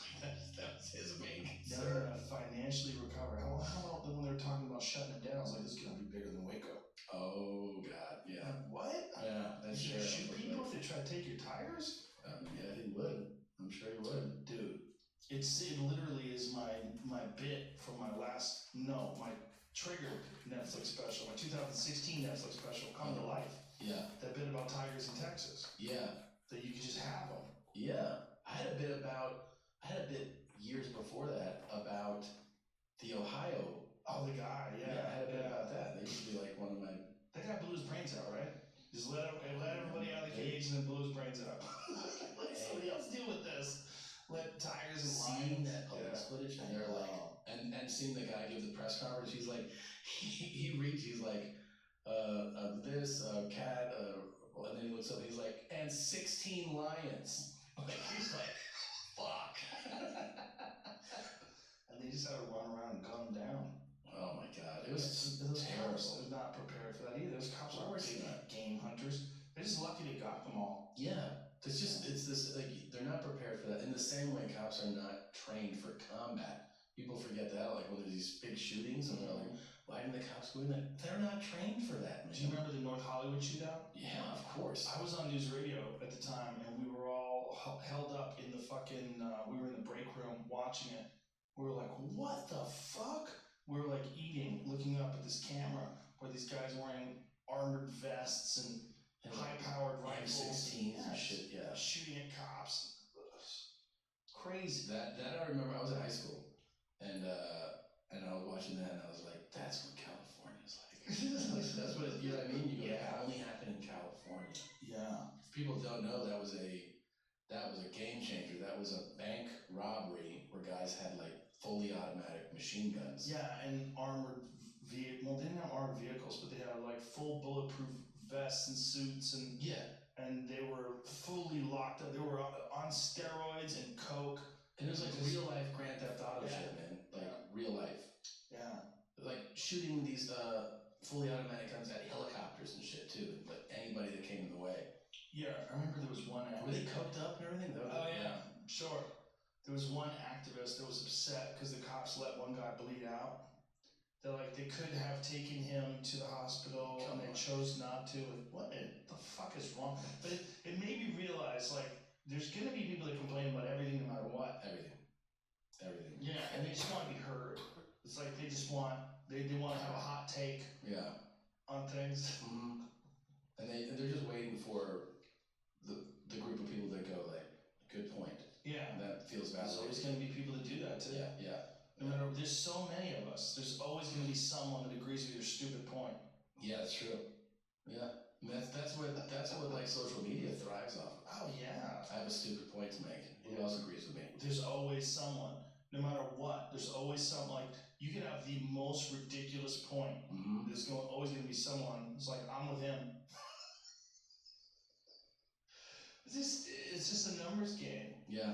And then they find those people, and then they get on a Reddit page somewhere, and they all get together, and then they agree with each other. Yeah. And then they think, oh, the rest of the world's fucked. And then they just have this echo chamber. Yeah. People love doing that. I mean, that's what flat earthers do. Sure. I mean, if you ever watch that doc on Rocket Man, did you watch him die? I watched the. Did you see Rocket Man die? No. Wait. You want to see that? Okay. Yeah, he shot that rocket up in the air to try to prove that the Earth was flat, and they didn't fasten the parachute correctly to the capsule, and so the parachute goes off with the initial launch. Oh fuck. Yeah, the parachute's gone like right away, and then it falls down. Here it goes. Watch. Wait, so to set up what's happening here. So this guy, he decided he was gonna prove that the Earth was flat, so he built a rocket and launched himself up into the air. He had done it once before, But this time he launched himself really high to try to film the Earth. So watch, boom, look, there's the parachute's gone. Oh. He shoots straight up in the air, and then like, oh my god, what is this breaking news? Look at these fucking idiots. So watch it, it comes down right here. There it is. Oh, so he's watch just this. on that. Full speed on the way down. And he's waiting for the parachute to go off. Boom.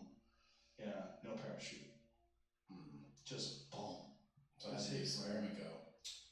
Not good. No, well. Not good. Or perfect. How did these guys really think that? I mean, how fucking dumb are you? They're pretty dumb. But here's the other thing. How gross is it that in a video like that you have to have like, and coming up next, you have a giant preview dying in this. Yeah, how about you have some respect, you fuck? Jesus Christ. It's you know. Did you thinking of like that crazy shit? Have you seen like Tom Hanks's comments about the coronavirus? No, the comments in his posts. No, dude. All the top comments are like, "You are a pedophile. You fucked all these kids," and it's like dozens of them. Yes. Tom Hanks? Well, because there's like flat earthers. I'm saying there's the people who are like Hollywood is a pedophilia conspiracy. It is. I mean, I went to just be like, oh, what's is he recovering? I just went to his page. Is this on Twitter? No, Instagram, and it's like significant number of them, and like with hundreds and thousands of likes. And what? Yes. Who? I've never heard this. It's Who so thinks strange. that Tom Hanks is a pedophile? I think they think that any high A-list Hollywood person automatically is a pedophile. God, his son responded. Did you see that video? No, I did not. Yeah, his son just made those weird videos last recently, like with the reggae voice and stuff. Yeah. He made a video trolling everyone, saying like, "We're in the Illuminati." Oh, that's funny. And like, oh god. What's up, everyone? Yeah, it's true. My parents got coronavirus. Crazy. They're both down in Australia right now because my dad was shooting a movie down there. But I just got off the phone with them. But the Instagram comments. They're fine. They're not even that sick. Dude. They're not worried about it. They're not tripping, but they're going through the necessary health precautions, obviously. But I don't think it's anything to be too worried about. I appreciate everyone's concern. Sorry, this is not the one where he talks about the Illuminati. Hey guys, I'm really stressed out right now. It's been coming to my attention that a lot of Trump supporters have been figuring out the truth about me and my family, being in the, you know what I'm talking about? And I don't know what to do right now because everything's starting to come to light. I mean, these extremely reliable websites like 4chan, 8chan have been exposing shit. And it's like if somebody wrote it on the internet, it must be true. And it is true. So it's like, I don't know how this is going to affect our whole New World agenda. Ever since The Simpsons predicted my dad being the spokesperson for the coronavirus, even though they didn't predict anything, it's been troublesome, to say the least. I guess I'm just gonna have to work extra hard at my human sacrifices. I'm late for one right now, and I'm a little hungry, so I might eat some of this peanut butter. Okay. Yeah. Why does he have that all-seeing eye tattooed in the middle of his chest? He's a lot of tattoos. It's a weird choice. What do you got there, Tom? I was looking at. I pulled up the Hanks's comments. Like they're so outrageous. It's like what started it off? It's this whole concept that like any A-list Hollywood type. I don't know what the origin is of that, but if it's like Spielberg, Hanks, Cruise, like any of those big time names, they're like, you're part of the pedophile ring. It's just because like, that's how they get to be huge. You have to be a part of the pedophile ring. I guess so, you become a big movie star. I think so. It's so exhausting. Yeah. It's so exhausting. These fucking people. It's exhausting. Again, we need a disease that kills morons. This could be it. I don't think it is. No. Yeah. What if they're invulnerable? What if that's like a disease that literally lowers the median IQ of the world? Like if you're really smart, you just die of dying. Oh my god. Well, this is a weird disease too because my friend Dr. Peter Attia, he said there's some speculation that it might be related to genetics and blood type. People that are more vulnerable to it.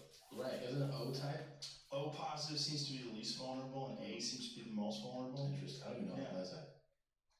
You should know. I don't. I should text my doctor. You should find out, bro, if you're vulnerable, and then don't let Bert sneeze on you. Ugh. He's gonna survive everything. Everything. It'll be fine. I know. At at the end of it all. He'll be like 85. I really do hope that this is a wake-up call for him. He gets off those fucking medications. We talked about it yesterday. Yeah? Getting off blood pressure medication. Doesn't he need it? No, he's fat. He just needs to stop being fat. If he stopped drinking so much, he wouldn't need blood pressure medication. He's fucking boozing every night. If he just took 3 months off and exercised and ate well and didn't drink bullshit and didn't eat sugar, I guarantee you he wouldn't need any of that. Well, this actually, the benefit of this is that, you know, where he really goes the hardest is on the road. Yes. The road really fucks with him. We talked about that yesterday. Like, I asked him if he was a prisoner to this sort of image that he's created, and he's like, kind of, yeah. Definitely. Yeah, I mean, that party animal image is, it's unsustainable. It's also, he doesn't, you know, he has that personality where he doesn't want to let somebody down. So if somebody, even if he's done for the night, he's like, all right, I'm definitely going in. Yeah. And somebody's like, hey man, one more shot, bro. One more shot. He's gonna go. Okay, let's do it. Come on. He's gonna do it. Were you a Hunter S. Thompson fan at all? No, I never really, you know, got into it, was exposed to it that much. Big fan of his, and when he died, one of the saddest things was watching the interviews before he died, because he was a heavy boozer, drug user. Yeah, I know that. Deep into his 60s. Right? I think, how old was he when he died? He was in the 70s when he died, I think. Was he 70s? How old was Hunter S. Thompson when he died? What do you know? I finally just found that link. And the guy's original dick? It took me to a fucking... I'm deep on the internet right now. Oh. Do you want to see where I'm at? Or? Well, let's just show the dick. Let's see the original dick. He's like a deeper in it. It's huge. It's a different picture. But that's a different picture. It's the same photo shoot. Right, but where's the actual photo where you see... Whoa. See, that's what I'm saying. Hold on. I got into a... Is he eating someone's ass? Scroll down. man. Scroll down. Keep scrolling. Oh, Jesus. I think it's a different guy. Different guy. So it's like, yeah. But yeah, this is a like know your meme thing. Guy's a giant dick there, dude. I don't know what you're talking about. Look at the size of his It's heart. not the same one though. That's all I was. It's a different. Well, that's a weird angle right there. Anyway, you could make that bigger so we can. Need to analyze it. Yeah. Looks like a giant hog, Looks bro. like it's not a small dick. I think you're wrong, Jamie. I think it's the same hog. Hot and beefy, muscle bear. Oh, muscle bear. So he was doing that kind of porn. Yeah. Oh. Okay. I think he's doing. Looks like he's doing solo shots. You know. Just Okay. take pictures of me. Just take pictures of me beating off. Yeah. There's a lot of money in that. Maybe. I don't know. Start an OnlyFans, Jamie. What were we just talking about before that? We were talking about Bert and partying and fuck. On the road, not being on the road. Yeah, we passed that though. We're talking about new stuff. People at home are screaming. We're not even high. How about that? No. Not even high. My memory sucks. Yeah, being a prisoner though to that. Oh, Hunter S. Thompson. Hunter S. Thompson, sorry. When he was, how old was he when he died? That's the question. When he died, you barely could understand a word he was saying. Because he was so... He would just stumble all his words together. 67. That's incredible. I think I remember that. Didn't he kill himself after a football game? No, he killed himself because the NFL was over. That's what I mean. Like, Well, there was no NFL. it was after the Super Bowl or something, right? Wasn't He it? got in an argument with his wife. He shot at her with a pellet gun, and then went inside and blew his brains out. Something, something along those lines. But when he died, before he died, he would go on Conan and take Conan with him in the backyard. I don't know if you've ever seen those videos. He had this house in Woody Creek, which is outside of Aspen, and he would shoot guns out there. And had Conan come and visit him, and you could barely understand a word he was saying. He was so fucked up. It's like his ability to express himself was just gone. It was just all the words blurred and mumbled together. Yeah, Bert's in danger of that kind of thing? Sure. 20 years from now, if he keeps going hard in the paint every night, I mean, when Hunter was in his 40s, he was fine. Yeah. When Hunter was in his 40s is when he was running for sheriff, I think. Maybe it was his 30s. I don't know. It's just that life of boozing is so unsustainable. Yeah. The pot smoking thing is so sustainable. It's so shocking. Like you talk to Tommy Chong, he's fine. He's like 80 years old. Yeah. He's been smoking pot his whole life. He can talk to you fine. Yeah. But the booze will wear on you. Booze crushes you. That's true. What was the other author? That guy really got fucked up. Bukowski? Yeah. Man. Yeah. How did he die? Was it alcoholism? No way. No, is that right? Or did he kill himself? I don't know. I forget. But I remember he looked like fucking shit. He looked like hell. Yeah. Remember Mickey Rourke played him in that movie Barfly? You don't remember? No. Yeah, Mickey Rourke and Faye Dunaway. I just remember Barfly. Leukemia. Oh, leukemia. Yeah, probably related to alcohol, for sure. But when I remember the footage of when the documentary crew was in his house, Bukowski, he's like, you fucking cunt. Yeah. He kicks her. Kicked the girl. Yeah. Whoa. That's how they rocked it all day long. That was the way they lived. Yeah. Yeah, that white trash, romanticized white trash, boozy life. It's very strange because he was a brilliant poet. Yeah. He would write interesting shit. And you'd go, wow. That book, Post Office, that's fantastic. Yeah. Yeah. He did a lot of great stuff. Great short pieces. Yeah. But, his life was just gross. Yeah. Dude, yeah. It was Hollywood gross.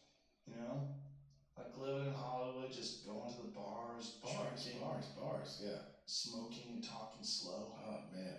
I know. I can't imagine. I mean, thinking about it makes me feel sick. Like to be in bars, just drinking and smoking all day. All day. Yeah. Just going to bars and talking shit. Yeah. Like there's some funny videos of him reading his stories, like doing public readings, and people are interrupting him. He's threatening to stab them. Yeah, that's so fucked up. Yeah. Yeah, he was a wild dude. Yeah. Yeah. Yeah, I mean, but that was part of his appeal. Part of his appeal was that here's this guy. It's like he's not trying to be commercially successful. He's not trying to buy a mansion and have a big yard and a fence. He's just living in some shitty apartment, drinking heavily, and just cranking out work. I remember reading his stuff for the first time and just being like, I didn't know anybody wrote like this. Yeah. Because of how he would be so vulgar in it too. Yeah. I know. Yeah. I really liked it. Yeah, a lot of people did. You should see Barfly. Yeah, I should. It's weird. Mickey Rourke plays it. He does a weird take on him too. I toast to all my friends. He's always getting in fights. He's like at this bar, getting fucked up and getting in fights, getting his ass kicked. But it's just this agreement that everyone has. Like everyone's fucked up, and you're all just gonna meet together at this place and be fucked up together. Yeah. And live your fucked up lives. Yeah. All drunk. Yeah, I don't know, man. It's not for me, but I enjoy watching it. Do you have moments with Bert where you're alone with him off camera, where you try to talk some sense into him? About his crazy lifestyle stuff? About the booze. Yeah, sure. Yeah, I've talked to him before about it. I mean, the thing about him is that he's so high functioning, and he is the perfect person to be. He has the perfect defense of I'm fine, because he can do so much, and he's not sleeping in. He's getting up, with the kids for school. He's going on tours. Joey says he goes back to bed. Does he? Yeah. I don't know that. He goes back to bed. He's drinking at 11. Joey. He goes back to bed. That's what Joey said. I go, really? He goes, yeah. Chelsea gets up with the kids. That motherfucker sleeps till 2 in the afternoon. Really? He goes right back to bed. Joey told me that he goes, I got too fucked up the other day. He's like, even me. I go, what happened? I fight some 400 milligram thing. I fell asleep. Vicodin? No, 400 milligrams of THC. Oh. And he goes, he's like, Tom Segura. He says, your full fucking name. Yeah. Tom Segura, I had M&M's in my teeth and a sleep apnea machine. So he's like, it was bad. My wife saw me and she was like, what are you doing? He goes, what do you prefer? But I do this when I'm out there robbing people. He gives you some fucked up option. Yeah, and she was like, good point. That's not a good point. No. Those aren't the two options you have. If I had a magic wand and one person to fix their lifestyle, it would be Joey. It would be clean up his diet. Yeah. That's got to be as unhealthy as Bert, if not more. Because he's so big. And he's 60 years old almost. You can't last being that big. And he's already in a much better place than he was 10 years prior, right? Yes, well, no, 10 years ago, he lost a shitload of weight. Okay. There was one point in time where he lost like 80 pounds. Yeah. Remember, he said my head looked too big. That was like his reasoning. I gotta gain weight again? Reasoning for gaining weight. But he can do it, you know? Like Red Band did that too. Red Band got really skinny. Red Band got down like 160. He did. Remember that? Yes. And then I went a long time without seeing him, and I saw him again, he put on a bunch. Yeah. But he's capable, we're all capable of it, I go up and down all the time. I'm just like, for me, you can always tell if I'm gaining weight, it's not exercise for me. It's that I started eating sugar again. Mm-hmm. I worked out like crazy last year. There was points where I was working out like out of 75 days, I'd work out like 62 of them, Wow. But I was not dropping weight. Because you were eating. I was eating, yeah. Yeah, you want a reward for all that hard working out and eat a piece of cake. Yeah, and then I also, sometimes it's not even the cake, it's like, I'll just, you'll see somebody who works out a lot and eats like a large balanced diet. And I'll be like, well, I want to do that. You know what you should do? Eat nothing but duck eggs for a whole month. You'd lose so much weight. Gooey jizz in my mouth. You'd lose so much weight, but I have to the noise you make when you eat a duck egg. Ugh. You're really gonna cripple the duck egg industry with this one. Suck my dick. All those duck egg selling assholes. I'm gonna stick to chicken eggs. They're better. They're better. No, duck some eggs eggs are are okay. Maybe people are, maybe I cooked them wrong. I'm sorry, duck egg people. Yeah, you're gonna get some messages about that. But I have to do like the protein fat thing. I have to. Yeah. It's like the only way that I'll not blow up. Did you quit the carnivore diet? Yeah. How long did you last? I did it hardcore for about a month, and then I did. How long before the diarrhea went away? It was about 10 days. I got a text from you. This diarrhea is astonishing. It was. It was. That's such a great name for diarrhea. Astonishing. I have photos on my phone that I saved because I'm like, this is crazy. That ink clock. The other like real special diarrhea that I had was when so I went from like just doing that hardcore to having like some greens, but like meat, meat, fat, and then like some greens. That was fine. It was when that first day of like, fuck it, gonna have some pasta and a donut today. Yeah. And then it was like just immediate crazy shits. Your body's like, make up your mind. Yeah. I'm here to punish you. No, I had to hold on to the side of the seat too. It was like Rocket Man. Really, really extraordinary. Yeah, there's a volume that's astonishing, right? It's like the amount that comes out. Like, I don't even eat that much. You would know too, you have like this warning, your stomach does things that tells you like, you're gonna want to sit down for this one. Like, there's like little explosions. Like, pop, pop, pop. Yeah. And when you feel the liquid, you feel water in your gut. I think I strengthened my asshole muscles though. That's good. Because I was clamping them down so often. I was like, yikes! And then I barely made it to the toilet. I just never saw it coming because most of what I was eating before was kind of carnivore-esque. And then I would have like a little bit of vegetables or some pasta or something like that. But I lost 12 pounds in a month. And she got shredded pretty easy. And I kept most of it off. I think I gained maybe 3 or 4 because I went back to eating pasta and bread. And during this quarantine, I'm not on any diet. I'm just, because my concern is what if it's hard to get food? Yeah. I want to make sure that I'm just eating food. Yeah. I'm not thinking about the way I look. I don't think diet is a real big concern. I'm not trying to like go off the rails, but it's Yeah. I lost 10 in that month. Oh, that's pretty good. Yeah. Yeah, if you just cut out the sugar, you just feel so much better too. You do. And I see the I see the dark cycle that it happens when I start with sugar. Like when I start being like, I'll have this today and that tomorrow. Oreo. Yeah. Double stuff Oreo. And then I realize that like I don't even want it, but I'm craving it, Yeah. There's a thing that I get when I'll eat carnivore where I'll have a big steak, right? Mm-hmm. So I'll eat a steak and then I'm done. I'm done eating. But unless I want a cookie, then I could have more room. Then I got more room for that cookie. Yeah. Or pasta. I got more room for that pasta. It's incredible in the carnivore thing, the amount that I can eat and not feel like that stuff feeling at all. At all. Like a 22-ounce fucking T-bone. And you feel fine. Feel fine. You don't feel wrecked. No. Yeah. It's the best feeling after food because you don't feel like you fucked up. Yeah. You feel like you have all your mental capacity. You have full mental capabilities. You can think and talk. And when I eat a big bowl, like if I eat lasagna or something like that, I'm not talking to nobody about nothing. No. If you talk to me, I don't know what I'm saying. I'm just going, what? Yeah. What are we talking about? Brain shuts down.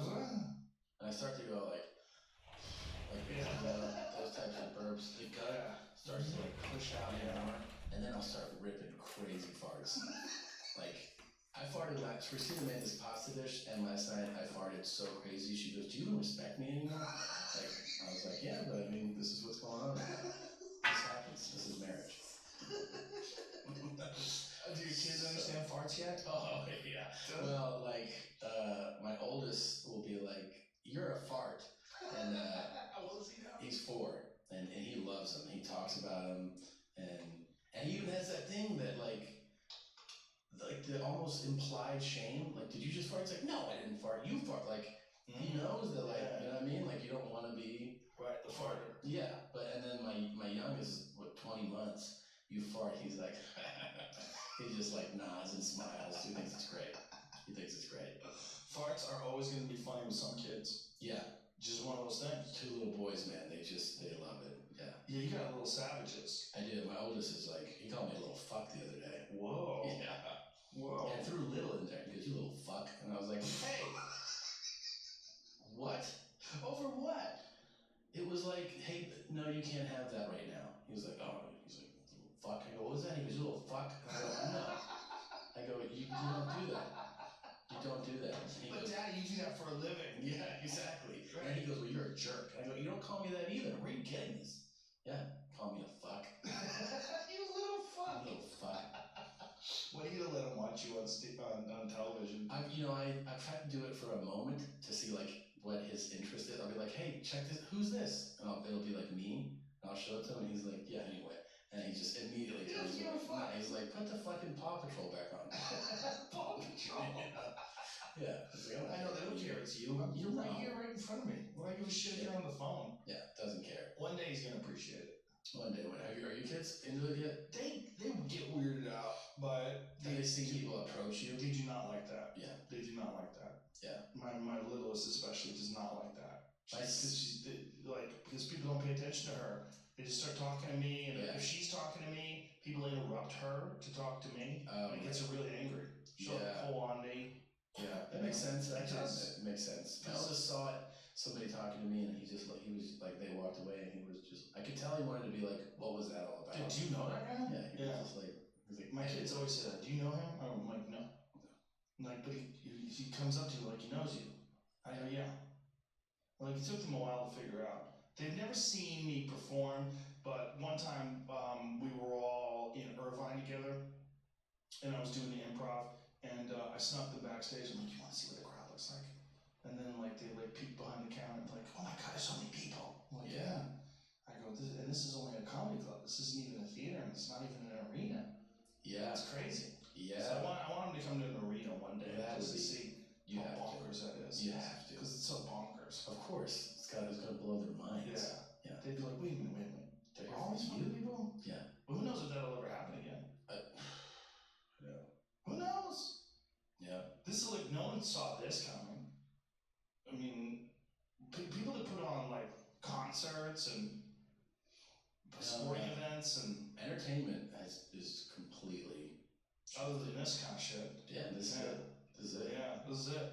Yeah, somebody was. I saw these ideas because people were, doing virtual performance. Whatever. You can go live and play guitar or sing, and they're like, people are like, you should do like virtual comedy shows. I'm like, you have to have the live audience. What's that dude's name that did that one comedy special? Gerard Carmichael filmed it. I don't know his name, but I know you're talking. That was the no audience comedy special. It's a strange concept. Terrible idea. Yeah, I don't. Yeah, when Gerard was telling me, I was like, what? Yeah. idea of the audience is played out. Like The audience? Is that what he said? You mean the most important part of a comedy show? The fact there's people there to laugh? It's an So you know that it's funny? I'm like, alright. I think they took a swing. Yeah. It didn't work out. I mean, I guess, I respect taking high risk, That's a dumb risk, though. Yeah. That's like, I'm gonna swim, but with no water. What do you think? I'm gonna swim in the bottom of the pool. I'm just gonna see who can just do swimming motions. Yeah. See how fast I can get across the pool. It is strange. I mean, like, that's one that I never thought somebody would try to do. I never thought HBO would go, great idea! HBO signs off on a lot of outrageous ideas. They know what they're doing. Yeah. I mean, they made Game of Thrones, so they probably like, well, we know it. We got it. Yeah. We're the shit. Well, they hit a home run for sure. Every cycle of shows, they always have one that goes, oh my God. Did you watch The Outsider? No. It's great. I watched McMillions. That was fantastic. I didn't see that. Oh, that's the McDonald's one? Mm-hmm. Is that HBO as well? It's HBO, yeah. Good. My cousin made that. It's great. Really? Your cousin made it? Cousin made it. No shit. Yeah, it's fantastic. It is such a cool fucking story. The whole scope of that scam it will fucking blow your mind. What is the scam? So it was a lottery thing or something like that? So you obviously remember the Monopoly game that you would play, right? I don't. So, you're kind of healthy, but back shit. So, but it was humongous. So what happened was they would do it like maybe like twice a year, where they would go the Monopoly McDonald's game. But what happened is you go to McDonald's and you would buy a Happy Meal, a Big Mac, and on like the fries and the drink would be like a peel-off thing, and you could win prizes. So you'd pull off a thing, and you could win. It's something as small as like you won free fries. So you could be like, hey, I won another order of fries or a Coke or a jet ski or a car, and then there were cash prizes, $1 million prizes. So by playing the game, which was essentially buy something, buy a meal, and it would drive up sales, obviously, right? Like sales would go way up because people were wanting to win these prizes. Well, everybody that won for this, I want to say, I forget now, like 15-year period or something, they were all in on a scam. They were all fake winners. A guy was stealing pieces and giving them to people connected to him. It was all a lie. Nobody was legitimately winning. How did he do that? That's the series, man. It's fucking fascinating, because at one point there's this guy's giving it to, people he knows, and they're talking about it in the series, like people connected to him. They're like, after a while, it's weird that 10 winners have won in like this 300-mile radius, and 8 of them are Italian. We're like, we got to branch out a little bit here, because no one's like tipped off yet, because the guy was Italian. He was going to like friends and family. Yeah, it was really fucking crazy. And then amazing they kept their mouth shut. They kept their mouth shut, and they would have gotten away with it. I mean, they were getting away with it. They got tipped off. The FBI got tipped off, and then this whole investigation. That's what the series. It's a 6-part series. That's what it reveals, is just the scale and the scope of this incredible scam. It was a scam, man. Did this guy work for McDonald's? No. There's all these different characters in it, but basically McDonald's had to hire a company that would oversee the game, like the security of the game. And they would also have to hire another company to print, like the game pieces and all that. And within those companies, the corruption lied. McDonald's didn't know. Wow. And but the story is fascinating, and the characters are outrageous too. I mean, the Colombo family's part of it. The crime family. I gotta watch it. It's good, man. It's really good. There's so many of those multi-series or multi-show documentaries now that are fascinating. Oh yeah. Like Wild Wild Country, like that kind of shit, where you're just like, what? And when these networks get behind something like that, like this Tiger King thing too, you're like, man, that's why you need that platform, right? Like an HBO or Netflix, to be like, tell us the whole story, show it. It's fucking awesome. Yeah, or Wild Country, right? Wild Country, you need something that's gonna play out for 5 or 6 episodes. But we're 3 episodes in, you're like, what? How the fuck did I not know about this? What was that one? Do you remember the one a couple of years ago? Was it the staircase? Something like that? About I never saw that one. That was fucking good too. Was someone killed his ex-wife or something like that? Yes, dude. And you just cannot believe some of the twists and turns of something like this. It just, and then there was like the part of that. I mean, I'm jumping around in the owl theory where they're like, maybe an owl came and attacked her, and that's why. Yes, dude. Yes, an owl. Yes, and they're like, there were owls in that area. It could have happened. Like people have all these conspiracy theories about it. It's amazing. It's amazing how many people got away with crimes before like DNA evidence. Do you really think about how easy it probably was for people 25 years ago? If you were a sociopath? Oh. Yeah. Just travel around whacking people. No cameras, no DNA. Yeah. I mean, the what's the big one that the Golden State Killer? Well, that was the one that Patton Oswalt's wife was working on. Yes, she was writing that book. What are you playing over there? Playing the sound? Yeah. Oh, sorry. What is that? I was looking at the video that Robert Durst guy, he's on trial right now. That was the other one. That fucking series was What's that guy's fantastic. His name's Robert Durst. I don't remember what the show what was the show called? That's where I got that song. The blood. Yeah. I remember that I was we were doing a gig, and I was like, check out this song. Because that's where I got that song, the Bad Blood, right? Yeah. The Jinx. The Jinx. Did you watch it? Nope. Fucking excellent. Yeah, I read the story, but I didn't watch it. It's really good, and it's super creepy. Like you're following along, and then in the final episode, he's doing his weird fucking, and he has black eyes. You know, like there's no color; they're black. And he gets up to use the restroom, and the mic's still hot, and he's talking to himself in the restroom. You see, like the camera's like locked off, filming the wall, and he's like, "Yeah, I killed them all. I don't realize I killed them all." It's a fucking weird moment. Why does he have such black eyes? What's that about? I don't know, man. This trial's going on right now. Yeah, well, it might be on hold because of the right. virus, but yeah, it just started earlier this month, like 2 weeks ago. That's another really cool series. How crazy is Harvey Weinstein?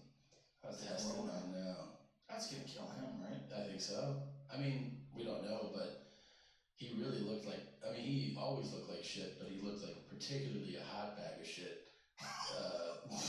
Like walking trial. Oh my God. And for the sentencing, when he came in with the walker and everything, like what the fuck? Do you think that was a scam? That he was trying to pretend that he was more hurt than he was? Probably. Right? I mean, he was a movie producer, so he knows. Right. How to play it up. Yeah. But he did look like shit. He really did. In a way that you can't fake. Like his face was hanging off, he looked fat. And he did look like he was like, I don't know, like needing that support almost of that, you know? I mean, the guy was walking upright a few months ago, it seemed like. I know. Well, also the stress of that life, of having the weight of his past come tumbling down on him. And imagine going up to Harvey Weinstein 4 years ago and go, dude, I want to show you what the future looks like for you. He'd be like, get the fuck out of here. That's never going to happen. Never, man. Yeah, I mean, imagine going up to Cosby and telling him that. I know. Like, you're the most beloved father figure in this country. Yeah. You know? I mean, just before that, like just before things went sideways, he wouldn't have fucking been like, what are you talking about? Yeah, I almost think that his story is less shocking, the result. Like the Harvey Weinstein thing, I guess I didn't know he was a piece of shit. I had no idea, but I knew that Cosby was. Right. We had all kind of heard that Cosby was a piece of shit. We all knew I that didn't he know was anything about Harvey Weinstein. I just knew he made movies. I knew, yeah, I guess so. I mean, with Cosby, I always knew he was a womanizer. I didn't know there was like, you know, date rape, anything. Oh, I had heard that. You'd heard that? I didn't know. I heard that on the set of News Radio. Wow. In the 90s, I heard that he was drugging women. Well, that's when he was probably pretty active with it, you know? Well, it was, I think, when was the Cosby Show on the air? In the late 80s, early 90s, I think. So it was probably just getting done. Yeah. I was on News Radio, was 94. And I remember like, what? He drugs people. Like, so I think Candy Alexander's one. So they were talking. I mean, there's probably people on set that had experienced it. Maybe. Yeah. Yeah, could be. But Harvey, I didn't know anything about. I just, the Harvey thing, I just thought just a big fat ugly movie producer. I didn't know anything. And also, I think when that story first broke, there was some idea, like, it was kind of implied this guy was a gross, like, show me your tits kind of guy. I didn't, like, as the story details came out, you're like, no, this dude's like a full-blown, like rapist that you would read about in a newspaper, you know what I mean? Yeah. Like, he actually pushed women down. Held them down. Fuck Yeah, them. he's a real fucking animal. And then he was like, what's the problem? I mean, he fully shameless, completely disassociates with what he did. I think he was living this crazy life where he could get away with anything, like a king.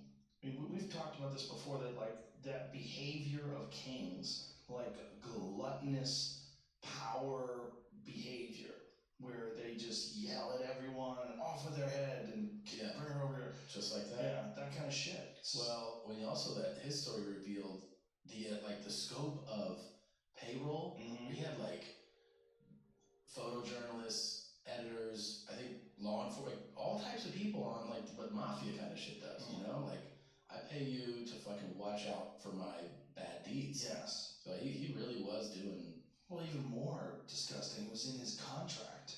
Like, if you have one sexual harassment claim, it'll cost you this much. If you have two, you have to pay us this much. Like, it was written into his contract. Jesus, man. So they knew. They knew. They knew. I mean, but how come nobody else gets in trouble for that? Yeah. I don't know. Yeah. I mean, what do they know? That's the question. Is he in a jail hospital? He's in Rikers, son. But in their medic unit? I think so. Oh, fuck. You think that's top tier quality there? Top tier. Top of the food chain. God damn. They have a bunch of corona cases right now, right? Because it's a big issue. Of course. You have no windows. They're letting a bunch of people out right now that have like probation violations or something. Oh, let them spread it. Good move. That's the next thought. Hilarious. Yeah. Let them out. Yeah. Unless you're letting them out into a furnace. Fuck. I mean, that shit, if it did that to that Olympic swimmer, that 31-year-old guy, that wrecked him, what was he going to do to Harvey Weinstein? Oh my God. No, he's not. This is what I want to talk to you about. The fucking comments of people mad at you because you're doing shows in Spanish are hilarious. I get a bunch of emails. Hilarious how mad people get. Well, the funny thing is, like, so for people that don't know, like, I got a deal with Netflix where they were like, do an English special and then a Spanish special. And they actually offered me they're like, you can just translate that special and shoot it. And I was like, that's kind of boring. So I'll try to, work on some new stuff for the Latin audience and translate like a few bits. And then in order to shoot it, I just need a bunch of reps, like you would in English. Yeah. I just need shows in Spanish. So I started doing that, I just started doing... Are you fully fluent? Like, you could have conversations with people, there's no hitch? Just like you could have a conversation with me? Yeah, I can have a conversation with anybody in Spanish. And you've been like that your whole life? There's like times where the level of fluency goes higher, like especially if I'm immersed, like living. Right. And because I'm like, who do you practice with? Yeah, I mean, there's definitely, I have my hiccups in that, like, I might grammatically say something incorrectly. Mm-hmm. They'll definitely know what I'm saying. And then that's one of the things I work on, is that I record these, I send them to a Spanish tutor. I go, really? Yeah, I go, did I say anything incorrect in this? So the Spanish tutor's like, what the fuck is wrong? She goes, I'm not going to comment on your material. She goes, it's not what I'm used to, but I'll help you with the grammatical thing. So she'll be like, you should have said la mano instead of el mano. Okay. So we work on things like that, like make sure you say it correct. Because the main thing is I don't want someone to be distracted because they're like, that sounded right, of course. So broken English. I guess, I don't know, fluency level is probably like 8 or 9 or something. Wow. But I mean, it gets better the more I work on it, and it gets worse the longer I leave it. So that's why I started doing podcasts in Spanish. That's why I've been doing these shows. And all I did was I would announce, hey, I'm going to do a Spanish show. I did one in Oxnard. I did one in Ontario. I had these Texas ones booked for April, where one night in each of this, in Houston, Dallas, Austin, San Antonio. And when I posted them, people are like, hey, these shows are in Spanish. I go, that's what it says in the fucking, on the marquee, on the ticket, on the, like, this show is in Spanish. And they're like, yeah, I can't fucking understand it though, because I don't speak Spanish. I'm like, I know, this is for somebody else. And they're like, but why don't you add a show in English? And I'm, you're trying to go well, I will do that show in English later, like when the English hour is ready, because I'm just releasing a special, so I gotta build a new hour before I come to Houston and show it, And they're like, yeah, but you should just do it. You should just do it while you're here. I'm like, yeah, but that's not, and then, I don't know, but people have been like, you're a fucking idiot for doing the Spanish content. Why? You put it on your Instagram, right?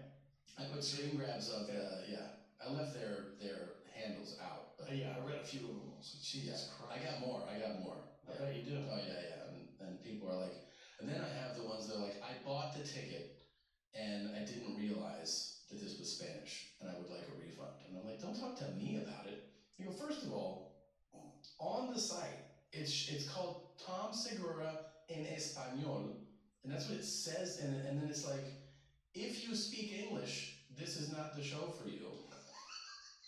And they're like, I didn't look at it. And I'm like, well, what do you want me to do, man? Sell your tickets on Craigslist. Yeah, people got fired up at me for not adding the English show. Imagine if you were responsible for returning all your tickets. Like, you'd never be able to do anything. Do you get messages like that? They're like, hey, I want to exchange this ticket. I don't know what kind of messages I get. Yeah. I don't know. I'm so much happier. It's much better. I don't know. Yeah. Oh my God. Well, I'll tell you this. My special came out today. I have not gone to look at.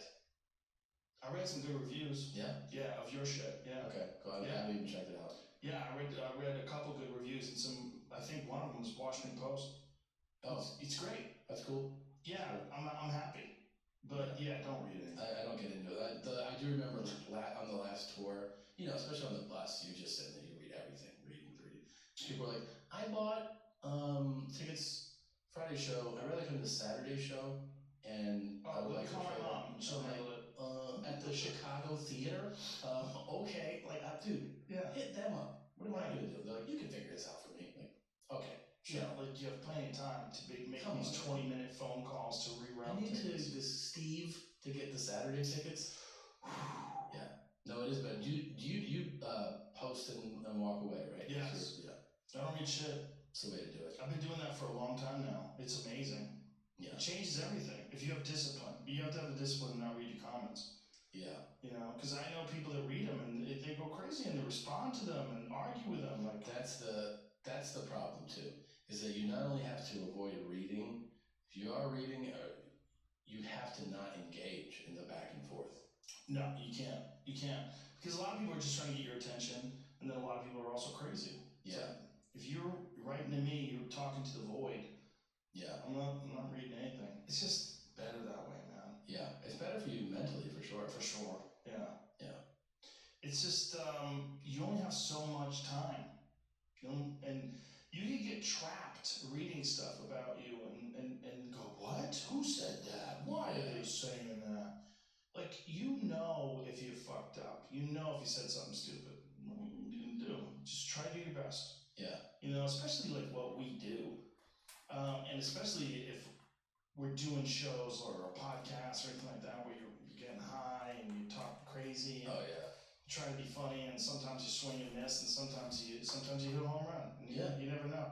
But if you delve into the comments and start reading all the things that people say about you and tailoring your act towards, you're tailoring your podcast or the way you're talking based on the kind of people that are willing to leave comments in the first place. Right, and you're also catering it to the loudest voice. Yeah. You're just saying like, oh, you're loud? Exactly.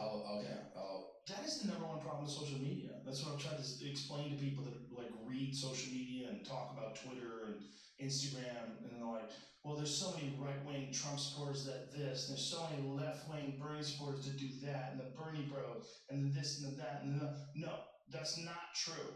What's true is, on the fringes of the left and the right, you have losers that spend all their time calling people out and talking shit online, and I've studied these people. I've studied these people for years because I I've been fascinated by people that engage in these Twitter beefs with people. And so I have a few of them bookmarked. And I go to check them, and some of them I would bookmark, and I'm like, this guy has done nothing but talk shit online for 12 hours. It's crazy. And there's a lot of them like that. Yeah. There's a lot, and the most virtuous, the ones who are trying to get the most reactions, and they're calling out celebrities for this, calling out people for that. There's just so much of that online. It reminds me of something. You know, some things that someone says just stick with you sometimes. Yes. You know, like, and you just, I don't know. You can't explain why, but you go like, it just sticks with me. I remember one time talking to a guy who goes, you know, there's a lot of unstable people out there, and I hear his voice all the time, like about this type of. There's a lot of unstable people. A lot of unstable people that also have access to a phone. Yeah. And then they just start running off to the races. Going crazy. Yeah. There's a lot of that, but there's also, you know, there's a lot of nonsense on both sides. Just the social media, just the wanting people to like you. Like, did you see that Imagine song that all those knuckleheads got together and sang? Imagine there's no heaven. This is not the time when everyone's Grammy's dying, you fucking idiot, to sing Imagine There's No Heaven. And there's this sense of, you feel like they feel like they did something significant. She's so happy. Gal Gadot, whatever her name is, Wonder Woman. She's got this beautiful smile on her face and so happy to sing that. Thank you. Just like she's seducing you. Yeah. I lost my job at the meatpacking plant, but Gal Gadot sang Imagine. And it's a terrible version. You guys suck at singing. Yeah. Why are you even singing publicly? I didn't even post, but I tried to do one where I first of all, I tried to do that where I go, Imagine, I just started laughing hysterically. So then I did one where I go, I want to connect with all you guys, so let's just jerk off together. And I just then I go, I'm not used to this hand, just try to connect with all my fans, but it's such a dumb move. I don't know, I can't believe how many people, I mean, I guess she must have reached out to them, send me you singing a and they want to be like tight with her, like, sure, Wonder Woman. Yeah. I'll do it. Yeah, like, okay. I couldn't keep it, I tried to do it. Stay off, fuck. Stay offline, you fuck. I tried. Get off your phone. You shoot your video you made? Yeah, I tried to do it. Because I wanted all of us to mock it. I think I have it. I think some comics did something like that. Yeah, Didn't they did. I couldn't even say it. Like I saw Eric Andre and them like slap on my knob. That's what they did, right? Did they? Exactly. Yeah, they were like, they did like a parody of it. It was great. Well, so the weird thing is, you know, people are sitting around going, "Oh, people think I'm cool if I do this." Yeah. You know, instead of like just capturing a genuine moment in your life, which is really hard to do on social media anyway, because you feel like a fucking dork. You know what's a weird feeling though? Is like, imagine you had worked with Gal, right? I thought about this too. Like you did something, you were in a movie or something, and then she hits you up, hey, I'm trying to do this. And you have that moment of pause, especially as a comic, because you have like so much self-awareness, where you're like, that's gonna be lame as shit. And then you have to like figure out a tactful no. Ghost her. Just no response. 100%. 100%. First of all, I could give two fucks whether or not I'm ever in a movie again. Ever. And another two fucks whether or not I talk to her. So I'd be like, ghost! At first you'd be like, what's up? And she's like, will you sing Imagine, a line from Imagine? If I'm friends with her, like if I've had conversations with her, that's what I'm saying. I would have to say, listen, you're awesome. I think you're great. But that is a ridiculous idea. Yeah. It's so lacking in self-awareness and so ridiculous. Let me tell you what I would do if I was, even if I wasn't a comic, if I saw someone do that, I'd be like, what in the fuck do you think you're accomplishing with this? I felt so much better today seeing celebrities sing Imagine. It made it better.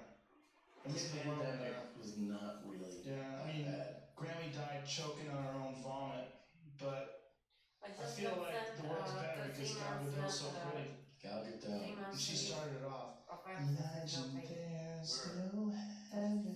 And then at the end, big smile. She did like a really sincere. Look what I did for you. Did she? I mean, yeah, that's how it ends. She's like, they didn't fly me, but they sent me. Yeah, there's some people, man, that are real self-indulgent uber self-righteous with Unpaid their leave. fucking social media. Unpaid leave. It's Tomorrow exposed a lot of maximum celebrities for being real maximum dorks. employee is 270. Yeah, of course. You know? They should be exposed for that. But they never got a chance to be exposed before. They would go Yeah. on the Tonight Show, they do these things, they do these interviews, everything was real fluff. Yeah. You just leave them alone with a phone. Or you get great stuff. Did you see I'm sorry. Hmm? I'm so sorry. Me too. Tomorrow we gotta do taxes. So we have some income coming in the meantime. Because it takes a while to get employment. And it's only 275 a week. We're fucked. Everybody's fucked. Everybody's fucked. Some people are fucked more than others too. Fox.